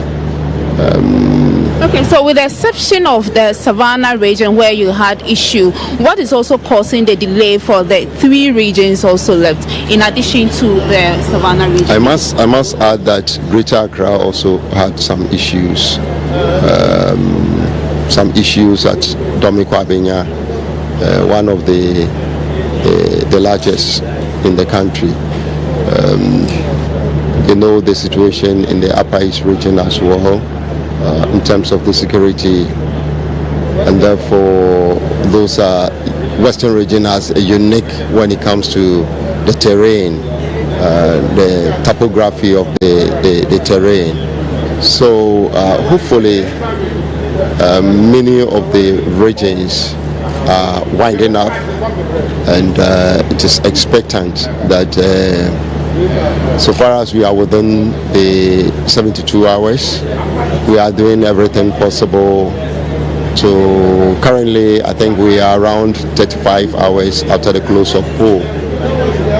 The commission is doing everything possible. We are communicating, finding out what is going on, and trying as much as possible not to continue keeping Ghanaians in suspense.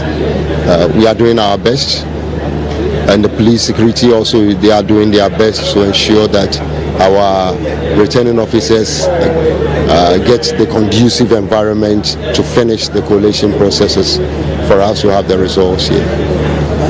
Okay, in order not to keep Ghanaians in suspense, can you give us an estimated time that you think that it might be possible for us to see the declaration of the elections today? Araba, I may not be able to, but I'm sure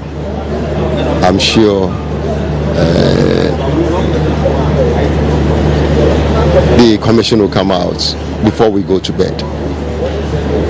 The declaration will come on before we take our beds. We go back to bed tonight. So Ghanaians should rest assured that by close of day or before close of day, the results will be out. Okay. Talking about the parliamentary results, when are we also having that in the national office? As you may know, per procedures, the parliamentary results terminates at the constituency level. We don't receive parliamentary results here. Yes, administratively and in terms of operation, the results will be coming in, but the National Coalition Center, the focus is the presidential election results. All right. But before you leave, is there anything you want Ghanaians to also know ahead of the day? What we would like to tell Ghanaians is for them to exercise restraint and patience. They should continue to have trust in the Electoral Commission. The youth and supporters besieging and rampaging Electoral Commission coalition officers and then coalition centers and officers, we pray that they should stop because it's not speaking well of us as Ghanaians. We appeal to them to allow the process to go through, and for sure, like I said, by close of day, Ghanaians will have the declaration of the presidential results. Thank you very much, Mr. Fred Tete, for making time to. Well, he's not the only commissioner here. There are a number of them here. I can see the Deputy Commissioner, Dr. Bosman Asari, also here, sorting out here. Hello, sir. Please, can I have a word with you? My word? We are live. Please, let's do here quickly. Okay, so when to the distribution of logistics and to the various constituencies or the various regions and the polling stations, he is the deputy director in charge. So I want him to tell us how he was able to get all these logistics across the nation. Okay. Yeah, hello.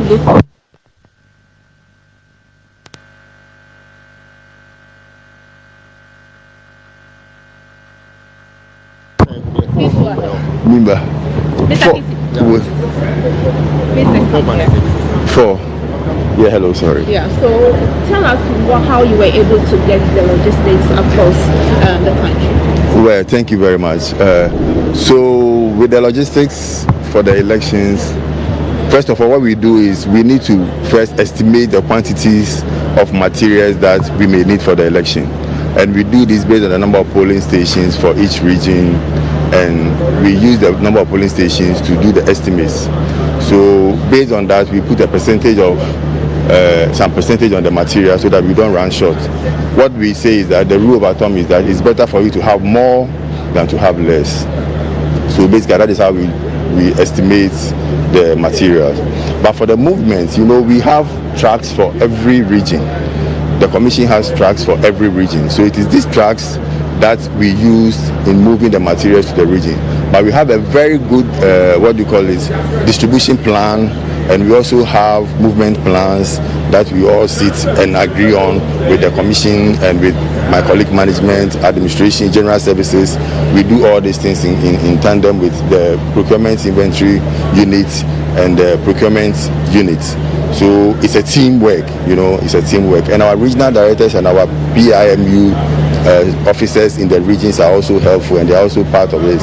So it is a whole plan, there's a whole plan and there's a whole program that helps in ensuring that every material that needs to go to the field gets to the field on time and is distributed to the polling stations on time. Okay, talking about getting the materials distributed to the various polling stations on time, we saw some swap of materials in some of the polling stations, especially in the Wejagbawe constituencies. What led to that? Well, we are at head office. We have 3 layers of structure. We have the head office, we have the regional office, and we have the district offices. So when it comes to doing the distribution on the field for the election day, it is purely the responsibility of the district officers. We do not have much control of that. What we do from head office is to ensure that the bulk of the material goes to the regional office, where it is further distributed to the district office. So the election day planning or movement plans are drawn by the district election officers who manage those materials. So basically they can speak to the issue as to how there were swaps in materials on the field. As sitting here, I know we distributed our material in the good quantities at good time to the regions, and the regions distributed to the districts. But how the distribution was done on the field, that can be answered properly by the district officer. All right. Thank you very much, Sam. Okay, so if my cameraman can turn to my left side, we can also see representatives of the various political parties also here and ready to go through the rest of the results, provisional results that will be coming from the regions that are left. So we are trying to also speak with some of them here.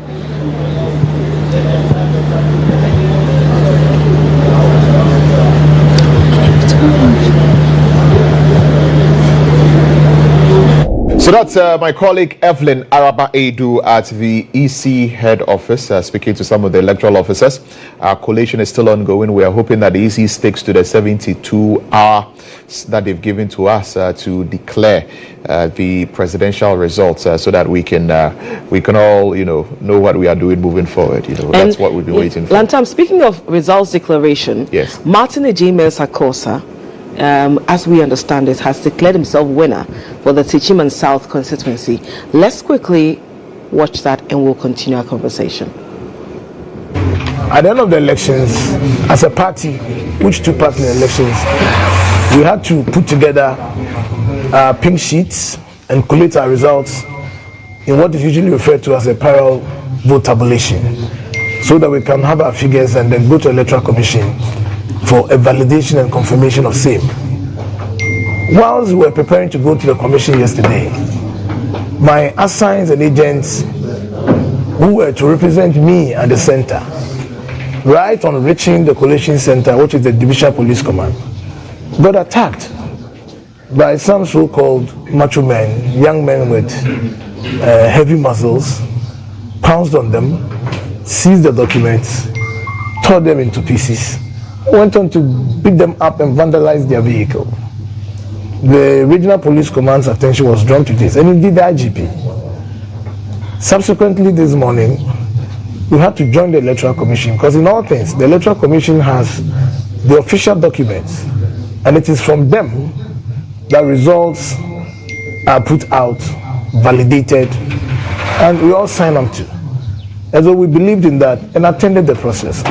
Around 11 a.m., while the process was underway, a young man entered, supposedly being one of these macho men, acting on behalf of my opponent, and begged everybody that we will have to put the exercise to a stop They had one executive power, and they insist on being declared winners of the parliamentary election.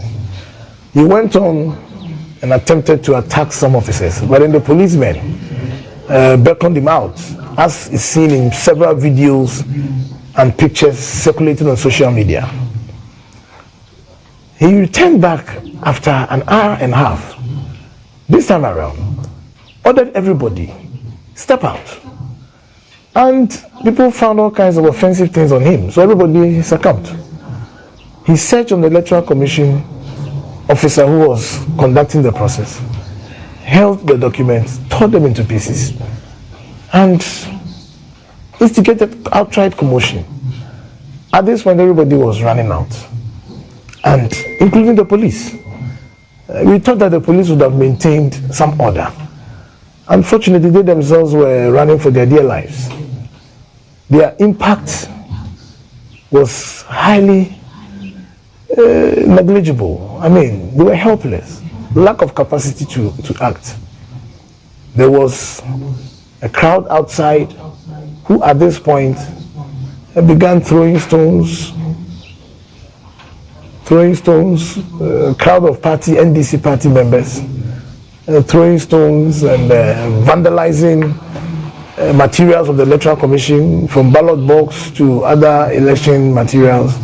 Windows were destroyed, the burglary proof of the building destroyed, came in there, looked for everybody. This went on for about 4 hours. And so we had to, through the regional commander, speak to the IGP and other service heads.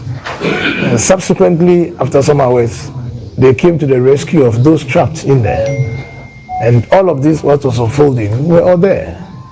And then came to rescue everybody from the building. But considerable amount of damage had been caused to all electoral materials, the police's premises, the building, and everything. We have to bring proceedings to a close due to this unfortunate situation. We are hoping the Electoral Commission gives us some direction on the next approach, so that the verdict of Techiman can stay. Techiman voted overwhelmingly. Areas where we recorded significant amount of votes were quite surprising, and indicates the will of the people and how they came along with us in their belief that we can serve them better.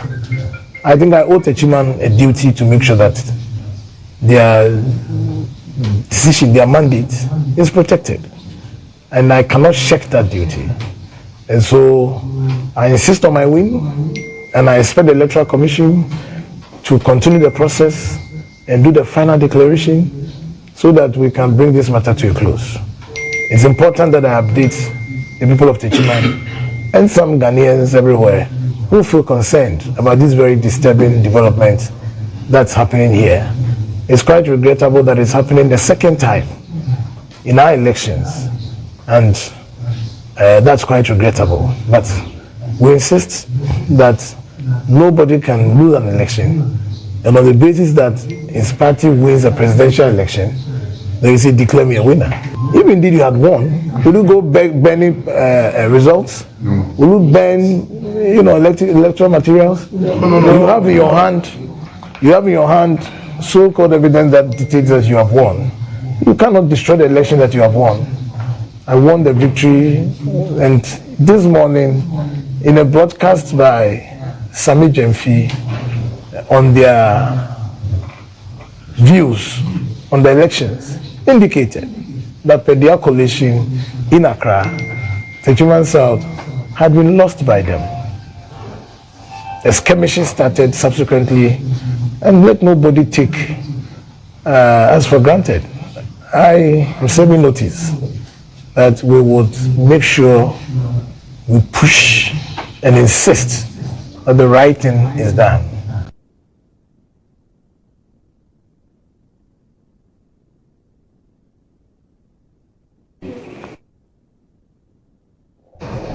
So that is Martin Ejime Sakosa, giving us an account of what happened in the constituency with regard to the declaration of the results. He says that they are waiting on the Electoral Commission to give them some direction with regard to how things will proceed there.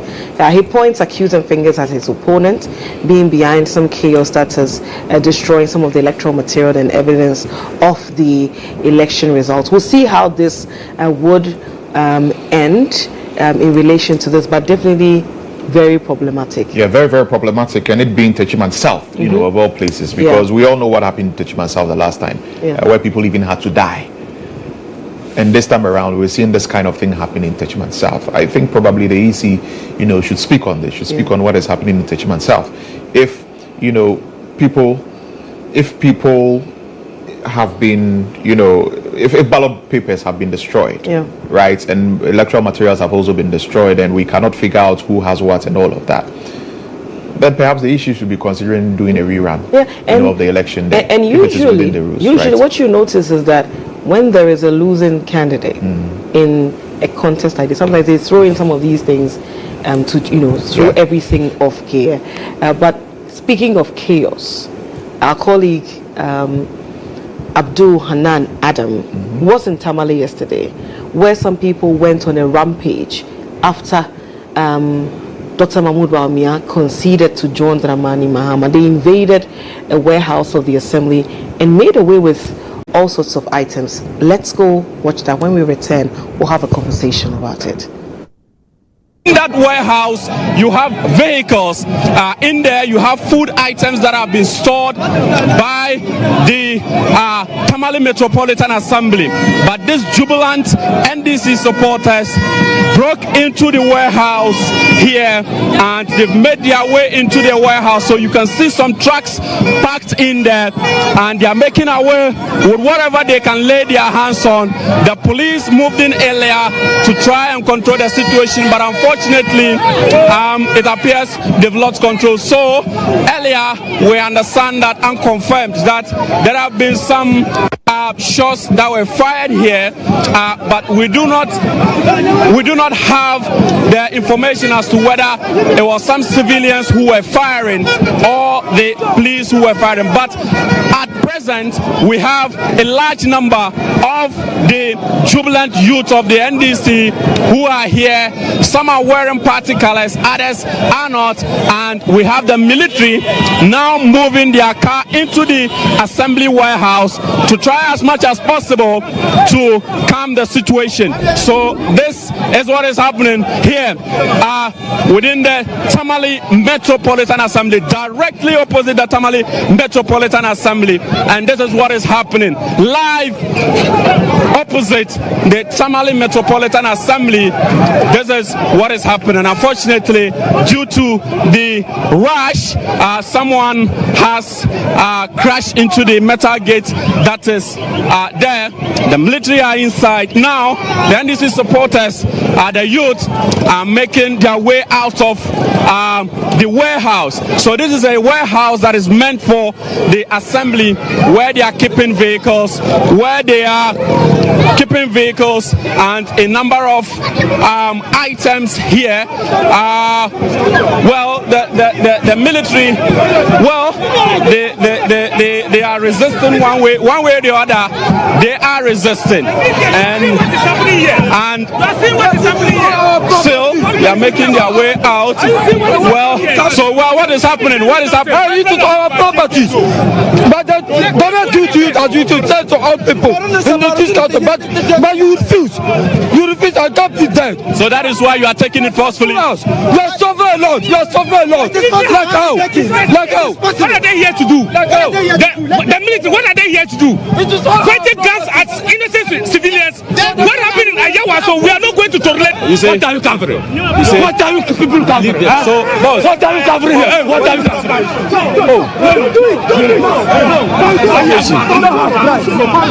Boss, what is the situation? Okay, so let me have this back. Boss, please, let me have this back. Let me have it back. It's okay, let me have it back. It's okay. Okay, so let me have it back. It's okay. Okay, It's okay. It's okay. It's okay. It's okay. It's okay. It's okay. So what is your problem? My problem is that we are trying to let the people move away from here, but we don't understand the reason why you people are. All right. So he says that he's trying to get the people out of the premises. Unfortunately, he's here. He's here. No, we are guiding you. Okay, so unfortunately that has been the situation. Okay.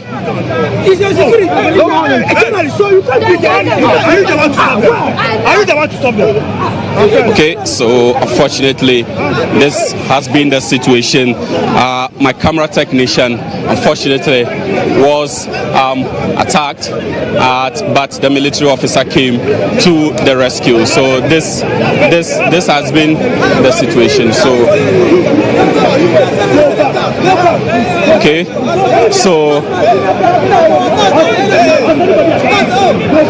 okay, so the military officer actually came to the rescue of my camera technician, who unfortunately was somehow attacked by the irate youth who made their way into this particular premises. So live pictures that you're seeing here from the assembly warehouse. So we keep calling if the police are monitoring. They should try as much as possible to be here. So unfortunately, when they came,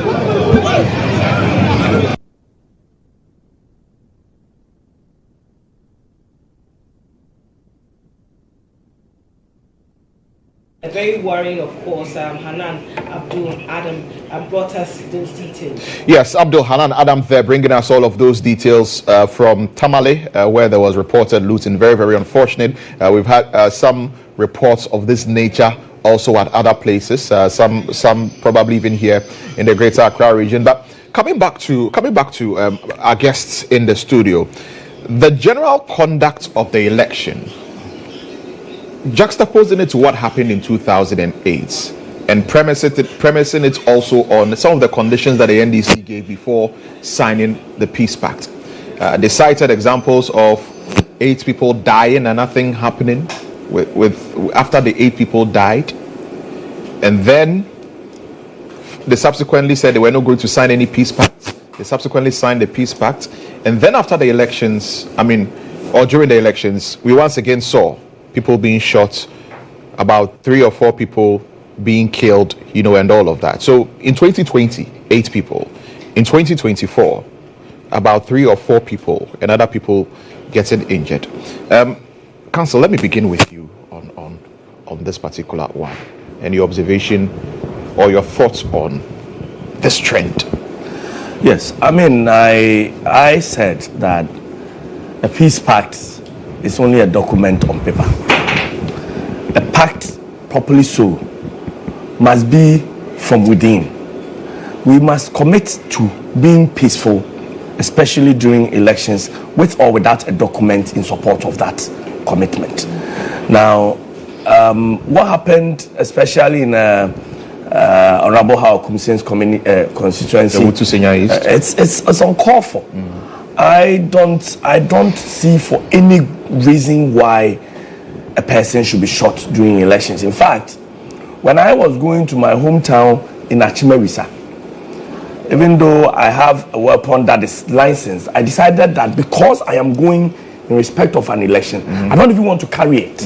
Usually when I travel that distance, I carry it. But you don't even, the point I'm making is, why carry a weapon, first of all, into the election areas. Yeah, and they were building AK-47. Yes, and policemen with ammunition. You see, even policemen who were on duty were asked to not wield weapons for the most part. Yeah. So I don't know, but these things, the only solution to it is to make sure when it happens that people are punished. When people get away with it, it will keep happening. This is, if somebody dies in the course of all of this violence, it is murder. And somebody must stand trial for murder, for it, and suffer the consequence. People, if there is an MP who is seen to have aided and abetted the people who have committed murder, he should stand trial for it. And this is the only way to stop it. When we go to the polls to exercise our franchise, there is no reason why a fly should be hurt. I am an advocate of even more peace on election day. You know, and again we've seen, and let me just take opportunity to address what is happening, you know, in Tamale in that video. Yeah. And especially after elections, all of these violence that happens when people seize toilets, you break into a warehouse, and that's theft going on right there. There is no way to describe it. You can't justify it.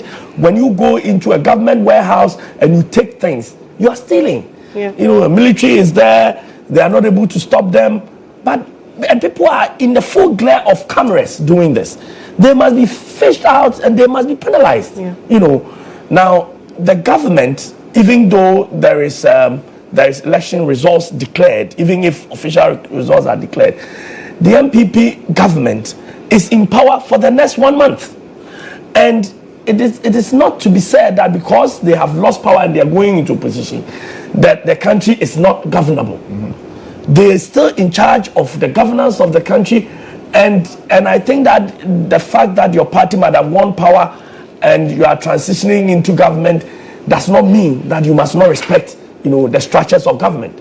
People must be arrested when they need be, and they must be prosecuted. And indeed, my expectation is that even if NDC people are arrested by the MPP government for committing crimes, if an NDC government comes, they will see to a complete, you know, prosecution of the crime. This is the only way to set the precedent that Ghana is for us and lawlessness is unacceptable. Right, and Dr. Joe, does this vindicate the point the NDC was making earlier prior to signing the peace pact?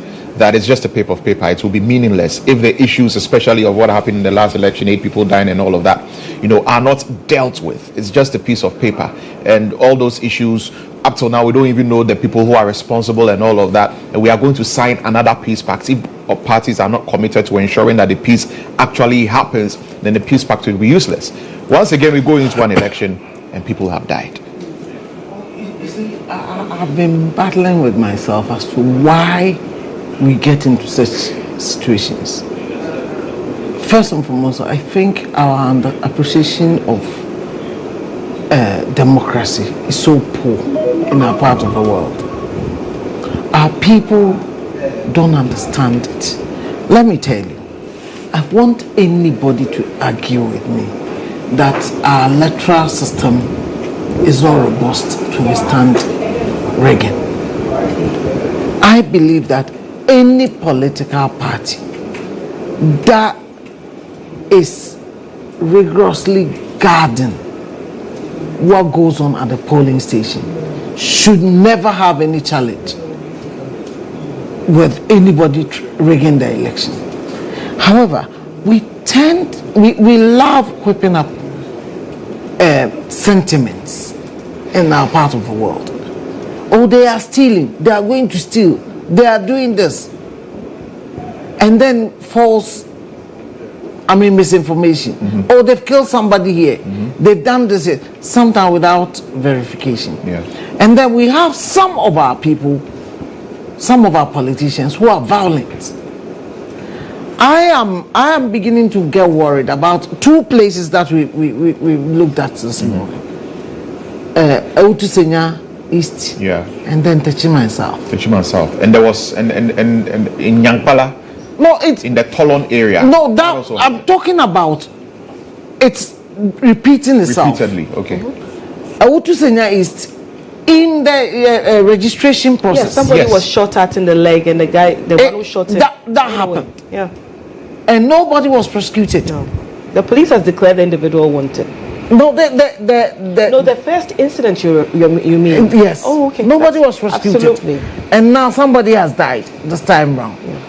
And then look at Techiman repeating itself. And I ask myself, why should some people allow themselves to be tagged with some of these things. It didn't people were injured. Thankfully, this time. But remember, people were injured this time. 4 years ago, I think somebody lost the life. So why should we was caught in the crossfire? Why should we persistently have areas being associated and some politicians being associated with violence? It doesn't speak well of them. No drop of blood is worth winning any election. And our people, that's why I'm saying that if we build for ourselves over the years, look, the system we have now did not start in one day. Yes, it's been built over a number of years. I was having a discussion on an international network, and I was trying to explain our system to them. And I can tell you that my personal experience with elections in the UK is that even ours is more foolproof from rigging than what pertains in the UK. Because in the UK, you don't find party agents at the polling stations. Yeah. Nobody goes to sit there. And it is local council staff who man the elections. Election. Yeah. They organize it. I mean, your area, you go to the designated area, you mention your name and your address, they look on the list, your name is there, you vote, and you go. But in our world, because we have this mistrust, we've built a system from opaque ballot boxes to transparent ballot boxes, and now I'm telling you that every party agent who is going to a polling station should know beforehand the number of ballot papers issued to that polling station. Yeah. And they should know how to account for the ballot papers.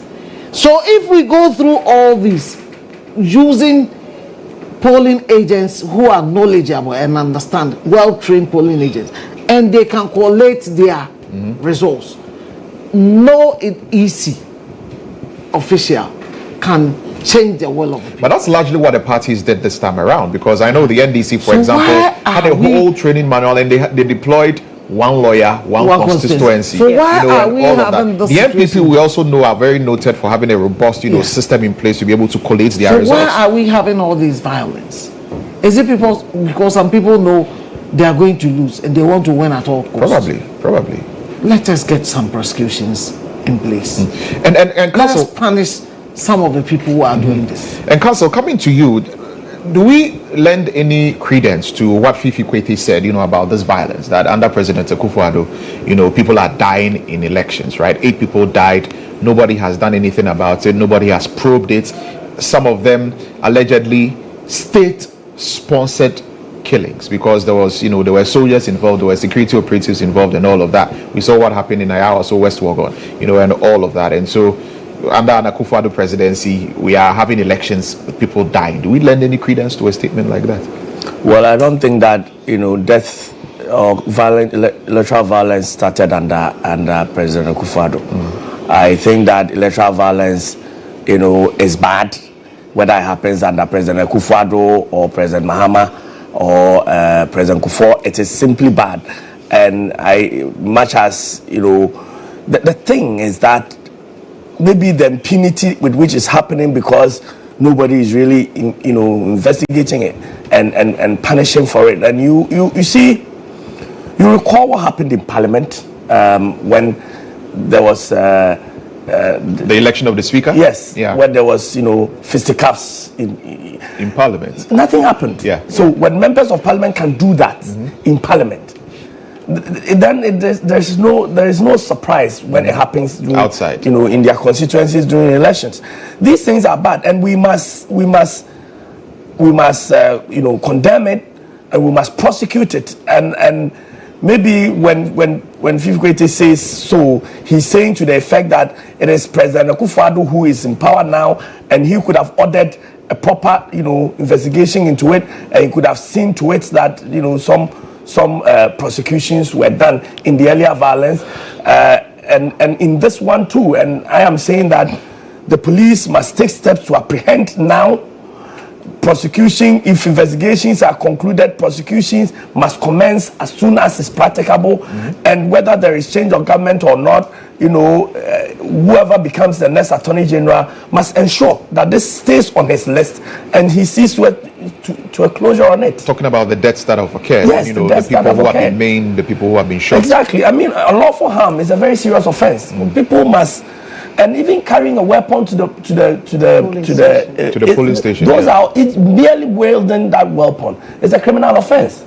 And so when we start seriously prosecuting these matters, we will deter people. It's unfortunate that, for the most part, it is the politicians who benefit from it. And we have sat here and said many times, if you allow yourself to be used in that manner, look, after the election, when you are arrested and you are prosecuted, I don't think that any politician will follow you to jail. And those who, some of them too. I mean, the people who are arrested in the Wutu Senya East, I mean, they are there, they are in jail, and yes, they are there alone, and whoever they were doing it for is out and about. Exactly, and the people, some of them too, you see, some of these people who lose their lives are also some of the people who foment part of the trouble, and then you end up dying in the process. If you are part of the people who are used to foment trouble and you end up dying, I mean, I'm not saying that in this case the person who died is not innocent, but I'm saying that when you also lend yourself to politicians, sometimes for very, very small, pittance, and you lose your life in the process, it is not worth it. So we will advocate for prosecution, but ultimately we have to educate people that electoral violence is simply not worth it. And if nobody lends himself to be used in the manner that we're talking about, then we will not be here talking about these things. So as a country, we must appreciate that when we go to the polls, it is only to make a decision for leadership, and violence is not one of the organs or arms to use in that process at all. But about the general conduct of the election so far, even looking at, we just came from the EC headquarters with Araba, how the EC has performed, because there were a lot of concerns that were raised about the competence of the EC, the capacity of the EC, and the EC being transparent. And down the line, even up till now, the EC still has not finished collating results, even though both main candidates contesting know where they stand with regard to their pink sheets and all of that. How would you rate how the EC has conducted itself from the start of voting right up to this point? You see, I think the EC has done very well. And even with the current challenge of inability to announce, I think I'll blame the political parties for the challenge the EC is having. Why? Because of the process the EC has put in place. If the political parties had allowed the coalition to go on, you see, first and foremost, the process is that political parties and their support, or even the citizens, can be present at the point of counting at the polling station. But beyond the polling station, the citizens and party supporters no longer have any role to play. They shouldn't go to the coalition centers. The challenge we are having, where people, the coalition seats are being torn, is not the coalition sheets are being torn. Some of them are also saying, new pink sheets are arriving, pink sheets are being I was here. Ballot boxes are arriving. I've just seen a post on Instagram that a farmer found, suspected fake ballot boxes on his farm this morning when he went to the farm. I was here on this program. Yes. On the night of 7th of December. Yes. And people were saying they've brought ballot boxes and will not accept. And I was saying these ballot boxes that were being sent, they were not going to count any new votes at the coalition centers. These ballot boxes must be stored after the election, because should there become the need for a court to order for a recount, that was when there was going to be the situation. So at the coalition centers, what was going to be collated were the results, not the pink sheets. They were not going to count new ballot some papers. people want to ask for a recount. No, if you want to ask for a recount, then it is a different case. You would have recounted at the polling station, and if you want a second recount, that would be the third count. Yeah, that was when it was going to be done at the district offices. Yes, that is not even going to be done at the collation centers. It was the district offices that was. But here, in the return of these voting materials to the EC, some people were saying, "Oh, they are bringing new new ballot boxes to be counted and to be added and all." These were all ignorance. But people complained also about new and different pink sheets. You see, and some people said there were reports of someone going behind to go and ease themselves, and then before they realized they saw pink sheets that have been torn into pieces behind, and all. So people are at the collation center. People find ways to smuggle in new pink sheets with different figures. My point is that when political parties go to court, when they go to court, the evidence they present and which the courts accept are the sign sheets they are holding. The courts, there's a lawyer here, he can confirm. The courts are not going to say that, bring me evidence and say that it is the EC that must bring that evidence. The courts, if you are going to court to dispute any election, you go with your own evidence that I have done my collation, I've won, and these are my documents. So I'm thinking that, again, political parties need to educate their supporters and train their agents and let the system work. We can avoid a lot of these things. You can't blame the EC for some of these ones. So for me, I mean, I've seen my experience with the EC over the years is that political parties attack them unnecessarily. And yet, though, I think that it's still taking the EC a little too long. I don't think there are people, as we sit here at collation centers, still collating results. I don't think that from Saturday till this Monday, there are collation centers in some constituencies where there are still people collating results. So if by yesterday, all the regional collation centers. Well, Tain South, they haven't. Yeah, but they are not there collating the results. They are not there collating the results. The pin sheets have been messed up. That's a different isolated incident. This election is not so close as to make Tain South, play. Such that without it, the results cannot be declared. And we have had incidences plenty where if the results can be declared without certain constituencies, the EC goes ahead. Yes, goes ahead and does it. The point is that there is a structure. So there are the constituency coalition centers. When they finish, they send the collated constituency results to the region.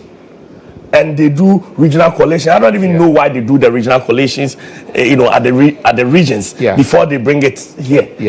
But if even that they had to do the regional collation, and I don't know by what process the EC was saying they're faxing the results. I don't understand. In this age, yes, they're faxing the results. Yes. And so the EC there are 16 fax machines. Yes, but the EC we have to get better than that. You understand? We have to get better than that. And I'm saying that this day and age, the EC must leverage on technology enough. And if they don't know, and for jokes, they should consult Dr. Baumia to help them get more digitalization.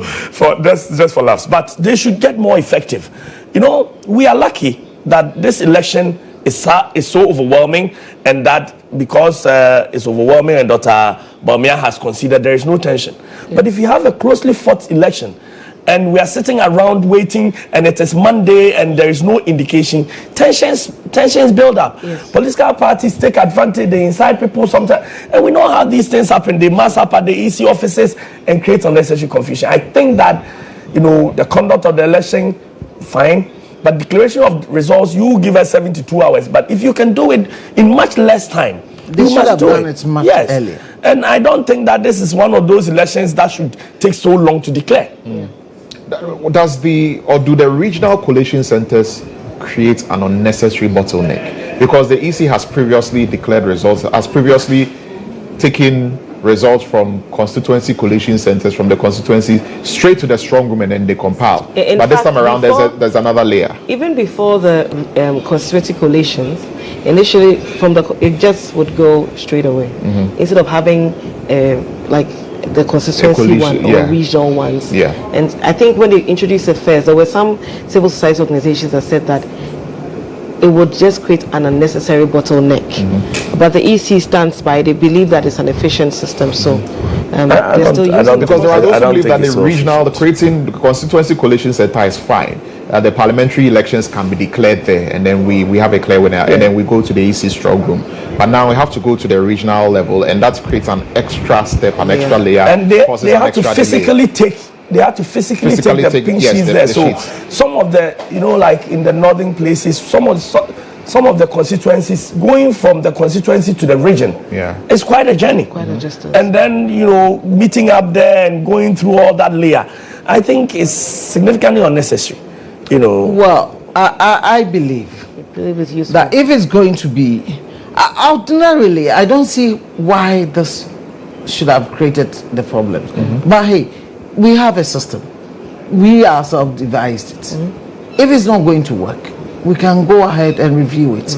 But I thought it was meant to simplify the process. That at least now we know that I'm only putting together how many? 16 regions. Yes, 16 regions. But remember, some regions have got even 6 constituencies, 7 constituencies, and the likes. Yes.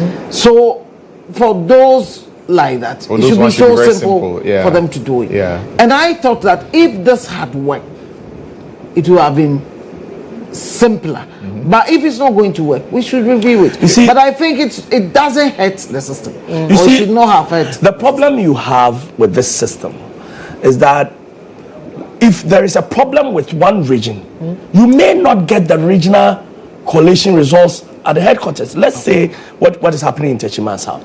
So if if there's a problem with one constituency, you may not get the entire because the whole region is waiting for that one constituency before they forward the results to the headquarters. So you're sitting there, even though if you had considered them in beds, that one constituency would not matter.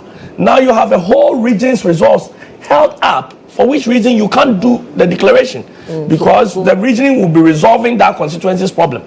So that's why I think simple administrative procedure to help them overcome that. I mean, they can look at it. They can take a look at it and decide that we don't need this. We have and even still go ahead. Say take Ashanti region. It's got how many? 47. Yes. They can say, okay, we've received 20 so far. We forwarded it to you. What stopped them from doing that? As and when you receive more, you forward. Don't wait until you get everything. But that's a simple administrative procedure that I think they should adopt. But that, in as much, forgive me. I'll let you come in. In as much as you want to do regional coalition, the region should forward what it has at every point to the national, for them to also begin to do the accounting, rather than waiting for everything to come in the region before they say we are forwarding. But that is the problem. You see, you can't forward it in base because you want to put everything together and forward one fact sheet. So it's not as if you can forward what is coming to you from the constituencies as they come. You have to, then the collation requirement is that put everything within the region on one sheet, collate it, and then forward that sheet. So if you have 2 constituencies holding you, you don't have the full complement of that region. And therefore, you can't forward that one sheet. But can they not find a way around it? Just forward what they have anyway, and then indicates that we have my worry is, even the national should receive every single polling station results. Eventually. At the national. Eventually. They should have every polling station results. So, for me, if even within a constituency, there is a challenge, you may not even have to rerun the whole constituency. I mean, we've had in Akotia, they had to rerun 6 polling stations. So when you tell me there's a challenge in even a constituency, it may not have been constituency wide. It may be polling station specific. So what is that? You see, the most important document in an election is the polling station result. The pink sheets. That is the most important thing. That's So if you tell me that even within the whole constituency, there are pockets of challenges, the bigger one must be kept, so that you take a decision on the specific places you are having your problem. So even at the national level, they should get, you see, the results must be published in the Gazette. Yes. Eventually, but for the purpose of the declaration of the president, all of those come later. But they need the information to be full, they need to get to the point and say that, okay, even in Techiman, yes, if supposing there is a challenge, where is the challenge coming from? We have, say, 200 constituencies, polling stations in Techiman. There are challenges at 50. So put aside the 150. That must be collated. If we think the 150 we've put together, assuming it's the presidential, 150 we've put together, that must be added to the final results. And if you think the results are so close that we need the remaining 50 to determine who is the ultimate winner, then you go and rerun the remainder. The fact that there is a problem within the constituency as a whole should not affect those polling stations that have not got problems. So does it mean that perhaps the EC should also have apart from the systems that they put in place, you also have a system like the political party system, who once because the strategy that the political parties have adopted is that their party agents have special phones, so once the pink sheets at every single polling station, is declared, they record it and they forward take a photo of it. They take a photo of the pink sheets, they forward it. They take a photo of the pink sheet, they forward it. So the various strong rooms of the political parties are already getting their pink sheets anyway. And so you notice how quickly they were able to finish. Yes, how quickly both political parties were able to finish. That's the way we should go, right? So should the EC have a system like that?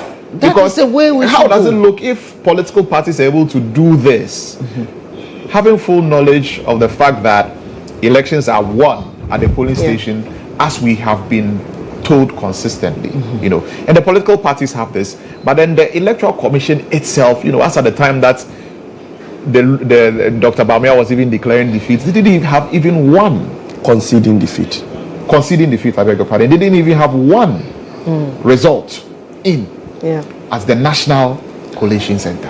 And Tom, this is Audu calling me. I think he is calling me. Regards to you, Audu. Yes. So considering that, how does it look that the political parties have able to do this and the EC has not been able to do it? I think we should keep on developing and devising systems that makes it simpler.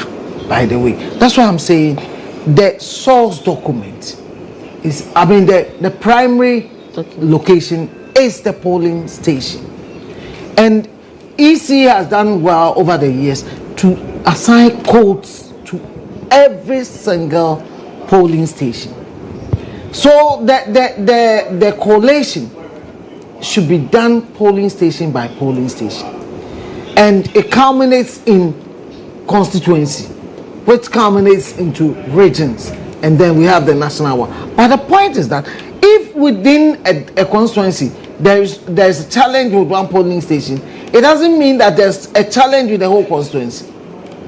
If we begin to break it down to this, then we can overcome some of the challenges, and the EC must fashion a system that will enable them to do parallel checks at the national level or even at the regional level with what goes on in the various polling stations.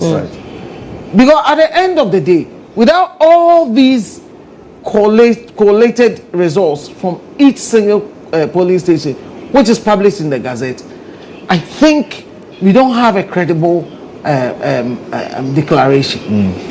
Let's talk about transparency, right? Transparency also with regard to the EC. That's one of the issues, that also came up in the lead up to the election. How transparent the EC is going to be. And nowadays we know that a lot of updates have been given by the EC. They said they were going to update us, In fact, yesterday when Madam GHOne Mensah addressed the press in relation to the many concerns that had come up with regard to the delay in declaring the results, she indicated that, well, as a commission, the period even stated in the CI 27, if I recall correctly, is that within 72 hours. And at the time she was speaking, she said it was just about some 23 hours after voting. So Ghanaians should become the system, and the process is robust, and she would urge us all to be patient with the process. And she mentioned also that one of the major challenges we're facing was the political parties that were serving as stumbling blocks in the process. So you go somewhere, one party would say, I don't want to sign. And if that's the situation, you cannot, have that officially declared. And she highlighted that for them as a commission, they have been thorough, they have been transparent, because this was about their 8th press conference, as compared to that of the past, where you'd only have one press conference where they are declaring the results.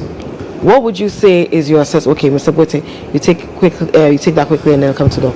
No, I mean, I can understand her. You see, when she was speaking yesterday, it was 23 hours. That was fine. Yes.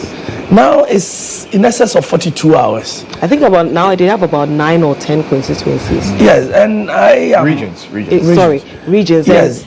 And one of the officials that our colleague Araba spoke to said, at least before we go to bed today, he is of the firm belief that there will be a declaration. Before, when we used to do it, at the EC strong room, constituency by constituency. Yeah. Notwithstanding that, all of these, I am sure that there would have been as many constituency results available to the EC, and looking at the gap, because what the EC used to do is to look at the remainder and see if the remainder can change the results, and they will come and say, we have a total of this number of constituencies. We believe that these other constituencies are outstanding, but it will not be enough to change the results. Now, because of the regional coalition, if you don't have a whole region, there's no way you're going to be able to declare. So they will really have to look at this system again and look, because 48 hours even though you have 72 hours timeline, when especially for an election that is this landslide, it is really unnecessary to keep us waiting for this long, because the procedure you've put in place does not allow you to make the declaration earlier, even if it is clear in your face what the results is. And so that is the point. Addressing press conferences, you can address 10. You still not resolve the problem if you don't do that one press conference where you do the declaration. Okay. And that is what we're waiting for. It's taking too long. Doc, what about you? No, you see, you talk about transparency. I think this has been a transparent process. The process has been transparent. Not only with the continuous updates given by the EC. That has been good. It's the first time they've done it in any public elections. But again, I think beyond what the EC itself is saying, the process is also transparent. Because I am of the firm view. Initially, I was unhappy with that statement, elections are won at the polling station. Yeah. Because I feared it could generate, heat at the polling stations and all that. But indeed, elections are won at the polling station. And if parties are vigilant, you see, today we are getting an early concession because the parties have collated and they know the results. By and large, barring one or two places that there are contentions, and some people, bad losers, are still sticking to the fact that they won. But even that, you can decide to be a bad loser. But the system is such that everybody is collecting their own data. Yeah. And they are not relying on hearsay, authentic data. That is the so-called pink sheet. So if we can all accept that our process is robust and that you cannot steal easily, let me add, because some people may still steal. Let us accept, one, this process has been transparent. The EC is not bound by what the other people are bound by. I think we should accept democracy for what it is. and accept that this is the process. If we want to improve on it, so be it. There's nothing wrong with that. They've devised a system. They communicated the system. The EC never promised us they will come in within 12 hours. Or, yes, I can understand. They said 72 hours. Why didn't we disagree with them when they said 72 hours? The law says at that point. hours. They said 72 hours. We are not yet over 48 hours. Even. We are into the second day. Yes. Let us admit to that. We are not yet 48 hours. We've not crossed the 2-day mark. Well, yeah, but we are getting there. We will get there at 5 p.m. Yeah. And now it's around what? Get close to 11. Yes. So we are even about 6 hours away from the first the 48-hour mark. Yes. So I will say that now we know NDC has won.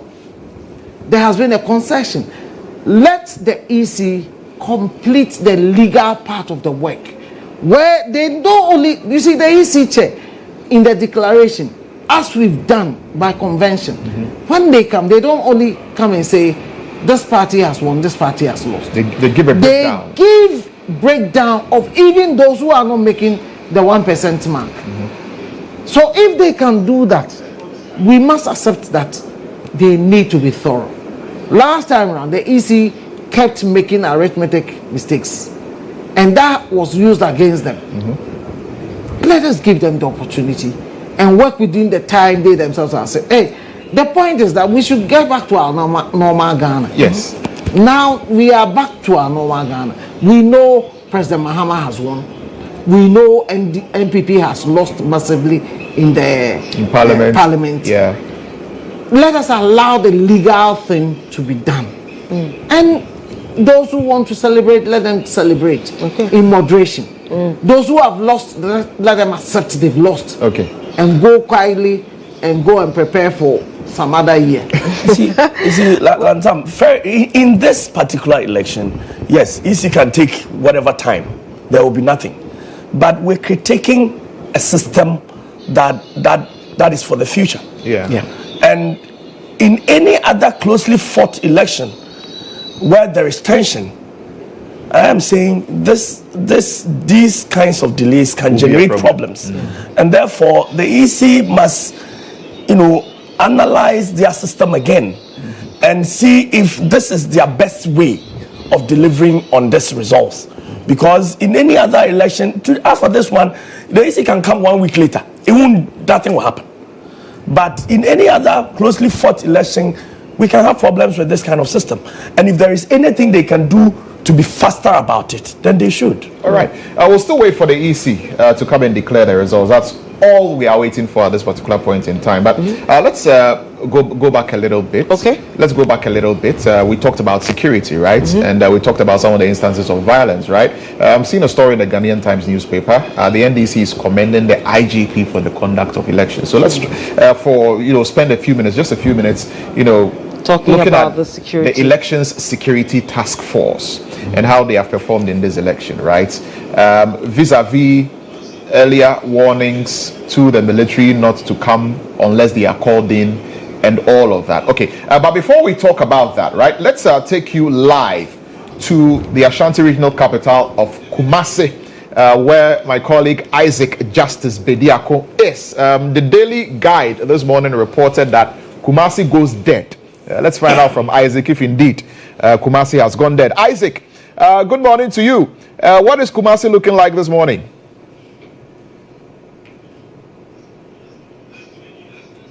Hello, Isaac. If you can hear me, good morning to you from Kumasi.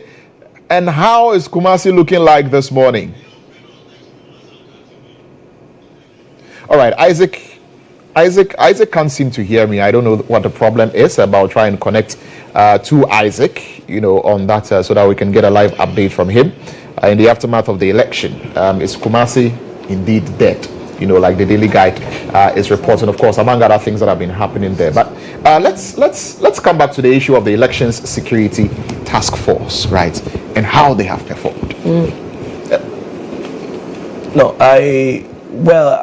Apart from the pockets of incidents that have been reported. Generally, I think that this election has been peaceful. But you see, credit goes to the Ghana police, but bigger credit goes to Ghanaians, and which is my point. If the police doesn't get challenges, then of course they will do a good job. Yeah. But if we give them challenges, then that's where you see their full capability. I think that Ghanaians generally have conducted themselves well. We have realized that we become more matured in this democracy, and gradually we're getting to a point where elections will pass seemingly unnoticed at some point, and then we like it happened in the American elections and in other places, it will be just a one-day event that passes. All right, we have Isaac Justice Bediako back. Isaac, hopefully we can hear you now live from Kumasi. The earlier question I was asking you is, what is Kumasi looking like this morning?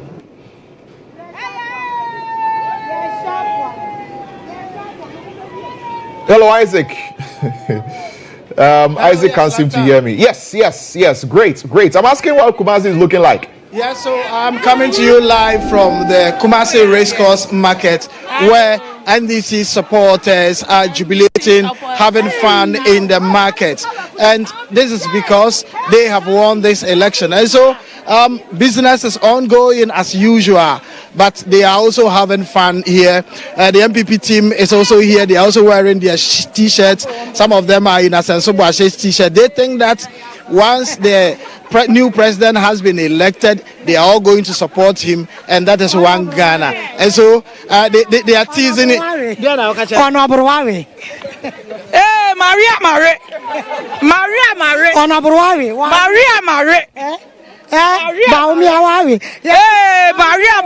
So that is the fun park here at the Racecourse Market. They are all trading together. They are having fun here. There's no confusion in this. Strong. Next 4 years, strong.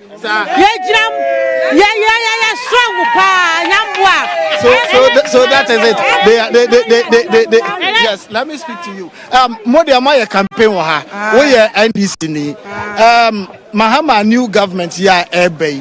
Then I'm more ready for now no more press conference or her. Now we declare my support at the Major Mahama. Then I'm more share if we na mamu.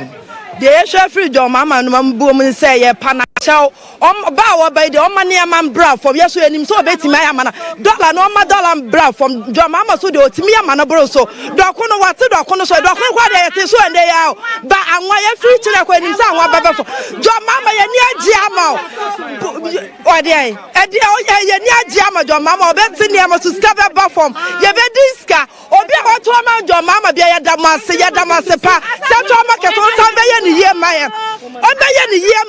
now Asante for ya Damasepa John Mama why you be better 24 years. So I also Musa when you are Japan. The American say, yeah, maybe pa be quiet. Lawyer end this penny pa Mr. Chain. Now suppose I demand this ni say my buy mama kwaba but expect them be brave from ho free HHS mo make sure say e be kwaso afi so dwadi for man inflation no I can hold na me 2 tiers say ho no eti say we need deflation oba na mamla for my yen afi so dey can say kuma say 1 years ni say last 4 years dey buy no na do so no do we end this amamom eti say do so there more money may be because our way of said that so to say we now my via na yakuma to na nya ba for ma e na ya no wa na ekọ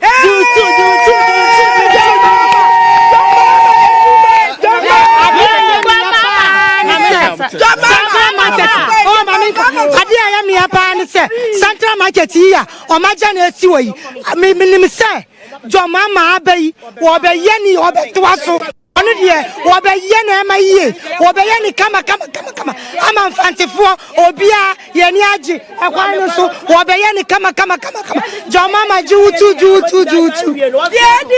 dia me maka ne say John Mama wa bai dia na me onta wachi na mom e dwadufo ye sire wa Enti wani chire ye brepa ye branka sankasa ye sraw dollar no ye sraw amalimbla form sesi ano ye kono ye koto niema ye nto uko bisa niema na nipa no sini buo ye de ono odi aba no ye ne den nti ye sraw waba de dollar ni dia amalimbla form na edadufo ho nto ye bre do mama ye da wasi se waba. Okay, to bona na menkasa wo de wo ye MPP ni and I was not first night you go say where you from.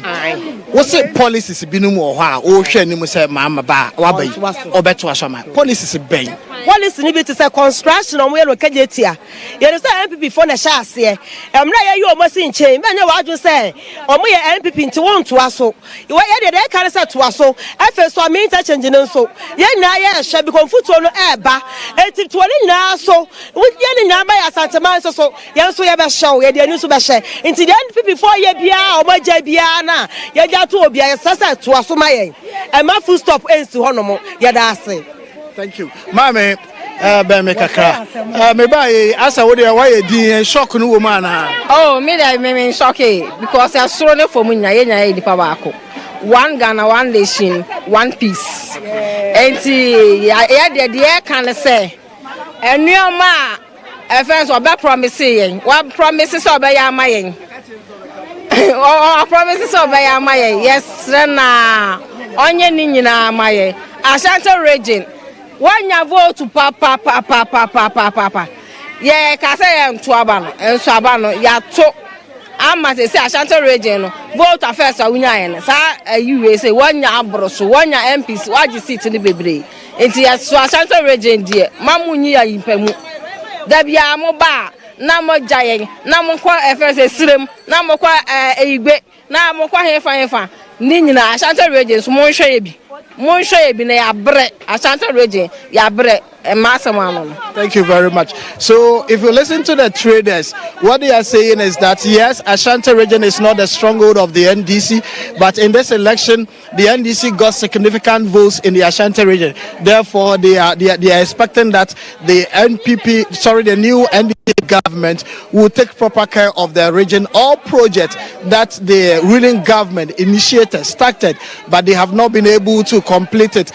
They talk about the Central Market project, which is under construction. It has reached about 60 to 70%. They are looking that the president, the new government, will continue the project to see it fully completion, so that trading activities in Kumasi will progress. Quite apart from that, they also touch on the Swami roundabout interchange project, which is about 20 to 30% now. They are expecting that the new coming government will take serious account of that, make sure that they complete the project so that commuters in Kumasi will feel comfortable. Now they are making it clear that they decided not to vote at all, but they went out to vote for the NDC, for which reason they made a lot of impact in these elections. Ashanti, currently, it is not clear yet, but the EC has confirmed that NDC has increased their parliamentary seats in the Ashanti region from 4 to 8. 2 more are in contention. And so once that is settled, the NDC is most likely to have 10 parliamentary seats in the Ashanti region. So all these are the reason why these traders want the NDC to have their work in the Ashanti region more visible, so that they can take a decision in 2028 election that the NDC should be given another opportunity to extend their term from 1 to 8. So that is the expectations from the traders here at the Kumasi Racecourse Market. So I want to speak to this woman. Mpacho Jinase Mame. Your friend was saying media course na oba ina wo se nkukọ marketing kete nkukọ eno ekire say ene de ekire say de bayi wo man yiye Georgia mani mahama wo bayi wo man yiye wo bayi ni homework yiye watena fie afa ni waba ye bayi ye homework yiye eti eno na asechire na nkukọ marketing kete no na asechire no ekire say bayi homework yiye e wo mo say ye betwa free education ye ntwa mu da jo mama wo ntwa free education mu da one chamuda ye be ye ni ye NDC for ye be ye ni ye. International say what they say the would party na na washase no. Party na na washase no. Excellency John Dramani Mahama. Obeje omen obeya ne foforo kura. 2 weeks. Me so obeya ne foforo kura. 2 weeks. Ye be ye Central Market. Come. 2 weeks pa. Me say ye Canada. Ye homework yo. John Dramani Mahama. Why ye homework ye? Share. Me no. What the 2 weeks ebe Central Market? Tiawa. Me the 2 weeks. Ya be ye ni ye kama. Don't Dramani Mahama. Me see the obe you men. E be ti yensem. Wo mu se dum so me ne mabia mu da. Ya ye homework yo. Me catch you playing. So that is one of the NDC supporters in Racecourse Market also telling us how they are going to govern this country. Back to you in the studios.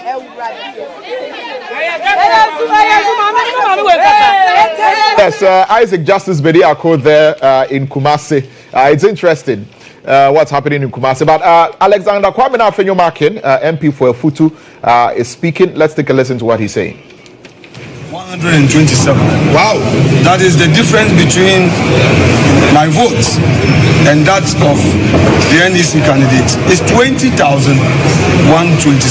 Meaning that our continuous hard work has paid off. The people of Efutu continuously increase their confidence in my leadership. For the presidential, we are done with the coalition. Of course, that is not the responsibility of the returning officer to declare. So that's Alexander Kwame Afenyomakin there also speaking about the MPP's loss. And you heard Isaac Justice Bediako there also in Kumasi. And it's interesting that in Kumasi, there are NDC supporters who are very jubilant and very excited and moving about, But the interesting thing is also to do with there were MPP supporters. Yes. And they are working together. Yes. We are still one people. Yes. I love that. That was beautiful to see. Somebody was bold enough to come and we will go and prepare and come back. Yeah. That should be the spirit. That's what it should be. We are still the same Ghana. That for me is very important message we saw over there. Look, I was in Kumasi, of course, throughout Saturday and Sunday. And what you would see is a sense of nonchalance on the part of the MPP people. It's not as if they are disappointed. They don't care. They don't care because that the party has lost. Because you see, there was apathy because the people wanted it. They wanted to punish the party for what they had done. They felt that the party was out of touch with them. Yes, and they felt, okay, you saw this coming. We are not hurt because we didn't go and vote deliberately because we knew not going to vote would mean that our party would lose, but you deserve it.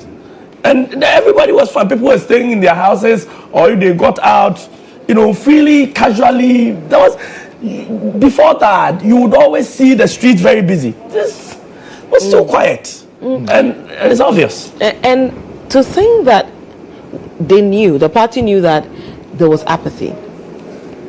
And that's one of the reasons analysts say Dr. Matthew Puku-Prempeh was chosen, that he's a son of the soil, and they expected that with his appointment, and he also going there, and Dr. Mahmoud Bawumia spending as much as close to 20 days there would have done something. It didn't do anything, Doc? That didn't help in any way? No, it didn't.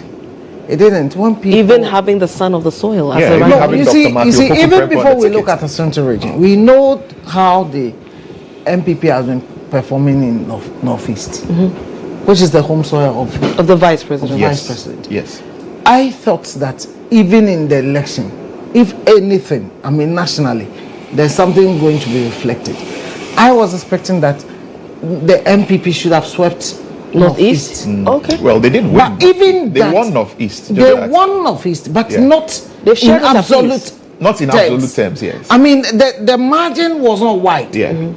So that alone should even tell you that even Dr. Bawumia, who is on the ballot paper, and all that he was expected to have done, couldn't sweep his own home region. Now you come to Ashanti region, mind you, NDC has consistently been doing about 25% in the Ashanti region. Ashanti region is very cosmopolitan. Yeah. I mean, especially if you take the non-rural Ashanti, very cosmopolitan. Now, if you look at the areas that Galamsey has eaten up, a lot of people have non-Ashantis have also gone to live in those areas in significant numbers. So, generally speaking, NPP was taking Ashanti for granted to their own peril. All right, Doc, we'll come back to you on that point, but we understand that election observers are addressing, yes, from ECOWAS are addressing the media now, so let's take you live and listen to them. Of the media, distinguished guests, ladies and gentlemen, a very good morning to you all. Good morning. Thank you very much. My name is Patience Chirata, Director for Government and Conflict Prevention in the Department of Political Affairs and Security at the African Union Commission, and it is my honor to be your facilitator for the proceedings this morning. We welcome you to the presentation of the preliminary statements of the election observation missions of the African Union, ECOWAS, and the Commonwealth, and we will get straight into our proceedings.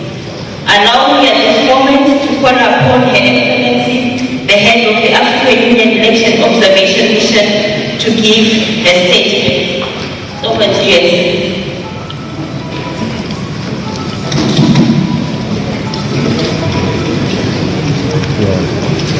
Thank you very much, Director. Excellencies, ladies and gentlemen, I'll read the report of the African Union as follows.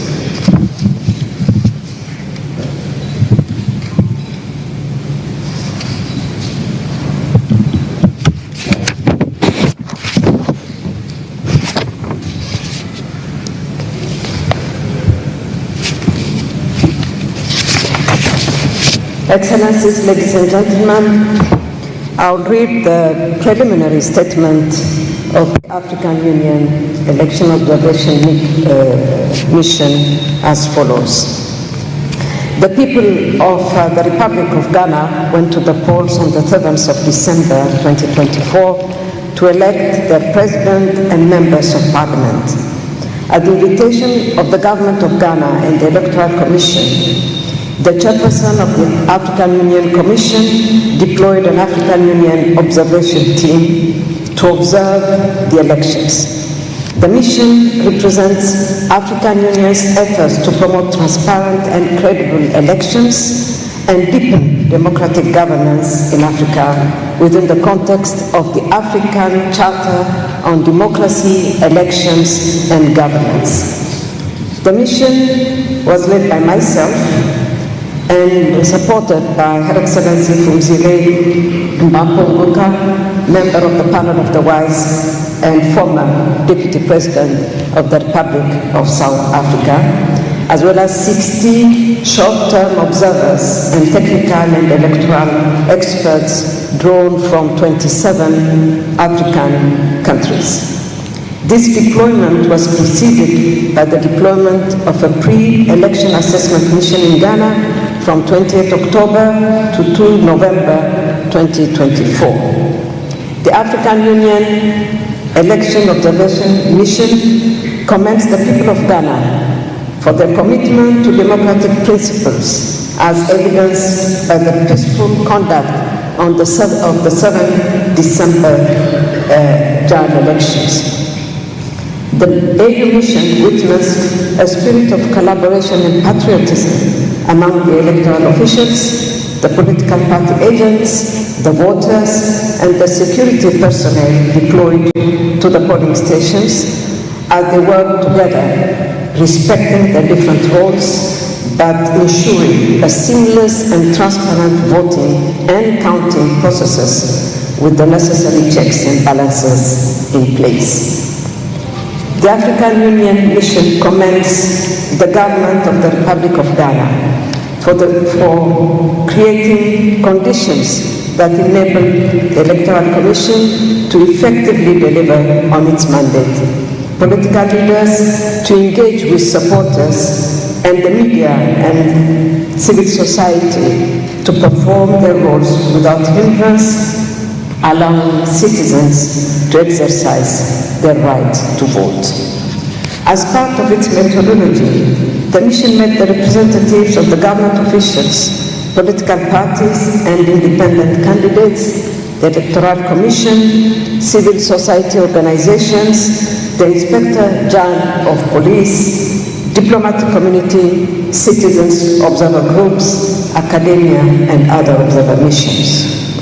Throughout this preliminary statement, the mission offers a summary of its key findings and recommendations on the electoral process up to the closing and counting of the polls. This statement is issued while selection and the election results process is still ongoing. The mission will issue the final report on a later date.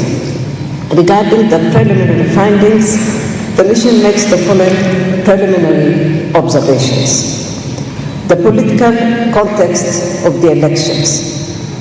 Ghana's December 2024 general elections marked the country's 8th presidential transition since the return of multi-party democracy back in 1992. This reinforced its democratic reputation for predictable and rule-based presidential transitions, aligning with the African Union's election standards and international best practices.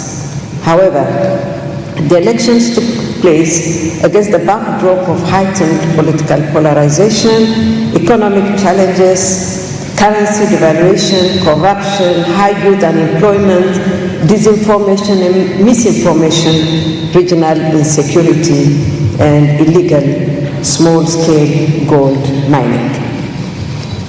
On the legal framework, Ghana's legal framework for elections provides for and guarantees fundamental human rights and freedoms, including the right to political participation and freedom of expression, association, and assembly, which is in line with the African Union and regional standards and international best practices for democratic elections.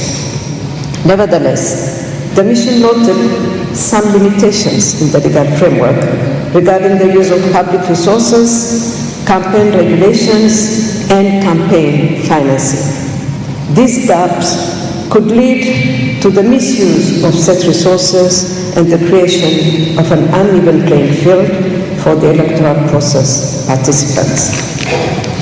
On the election administration, the Electoral Commission of Ghana, an independent constitutional body established under the Electoral Commission Act, is mandated to oversee and manage all public elections and referenda in the country.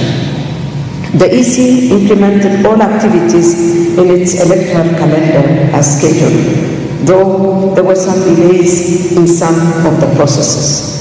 Notably, the mission acknowledged the EC's efforts to enhance transparency in the process by having regular consultations with the civil society and invited the media to participate in one of the inter-party advisory committee meetings. The AU mission commends the EC for the tireless deployment of materials to all regions and the efficiency of the biometric verification devices.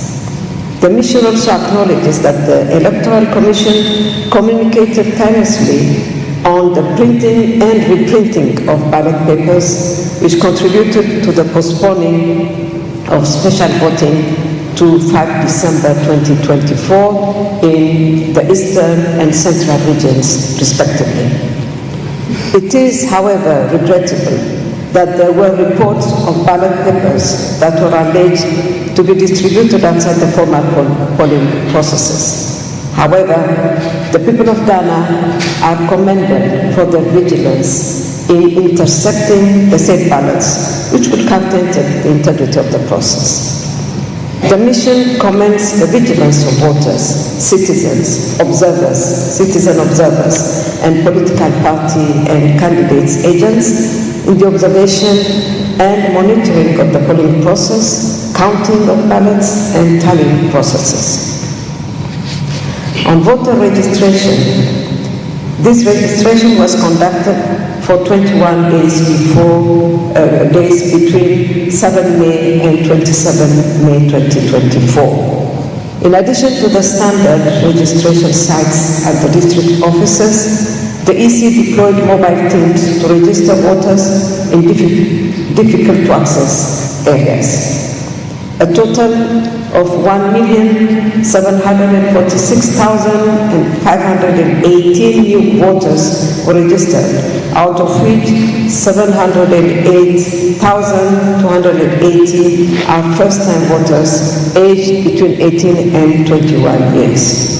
A final register of 18,774,159 voters was published by the Electoral Commission, of which 18,640,811 voters with biometric data, 131,478 special voters, and 1,870 voters without biometric data. All presidential candidates and political parties received a copy of the final register, further enhancing transparency and access to information in the process. Political party and candidate nominations. The EC conducted the candidate nomination exercise between 9 and 13 September 2024.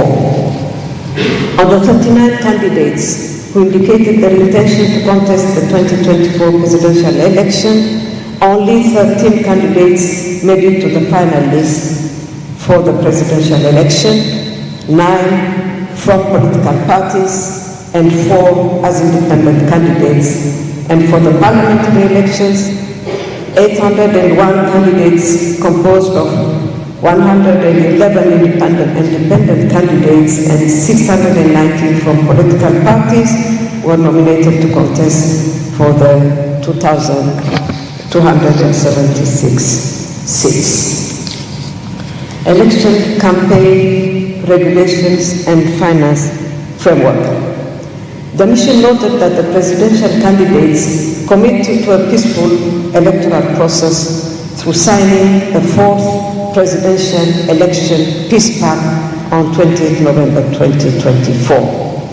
The campaign period was generally peaceful and campaign's messaging focused on key issues such as public service delivery, anti-corruption efforts, economic development, civic education, and mining sector improvement.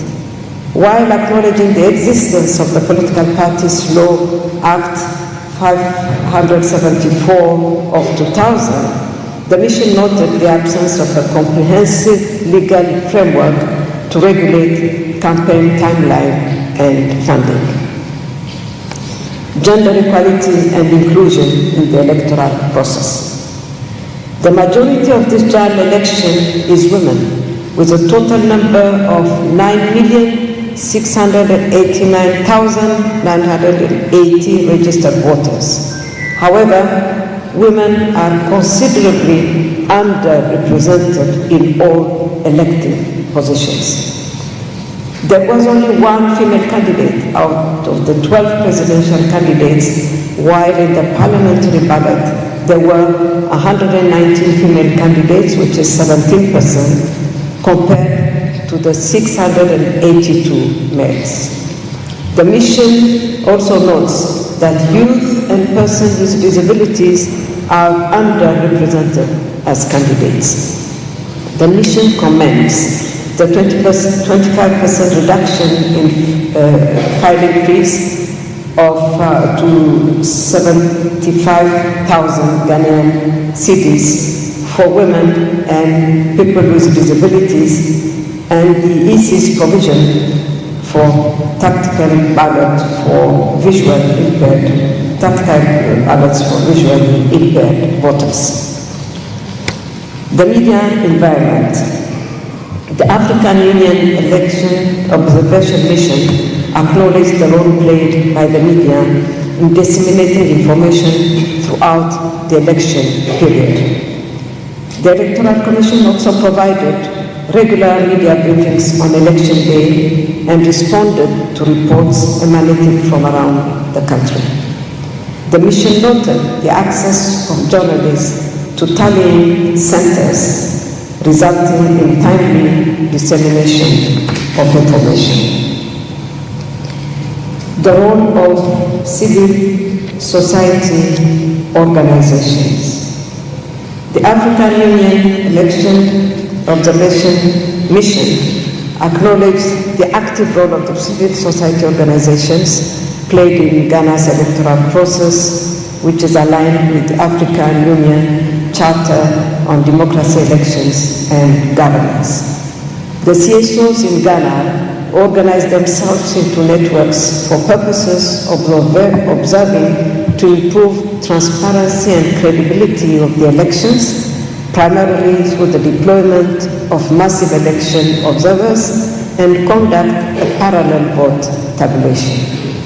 The mission also interacted with various situation rooms set by the CSOs to monitor electoral process and offer media and rapid response initiatives. On voting, special voting. Ghana provides one of the growing instances of special voting which accommodates persons who will be on official duty on election day to exercise their right to vote. The African Union Mission observed special voting in Greater Accra on 2 December 2024 and in Eastern Region on 5 December 2024, where polling was conducted in a largely compliant, peaceful and orderly manner. There was consistency between how polling was conducted for special voting and on election day. Only the counting and tabulation process that was done on 7 December.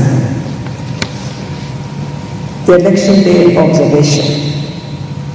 On election day, the African Union Election Observation Mission deployed 16 short-term observers to 14 of the 16 regions across Ghana. They observed opening and closing procedures in 13 regions and visited a total of 442 polling units to observe voting. In most polling stations, the atmosphere was generally calm and peaceful. Opening of polling. The mission noted that all the polling stations visited opened on time, apart from 2 stations, one in the Eastern region and another in Oti, which opened late due to the late arrival of materials and polling staff and the failure of the BVDs. The voting process. The mission noted that the EC maintained a maximum threshold of 749 voters per polling station, improving. So that's the head of mission, for the African Union observers, giving us an account of what they have observed with regard to the election. But let's quickly take you to the NADMO office around Kanda here in Accra, where we understand that irate youth have attacked the office. My colleague is standing by. Right, so you are at the NADMO office. What can you report?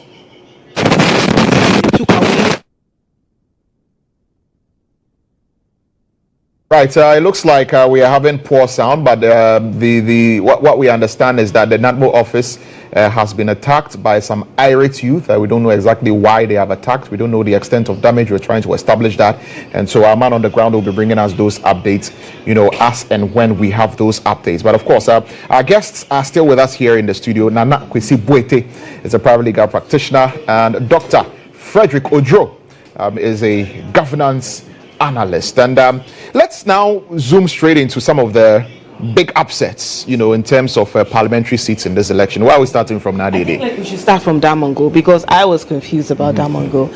I thought that Abujinapo retained the seat. Perhaps I saw a lot of retained on my timeline on Facebook.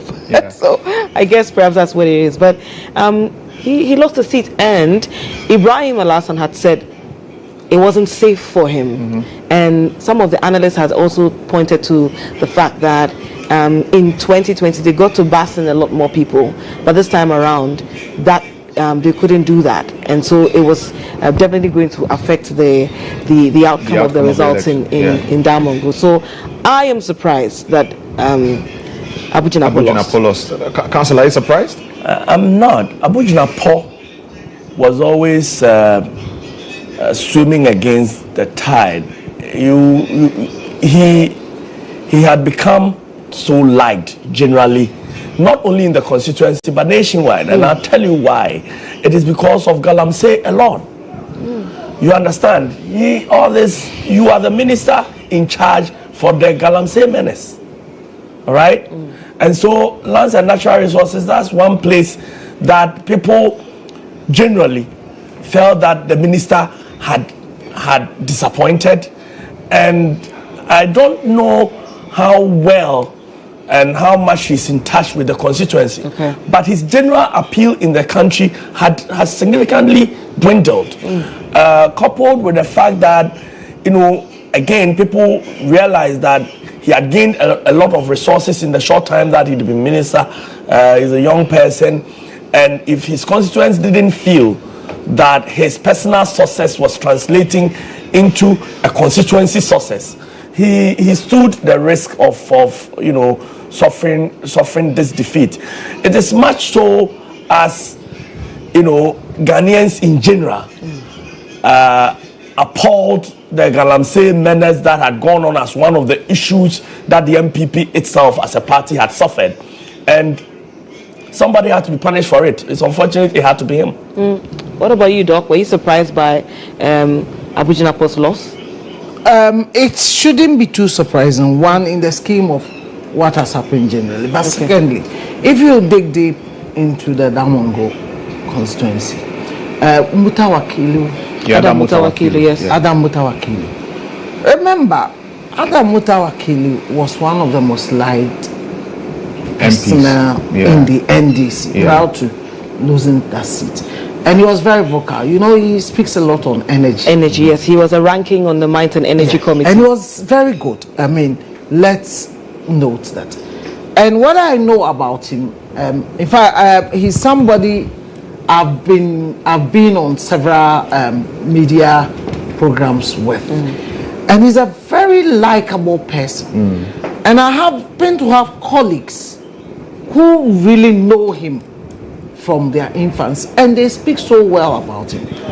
In the last election, if you realize, because Abujinapo was a minister, he was a deputy chief of staff. Deputy chief of staff, yes. He had a lot of resources which he pumped into the area, akin to what was happening in Hohoi. So if you look at the voting pattern in Damongo, it has always gone for, in this current regime, from 1992, although historically they used to be pro-UP. But from 1992, they voted NDC. Except in one instance in, I think, 2004, that I think NDC lost only once. But it went back to the NDC. So, but for the resources that Abujinapo had pumped into the area, it wouldn't work for them. Secondly, you see, where is Abujinapo originally from? Yape. The place, you see, the father is from Yape, and the mother is from Damongo. And this is a patrilineal society. Yes. So generally, there is that perception you have run away to come and take the seat. Well, his brother is at Yape. You can't contest your brother, so you've come here. So all those things have always been present. I remember that in 2020, during the election, John Mahama at a certain point said that, why is he coming to contest here? You know, over here, you know how we do. He should go and contest where his father is from. Where he come from. You see, all those things are there. But looking at the general economic outlook and the general perception about the current government, I think they all affected it. Well, lawyer believes the fact that he was minister for lands might have affected it. Yeah. But I think that would be a remote cause. Okay. It is more to do with, one, the general perception about the government, and the fact that he's also used a lot of resources, whether legal or otherwise, pumped it into the place it's like buying their loyalty. So in the scheme of things, I'm not surprised at all. Well, looking at another minister, the Minister for Communications and Digitalization in Ablekuma West, Ursula Uzuwe-Kufo, also loosen that particular seat. Council, Ursula's loss. Surprise for you? Yes, Ursula's loss surprising. She's had that seat for a while. Yes, and she's a force on her own to reckon with. But I think that, again, in Ursula's case, the general wave of change that was blowing, and there has been general perception that there was significant pomposity amongst a lot of the MPP ministers. And Ursula, the way Ursula carries herself, she's quite, in her eloquence, she's quite tenacious. Yeah. And so if you don't take care, you confuse her tenacity for arrogance. And all of those might have played a role, and coupled with the fact that she's been there for a while, maybe it was time to give way for somebody else, fresh blood, to have taken over that seat. And so there was someone who had been contesting, Ursula, someone who was very liked in the constituency. I've forgotten his name, but had been, contesting Ursula, right? And at the last time, I think she had said that she wasn't going to contest again in the last election. It looks as though perhaps there were rumors that she wanted to leave and then pursue a vice presidential ambition and all of that. And that particular individual within the party was well liked within the party and within the community. And so, getting to the end, Ursula said she was going to run again, and that sort of caused a bit of disaffection for her within. She hung on. I think she hung on. She went on it again. She won. The Ablekuma West seat, but this time around, looks like it's coming back to haunt her. I think she hung on too long, and she's also a victim of the general wave of change that blew across the country. And if you realize that Accra was significantly poised for change, and anybody who was not firm and slightly shaky was going to suffer it. And I mean, it is surprising because she's a force to reckon with, but then again, it could happen in the circumstances. Let's go back to the NATMO office. My colleague Theophilus Asari Boafo is there, and now we can find out exactly what has been happening at the NATMO office. Theophilus, what's happening? We understand that there was mayhem. Hello, Theophilus. Yes, so I'm currently standing at the Ayawaso office of the NADMO Municipal Assembly, and there's reports that last night there were people who came on motorbikes and cars who came to their offices to vandalize the place. They attacked the people who were here, stole or brought out some equipment like their ACs. Their offices has been run through and has been messed up. And this morning, another batch of people also came, who came and to lock the offices. And according to them, they locked the offices because it was done to them prior 8 years ago, and they are here to have a kickback. Right now, we can see military men coming in. They are very armed. I think they are come to also take information on what happened at the place. They called the police last night, and there are some scores of police outside as well. So they are come to observe what happened. Right, currently here, the place has been restored to peace. The offices, as I reported earlier, have been vandalized. However, the staff here are safe. I asked them, was any of them attacked, or is any of them injured? According to them, nothing untoward happened to them, but they are still living in fear and panic over what's happened, and they have concerns over their security issues. So we have an eyewitness with us who was here yesterday, and she would like to share her experience of what happened. Hello, ma'am. Good afternoon, morning. Patrol, you're free GHOne. Can you share to us what happened? Yesterday, I went to Boku to vote. So I got to the airport and I had a call from somebody around. Antifati, who around? And I said, there be Miko Boku, but my bedroom airport says, I was saying, my office on Munkrofobi Bahon, almost near. So when I went and put my bag down, I picked another taxi, ran to this place. I came and met three honorables sitting here, Honorable Baba Alaji, Honorable Sanda, and Honorable Awini. And I said, even before I came, I called Baba Alaji because he was the only person who has his number on my phone, because I had a problem with my phone and I changed. So his number was there. So I quickly called him and I asked him, oh, Baba Alaji, where are you? I heard that there's something happening in your office. He said, oh, I'm around the office. And I said, okay, I'm coming. I'm just coming from Boko, but I'm coming. So when I got here, there were the three people, honorables sitting here. And I said, what happened?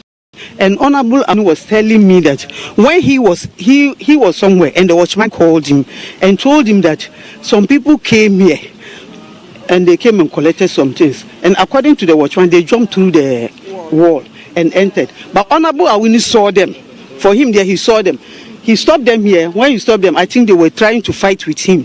But he was able to calm them down. He saw their faces. So when they left, he and the other three honorables, they quickly followed them. When they followed them, they went and saw that they kept this thing, the concrete machine, one somewhere, and they picked the concrete machine and they left me alone here.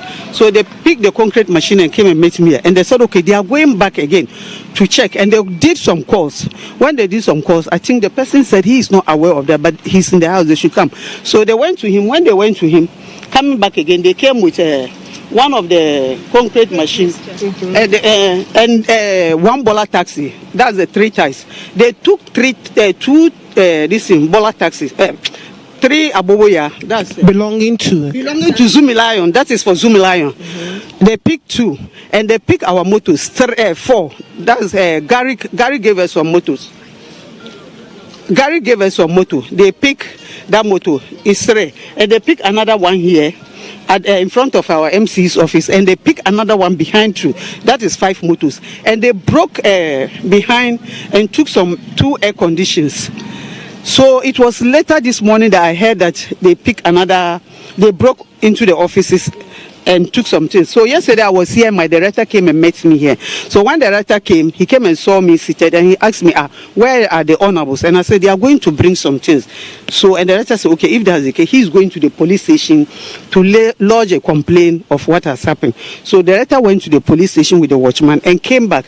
The director came back, and later the police people came with the watchman, went round and checked around the office, and they took their inventory and left. So I was here, and the assemblyman said, okay, it's left with one concrete mixer. So I should look for one of my boys, those motor riders who go around to collect the refuse. I should look for them to go and pick the concrete mixer. And I said, okay, the boys, they don't know where you people have gone to pick those things. So if you can send them there. So the 3 assemblymen, another one came and added to them, and there are 4. Razak. They all went to that place and showed the guys where this thing is, and they brought it. That's why it's 3. So they brought it, and when they left, I also said, okay, it's almost 5 o'clock.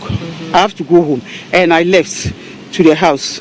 So that's what happened. I didn't even know that they went behind and broke into the office, because I think they broke it and they pull it and lock it. So we didn't know. So when the police people came, we only reported for the motors and the tricycles. So we had one tricycle. It's left with one. Brand new ones. They took it away, and they took with the air conditions. So that's what actually happened here yesterday. When all this was happening, around which time did it start? I got here around 12 something. I got here around 12 something. Midday. Day. 12 something. I came here in the afternoon, so I was sitting here up to 5 something. So according to the other assemblyman, he saw them. There were two. Razak said he knows them. Honorable Awinu too said he knows them. So we are now watching on them to let us know those people so that the law can take its course. Because you can't come into somebody's office and come and be looting things. This is an office. It's not a market square whereby you can go and start taking things. It's an office. It's an organization. So you come, if you need something, come and meet our big men, our director, the MC, and tell them, okay, a change of government have come. So this is what we want to do. But you didn't do that. And you came and started packing things in the office like that. Is it good? The people who came here, did they specify who they represent? According to the watchman or the people that I met, they said they are NDC people. Yeah, NDC. Yes, that they are NDC people. But I don't know, and I haven't seen them. I only came and met the assemblyman here, so I don't know whether it's NDC or MPP. What I haven't seen, I will not say I've seen it. But what I saw was when the the assemblyman brought the things, and they came and explained things to me. So, but for that matter, dear, I don't know which people came. And since you report it happened in the afternoon, was there or was any of it caught on the camera? Did anyone record as the events were ongoing? No one, dear. It was the assemblyman, the two of the assemblymen. According to Razak, he saw them. So when Honorable Awinu was talking to Honorable Awinu thought they were going to pass through the 37 route because he's working at the 37. So he thought they were going to pass there so that he will alert the military to arrest them. But they rather turn and pass this way, backwards. So he couldn't do anything. But he made somebody to follow them to know where they were going. So that is where we got to know where they kept this in and were able to retrieve it. We hear this morning a different batch of people came here to lock the offices. What do you have to say about that? Yeah, because yesterday, what happened, I was scared. So I said I won't come to the office today. I was in the house. So it was when I saw that they were interviewing Bernice, and I saw that some of the thing that she's supposed to say, because she wasn't here yesterday, so she didn't mention it. That's why I came. And the things that they took, the motors, I used them to work. Because I'm working with waste management, so these are my tools that I used to work with it. So definitely I will know what they've taken. They've collected all the wheelbarrows that was here. The wheelbarrows, I think it was local government. So we are currently going to the direction of the places where the things were captured.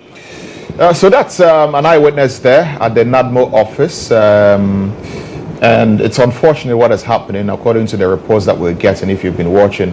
Alleged NDC thugs broke in there, made away with motorbikes, wheelbarrows, and other items from the office there, which is quite unfortunate. This is criminal counsel, isn't it? It is. I mean, it's unfortunate how these things keep happening after every election. You see, these are criminal-minded people who take opportunity of the wave of change that's happening and everything, and they study the system and realize there is a little uncertainty about a few things. And you are not taking these things to any party office. You are taking them for yourself. It's clear stealing, and this looting of national resources when elections happen. Loses. Yeah, it's bad. It's bad. I mean, I think that they should now, in this story, is being told that they know where the people live.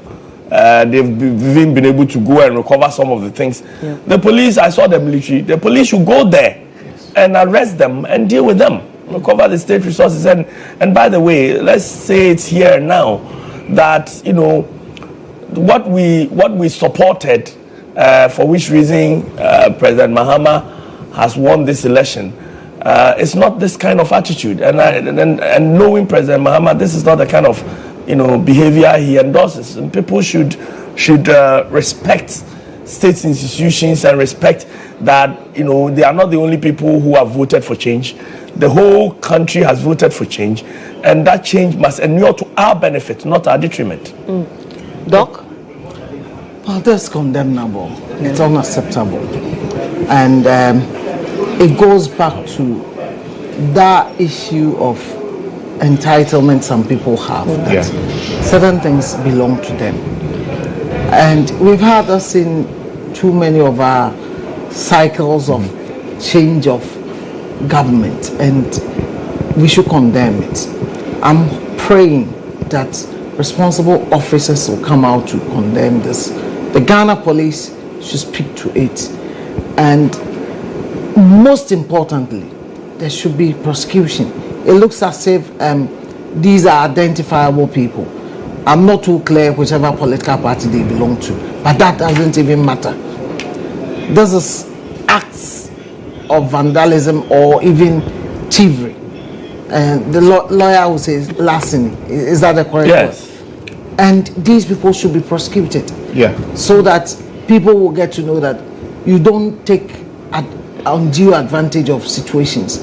This is a peaceful election. The whole country must.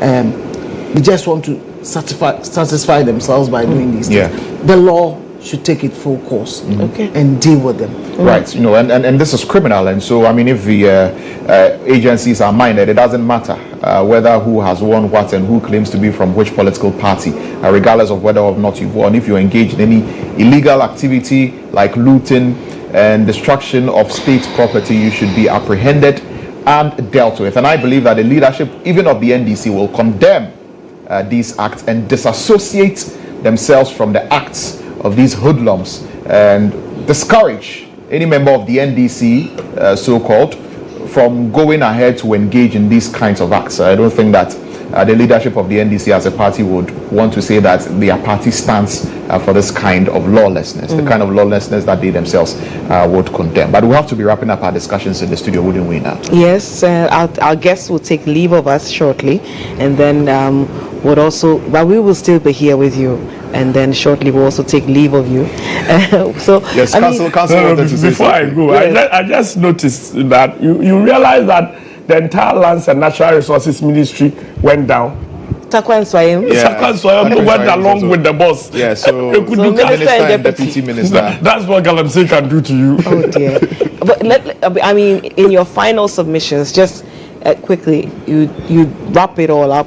Ewusu Senior East. That's where Hawa Kumsin is, the Minister of Fisheries. Yes, I mean, that is one of the surprising ones to me. One of the few that has come to surprise So that's one, and which other one surprises you? Ayawaso West Wogon? Oh, Ayawaso West Wogon. I'm not too surprised. Because of, you see, John Dumelo had been chipping at it for quite some time. And he is one of the few who kept working.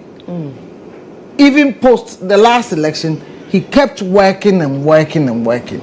So his work seems to have paid off for him. So I'm not too surprised with that. I mean, what the surprising ones for me Adansi Asukwa. That's a surprise. Yes, but even that in the last election, surprising. Remember in the last election, 2020 election, Mr. Sedin Ketia was bold to say that the NDC was going to take that seat. Yes. If anybody remembers that.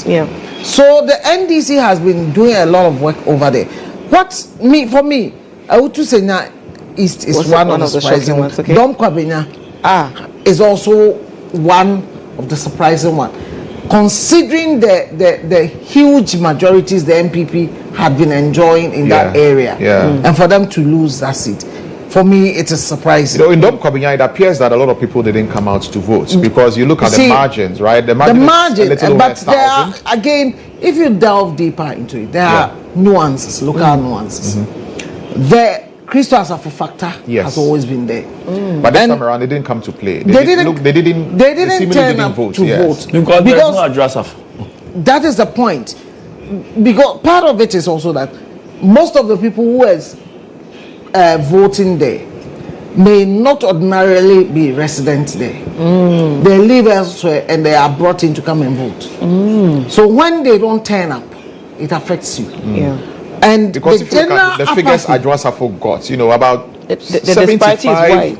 The general thereabouts, apathy, and this time around 50,000 for my general apathy that is besetting the MPP is playing up very well in Dom Kwabena. So I am surprised that it's happened, but there's clear explanation. But Dom Kwabena also, Electoral has been very consistent. Yes, and she's been visible. Yes, and I can count because I live in the constituency and I vote in the constituency. I live in the constituency and I don't vote in the constituency. I live in the constituency and I vote and there have been so many times I'm on my way home, I'm on my way to work, or my way somewhere that I've seen the team of different teams of Electoral Akurugu seriously campaigning, usually with a pickup with speakers moving around, sharing flyers, trying to go from home to home to encourage people this time around, to vote for Electoral Akurugu, But not only, you see, the NDC won. Hers is not in isolation as though she won and John didn't win. So you would notice that it was also a case of a wind of change. If you compare that to KT Hammond's place, MPP won. Baumia won the place and KT Hammond lost the seat. You understand? And so in his case, it is a clear case of, you've been here too long, you've not done enough, we don't like you. We want MPP, but we will vote against you. The voters get a blouse. In that constituency, lost in excess of 2,000. But I think that generally, the Ashanti region sees that, all the Ashanti region sees that the NDC won, gained in addition to the ones they have, would send some surprise to you. Right. I mean, Akrofoma has been very consistent in inching up towards the NDC. But even though when I went there, I saw, and Akrofoma is one of the most underdeveloped, places in Ghana. Very, very deprived. And they voted since 92, for the MPP, and it had become very clear that they feel, rejected, dejected, and they wanted to send a message. All right. You see, Akrofoma was there not too long ago. And one of the things I noticed is that you look at AGA, their main water source is coming from the area to support the mines. But the people in the constituency do not have potable water. Okay. All right. And there's a young local boy, young guy, very local person who has won the seat. All right. Fantastic. And on that note, we'll have to end the conversation here, but I have to quickly go to the Sawamedrejuri area where Etonam Kumashi is at the moment. We're getting some updates in relation to the situation in Sawamedrejuri. As of now, the MPP and the NDC are claiming to have won that seat. The majority whip, Frank Anodompre, he is petitioning the Regional Electoral Commission for some answers to this. Etonam Kumashi is there for us. Etonam, what can you report? Okay, and thank you. So currently, Frank Anodompre, who is the MP for the constituency, has moved with his team to the Electoral Commission headquarters, the regional headquarters in Koforidua. He's saying that the matter should be investigated. He has his pin sheet, he's ready with his pin sheet, and according to the pin sheet, he has won the election. NDC also claims they've won the election, but they are based here. They didn't move, they haven't moved just yet. So currently, the NPP that is Frank with his team are at Koforidua at the Electoral Commission headquarters. So we are waiting for what the EC will say concerning this matter, and then the results will be brought finally to some Adwoasafo constituency again for the declaration. This will be done at where it was supposed to have been collated in the first place, which was the St. Martin's Secondary School. Now, so Etonam, at the moment, they are the regional EC office. Does he have in his company his supporters? Hello? Etonam, can you hear me? Yes, I can hear you. Yes, I'm asking if Frank Anodompre has in his company his supporters. Has been. Does he have his supporters with him? No, currently he's just with his team. Okay. He's just with his team. So he held a press conference earlier yesterday. Okay. And he says that he has received certain threats from members of or supporters of the National Democratic Congress, and so he sort of has very heavy security around him currently. The supporters are just here waiting for the results. He and his team have moved to the headquarters, but the NPP supporters are here trying to make sure that things don't, there's no more chaos, because they've been threatened. He's even said that he's alleged that they are threatening to burn down his house as well. And so when you come to him here in the Salmadoji constituency, you see that there are heavy security presence. There's heavy security presence around. So his supporters haven't moved with him. They are here, but he's just moved with his team to the headquarters. And has the petition been received by the Electoral Commission there yet? Yes, but we don't have updates on it just yet. We just know that he has petitioned and he sent his document, his team sheet, but we don't know what they have to say just yet. And trying to get officials there currently is a bit difficult because the situation is looking quite dicey. So as of now, it means that the results in Sawame Dredri have not been declared, have they? No, they have not been declared. All right, Etonam. Thank you very much with that update there. Etonam Kumashi, our lady on the ground in Sawame Dredri, as she was bringing us the details with regard to the decision taken by Frank Anodompre to petition the Regional Electoral Commission over the dispute concerning the results in Sawame Dredri. And if you are wondering about, the video that you were looking at on your screen while Etonam was speaking to us, this is an incident that happened yesterday at Sawame Dredri yesterday, where a gentleman was shot in his thigh. Right, he was shot in his thigh yesterday because there was a scuffle over disagreements in the results at Sawame Dredri. It is in the aftermath of that Frank Anodompre, who is the current member of parliament for the area, has decided to petition the Electoral Commission about all that has happened. He says he has all of his pink sheets. I believe that the NDC agents too will have their pink sheets, and I believe that in the coming days the EC will make a decision as regards what happens with Sawame Dredri. So this is our continuous coverage of the elections. We're still waiting on the EC, the Electoral Commission, to declare the results. And of course, our guests have left us. Now they told you that they were going to leave us. And so Nana Kwesi Buete and Dr. Frederick Odro have had to take leave of us, but we're still continuing with our coverage here. And of course, like I said, all eyes are still on the Electoral Commission to come out, and declare results. So this will be one of the constituencies that will be in contention. So now we don't know what's happening with Tain South, and we don't know what's happening with Sawame Dredri now that a petition, with regard to the outcome of the election results has been sent to the Electoral Commission. And so we'll see what the Electoral Commission has got to say, about that. And we'll be bringing all of that to you here on the EIB Election Hub. Absolutely, it's the EIB Election Hub, and our coverage is brought to you in association with Verna. Verna is ensuring that we are able to bring you this election coverage, and Verna Water is wishing all Ghanaians all the best as we embark on this particular journey of electing a new president as well as members of parliament. And so far, at least, even though the Electoral Commission is yet to provide the official results in relation to the polls, we've had the Vice President and flag bearer, Dr. Mahmoud Bawumia, conceding to John Dramani Mahama, who's the former president of Ghana, and he indicated in his concession speech that the decision is a decisive one from Ghanaians in relation to this particular election. We also do understand that he would be addressing the press at 12 p.m. Today. I'm wondering what that will be, so get to find out exactly what he intends to tell Ghanaians in relation to this election. And this is particularly because we had been told by a special aide to John Dramani Mahama that he would not be speaking, he would not be making any statements as regards the outcome of the elections until the Electoral Commission finally declares the results. So the EC has not declared the presidential result.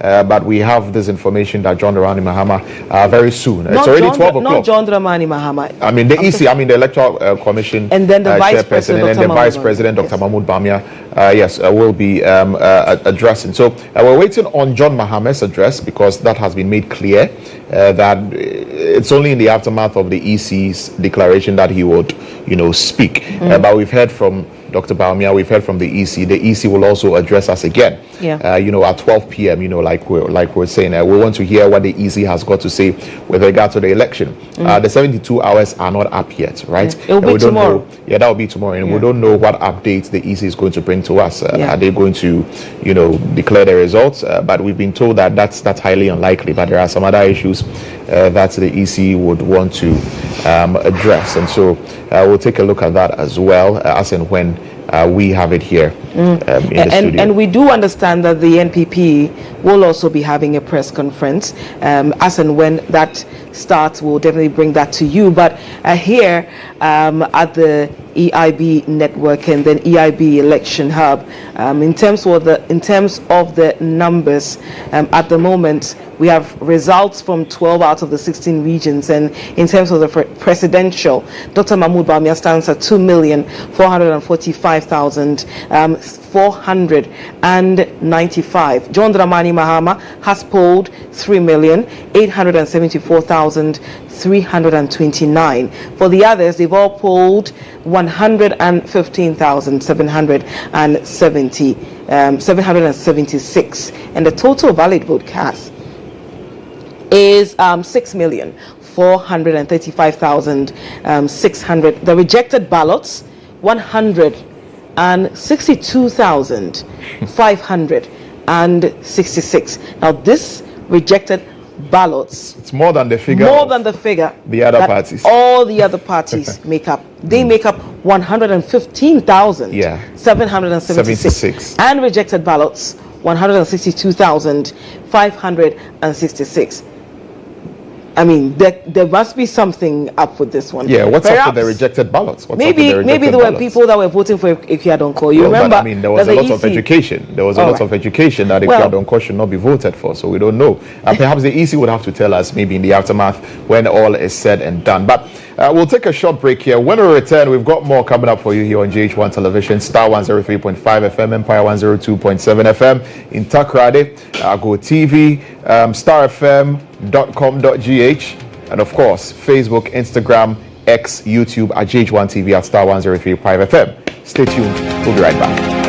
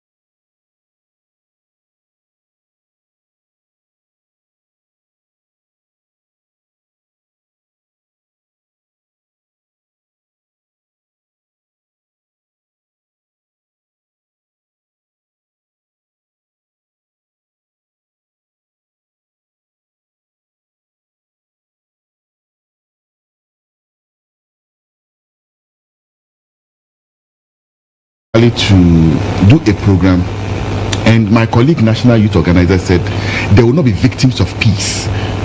Okay. Yes, they will not be victims of peace. So the following week, when we also had the program, I said, Abakade. It was a chance to clap back. Then I also told them that we will not sacrifice the elections on the same altar of peace. Because if you will not be victims, why should I sacrifice? Okay. Simple. And I till date, look, till I go into my grave, I take it.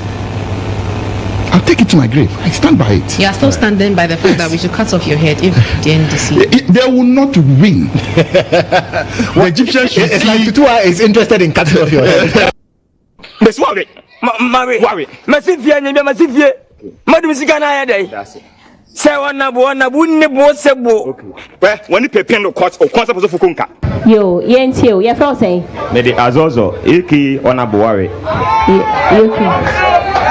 Be a moving actor. Menele when a tire film. Nana Kufuado be catch say Ubisi Film Village, Amayen. Ama in Asia Culture Center. If you are Jokuni Penifumi Blasiai. To catch a sano, Yagidi, Emuso Bebuay. Yanibers no Hokus in Eastern region, no crown, a do baby see, I am Pejai. Timehu say, Oni akola e kokotobo. Na se wa mu bi anse ne sana for so bo a. E na ye hyem la se nyinso dwa ya nyem la ekudwale. Dwale betima adwonso fam. Timehu se papa no wadada me na me akala pese no. MP na ote so no. E na me mpena asem ba presidential ande me ni asem. Sana me toma ba. Yes. Yo, yeah that's it.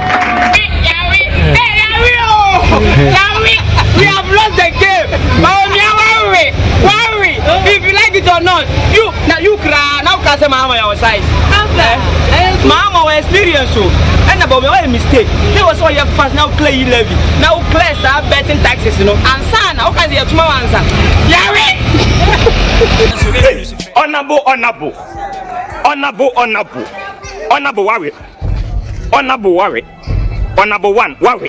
Nagas honorable fan of Kachi, Miss Worry. Kachi, worry. Ade, worry. Who knew enemy? Yimiano. Oh, of enemy. Yamashin. Semajina Bana Maria. Aha, a fan bay. Oh, Sikane Usika, and Yamsika.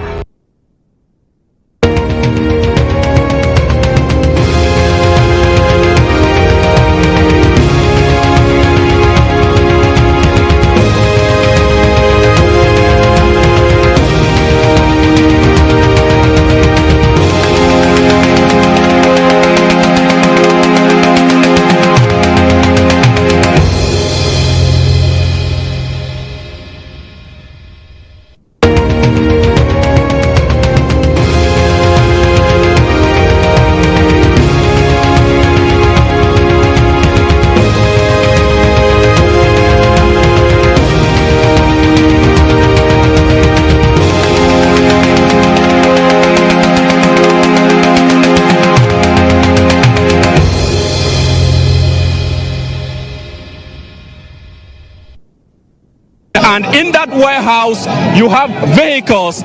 In there, you have food items that have been stored by the Tamale Metropolitan Assembly.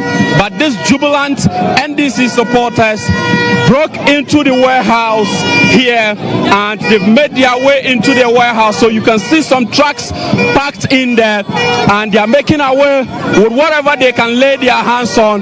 The police moved in earlier to try and control the situation, but unfortunately it appears they've lost control. So earlier we understand that and confirmed that there have been some shots that were fired here, but we do not have the information as to whether it was some civilians who were firing or the police who were firing. But at present, we have a large number of the jubilant youth of the NDC who are here. Some are wearing party colors, others are not, and we have the military now moving their car into the assembly warehouse to try as much as possible to calm the situation. So this is what is happening here within the Tamale Metropolitan Assembly, directly opposite the Tamale Metropolitan Assembly.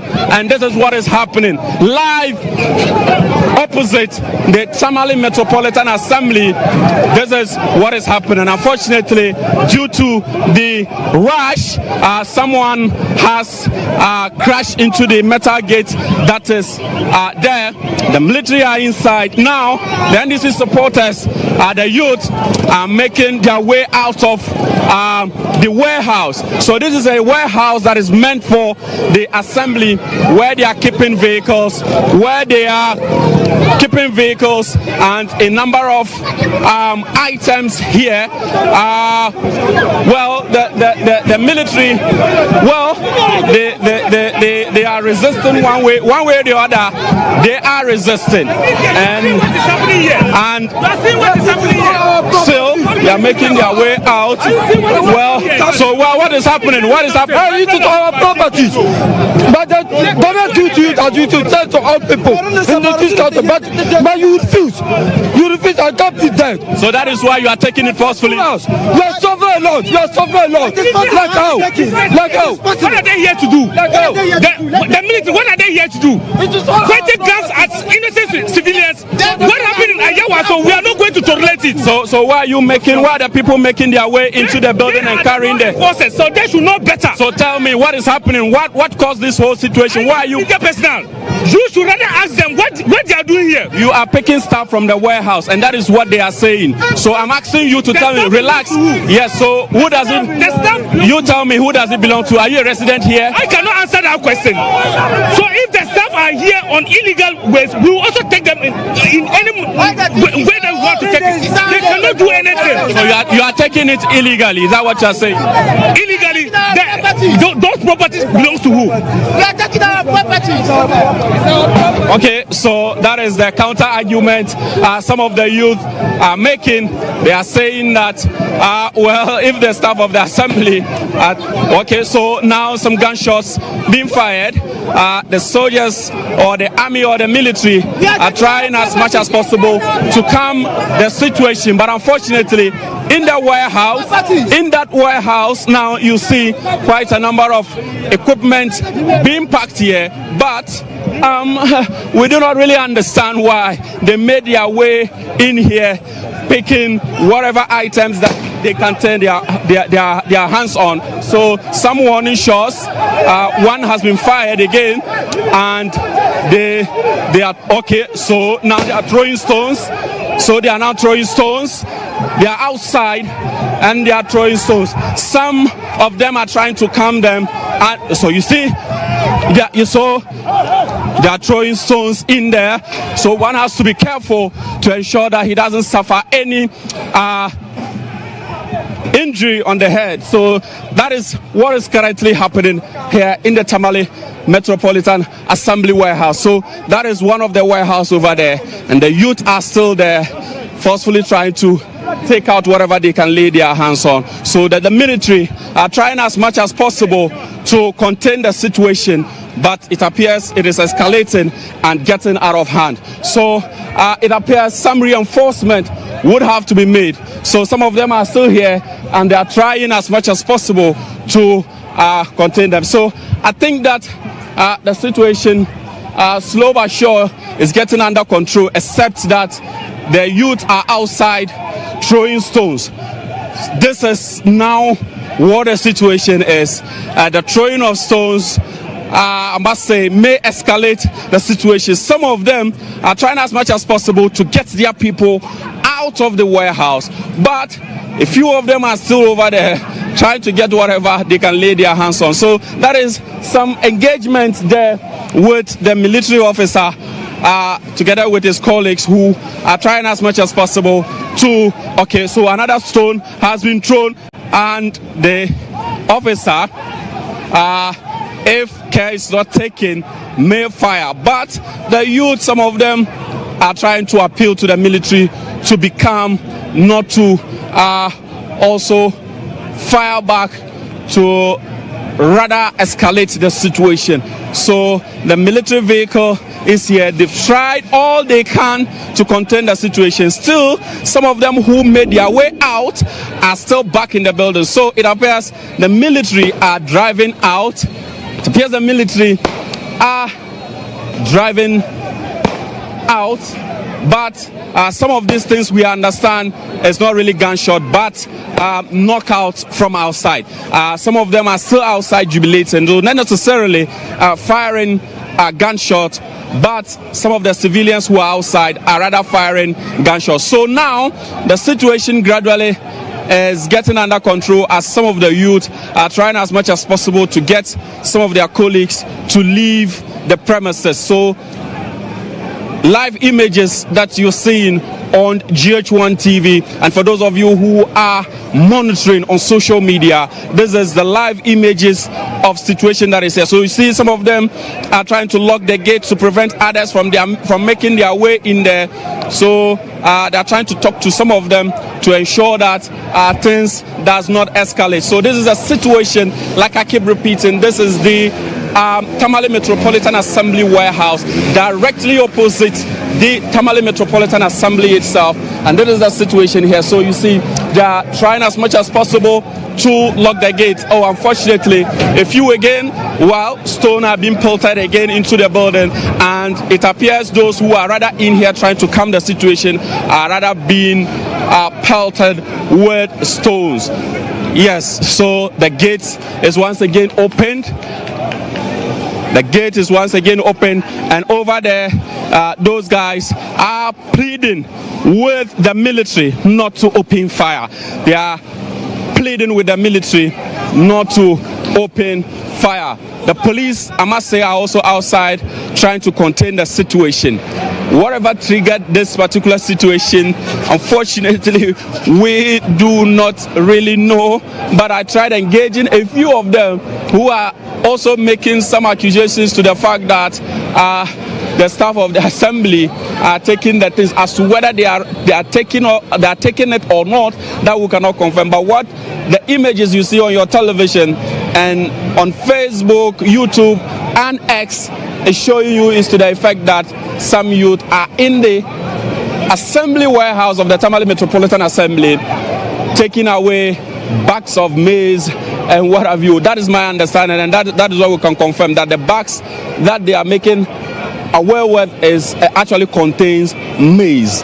But why the assembly is keeping it there, we do not really know. And this equipment that you see, one may say maybe, or just maybe, it is meant for the drip project. That also may be likely the case, but that is the situation still here at the assembly warehouse. So the youth are back in there. The gate, it appears, cannot be shut as they keep coming in. Some of them are trying as much as possible to drive them out of the premises, but they keep coming. And we expected that by now there should be reinforcement, especially so when the Northern Regional Police Command is just a stone throw away from where this particular incident is happening. So Lantampa Panko, this is the situation here at the assembly warehouse, the Tamale Metropolitan Assembly warehouse, and not a distance far is the Northern Regional Police Command. I'm wondering why reinforcement, the police are still not here to get these people out of this particular warehouse. There's some people may consider a clear case of looting, and if my camera could pan to this particular side, you realize that I don't know whether it is those people who broke into the building that actually disrupted or destroyed some of the things over there. I cannot really confirm whether they are those who did that, but over there, okay, so that door that they broke into has actually shut. You say, what are you covering? You say, what are you people covering? So, boss, what are you covering here? What are you covering?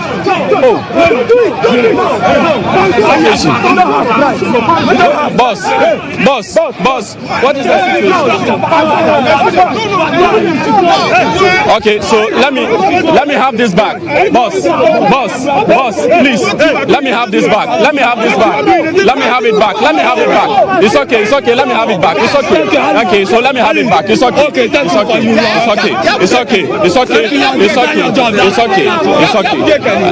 So what is your problem? My problem is that we are trying to let the people move away from here, but we don't understand the reason why you people are. All right.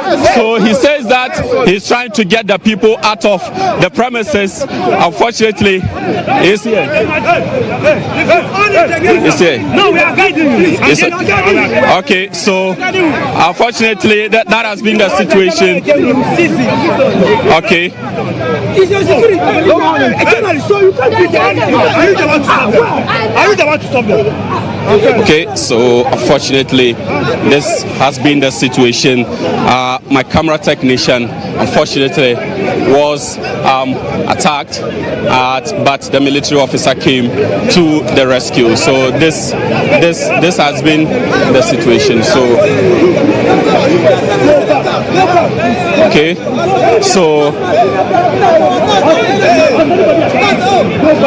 okay, so the military officer actually came to the rescue of my camera technician, who unfortunately was somehow attacked by the irate youth who made their way into this particular premises. So live pictures that you're seeing here from the assembly warehouse. So we keep calling if the police are monitoring. They should try as much as possible to be here. So unfortunately, when they came, okay, so they're asking us to stop. Alice.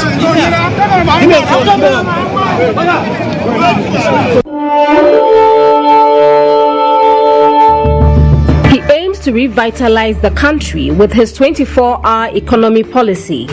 Once upon a time, known as Commissioner General, this candidate is determined to get the economy back on track within 4 years. He hopes Ghanaians will give him the opportunity to lead the nation once again. Who is he? John Dramani Mahama. Mr. John.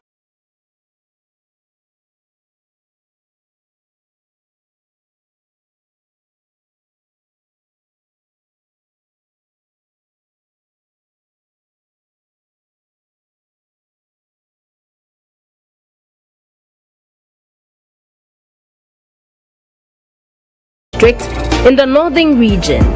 He is the son of Emmanuel Adama Mahama, the West Gonja constituency. And just bringing you a profile of John Dramani Mahama there, who is the man of the moment. Of course, I will continue with the rest of that profile. But now we want to take you to the Ashanti region. In fact, we want to take you to Bantama constituency, where my colleague Isaac Justice Bediako is standing by. In fact, he is at the Bantama Metro Mass Transport Terminal. And he'll help us understand exactly how Bantama is looking like this morning. Isaac, if you can hear me, earlier you were at the markets, now you are at the Metro Mass bus terminal. What can you report from there?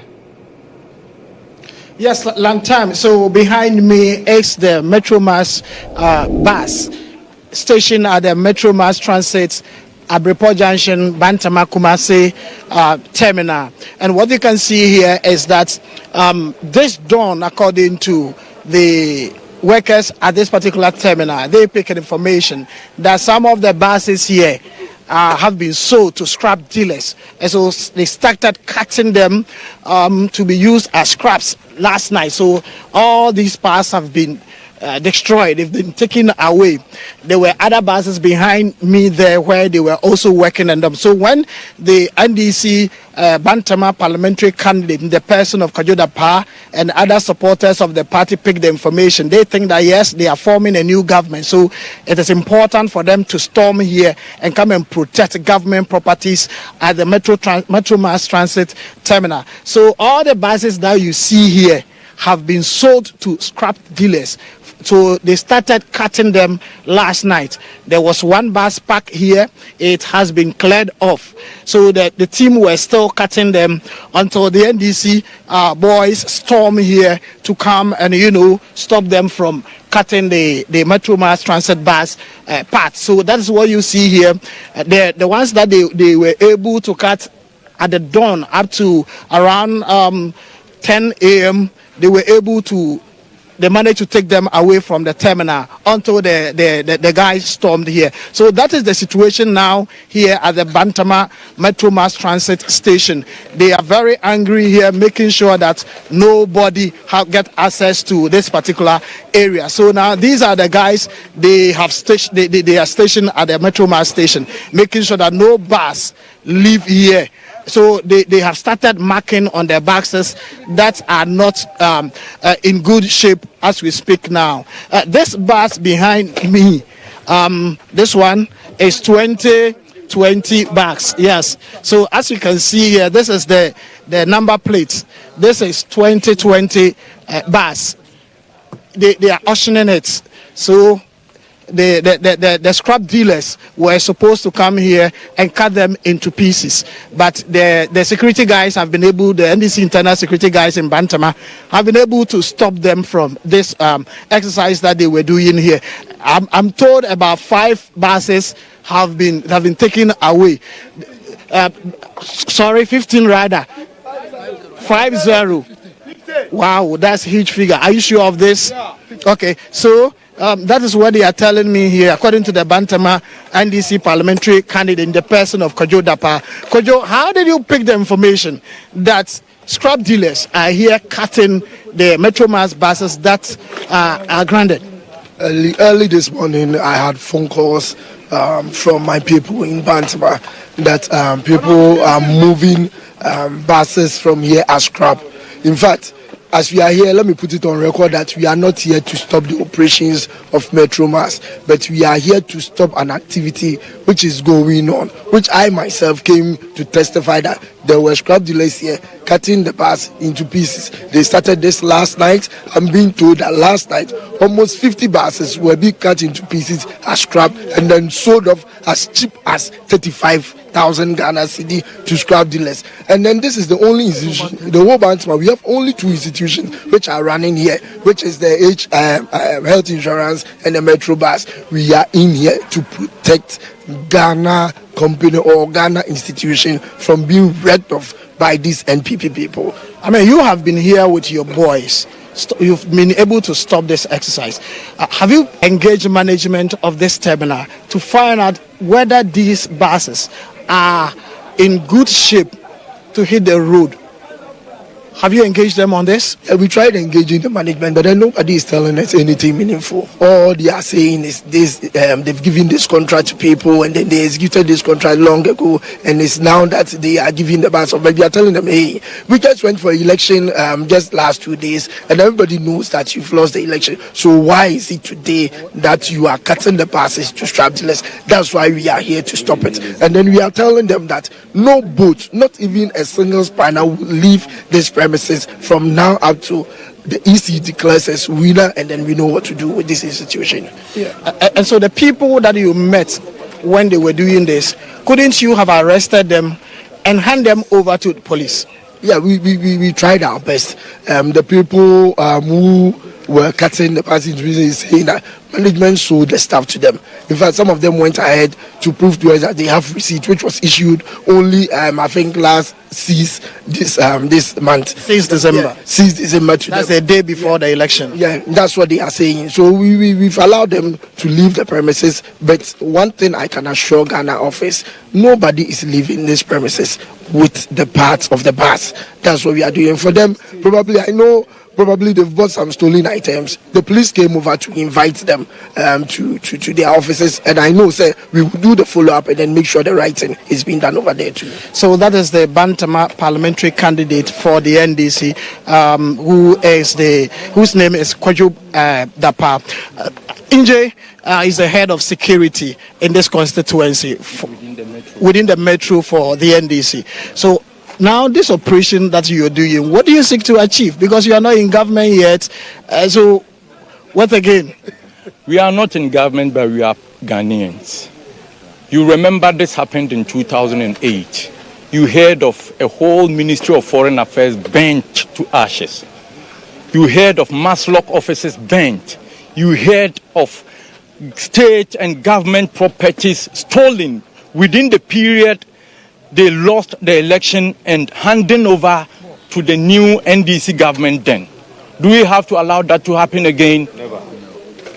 This is very serious. After looting this country, so these people are even not ashamed of themselves. 50 buses from yesterday till this morning, cut them into pieces, take them away. The police have been here. I called the regional police command in charge of operations, that is Opoku Kondia. He led the Sofo line police. They were here. We talked to them. They've invited the guys. But our boys are going to be here day and night. And we are using this opportunity to tell Jane Mensah. John Dramani Mahama said we are going into the ring with our own referee. We did it. Wow. We did it. We've won the election. Just come out and declare. Just come out and let the whole world know that the NDC has won. So if we are not careful, they will use this short period to bring this nation down. So we are begging Jane Mensah. You talk about the state, you are protecting the state's properties. You don't want anyone to loot. But your people in the other region are looting. In Tamale, they have broken into a warehouse. They've taken sacks of rice, oil, beans, everything. They've taken them away. Are you not doing the same exercise? How do you know they are people? They were your people because they were captured live on camera on GHOne TV. Let me tell you something. Someone wearing an NDC t-shirt to do anything that will tarnish the image of the party doesn't mean the person is an NDC person. We know what the MPP can do. Yesterday, they started cutting these buses into pieces. If we had pictures of them, do you know that when we came here, some of the guys came and told us, oh, knowing very well that they are lying. We are not going to allow that to happen, I swear. Wow. Not even a bolt or a knot will leave this premises. Our boys will man the gates. They will be around. They will not do anything to disrupt the activities of the Metro Mass as far as this station is concerned. But we are going to mark them.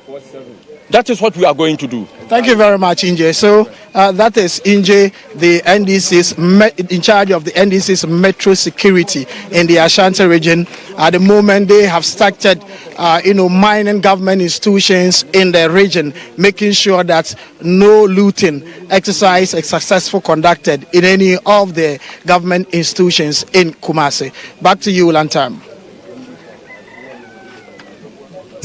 Justice Bediako there bringing us an update from the Metro Mass Station in Kumasi, just around the Bantama area, or at Abripo Junction, if you know Kumasi very well. That is where the Metro Mass Station is.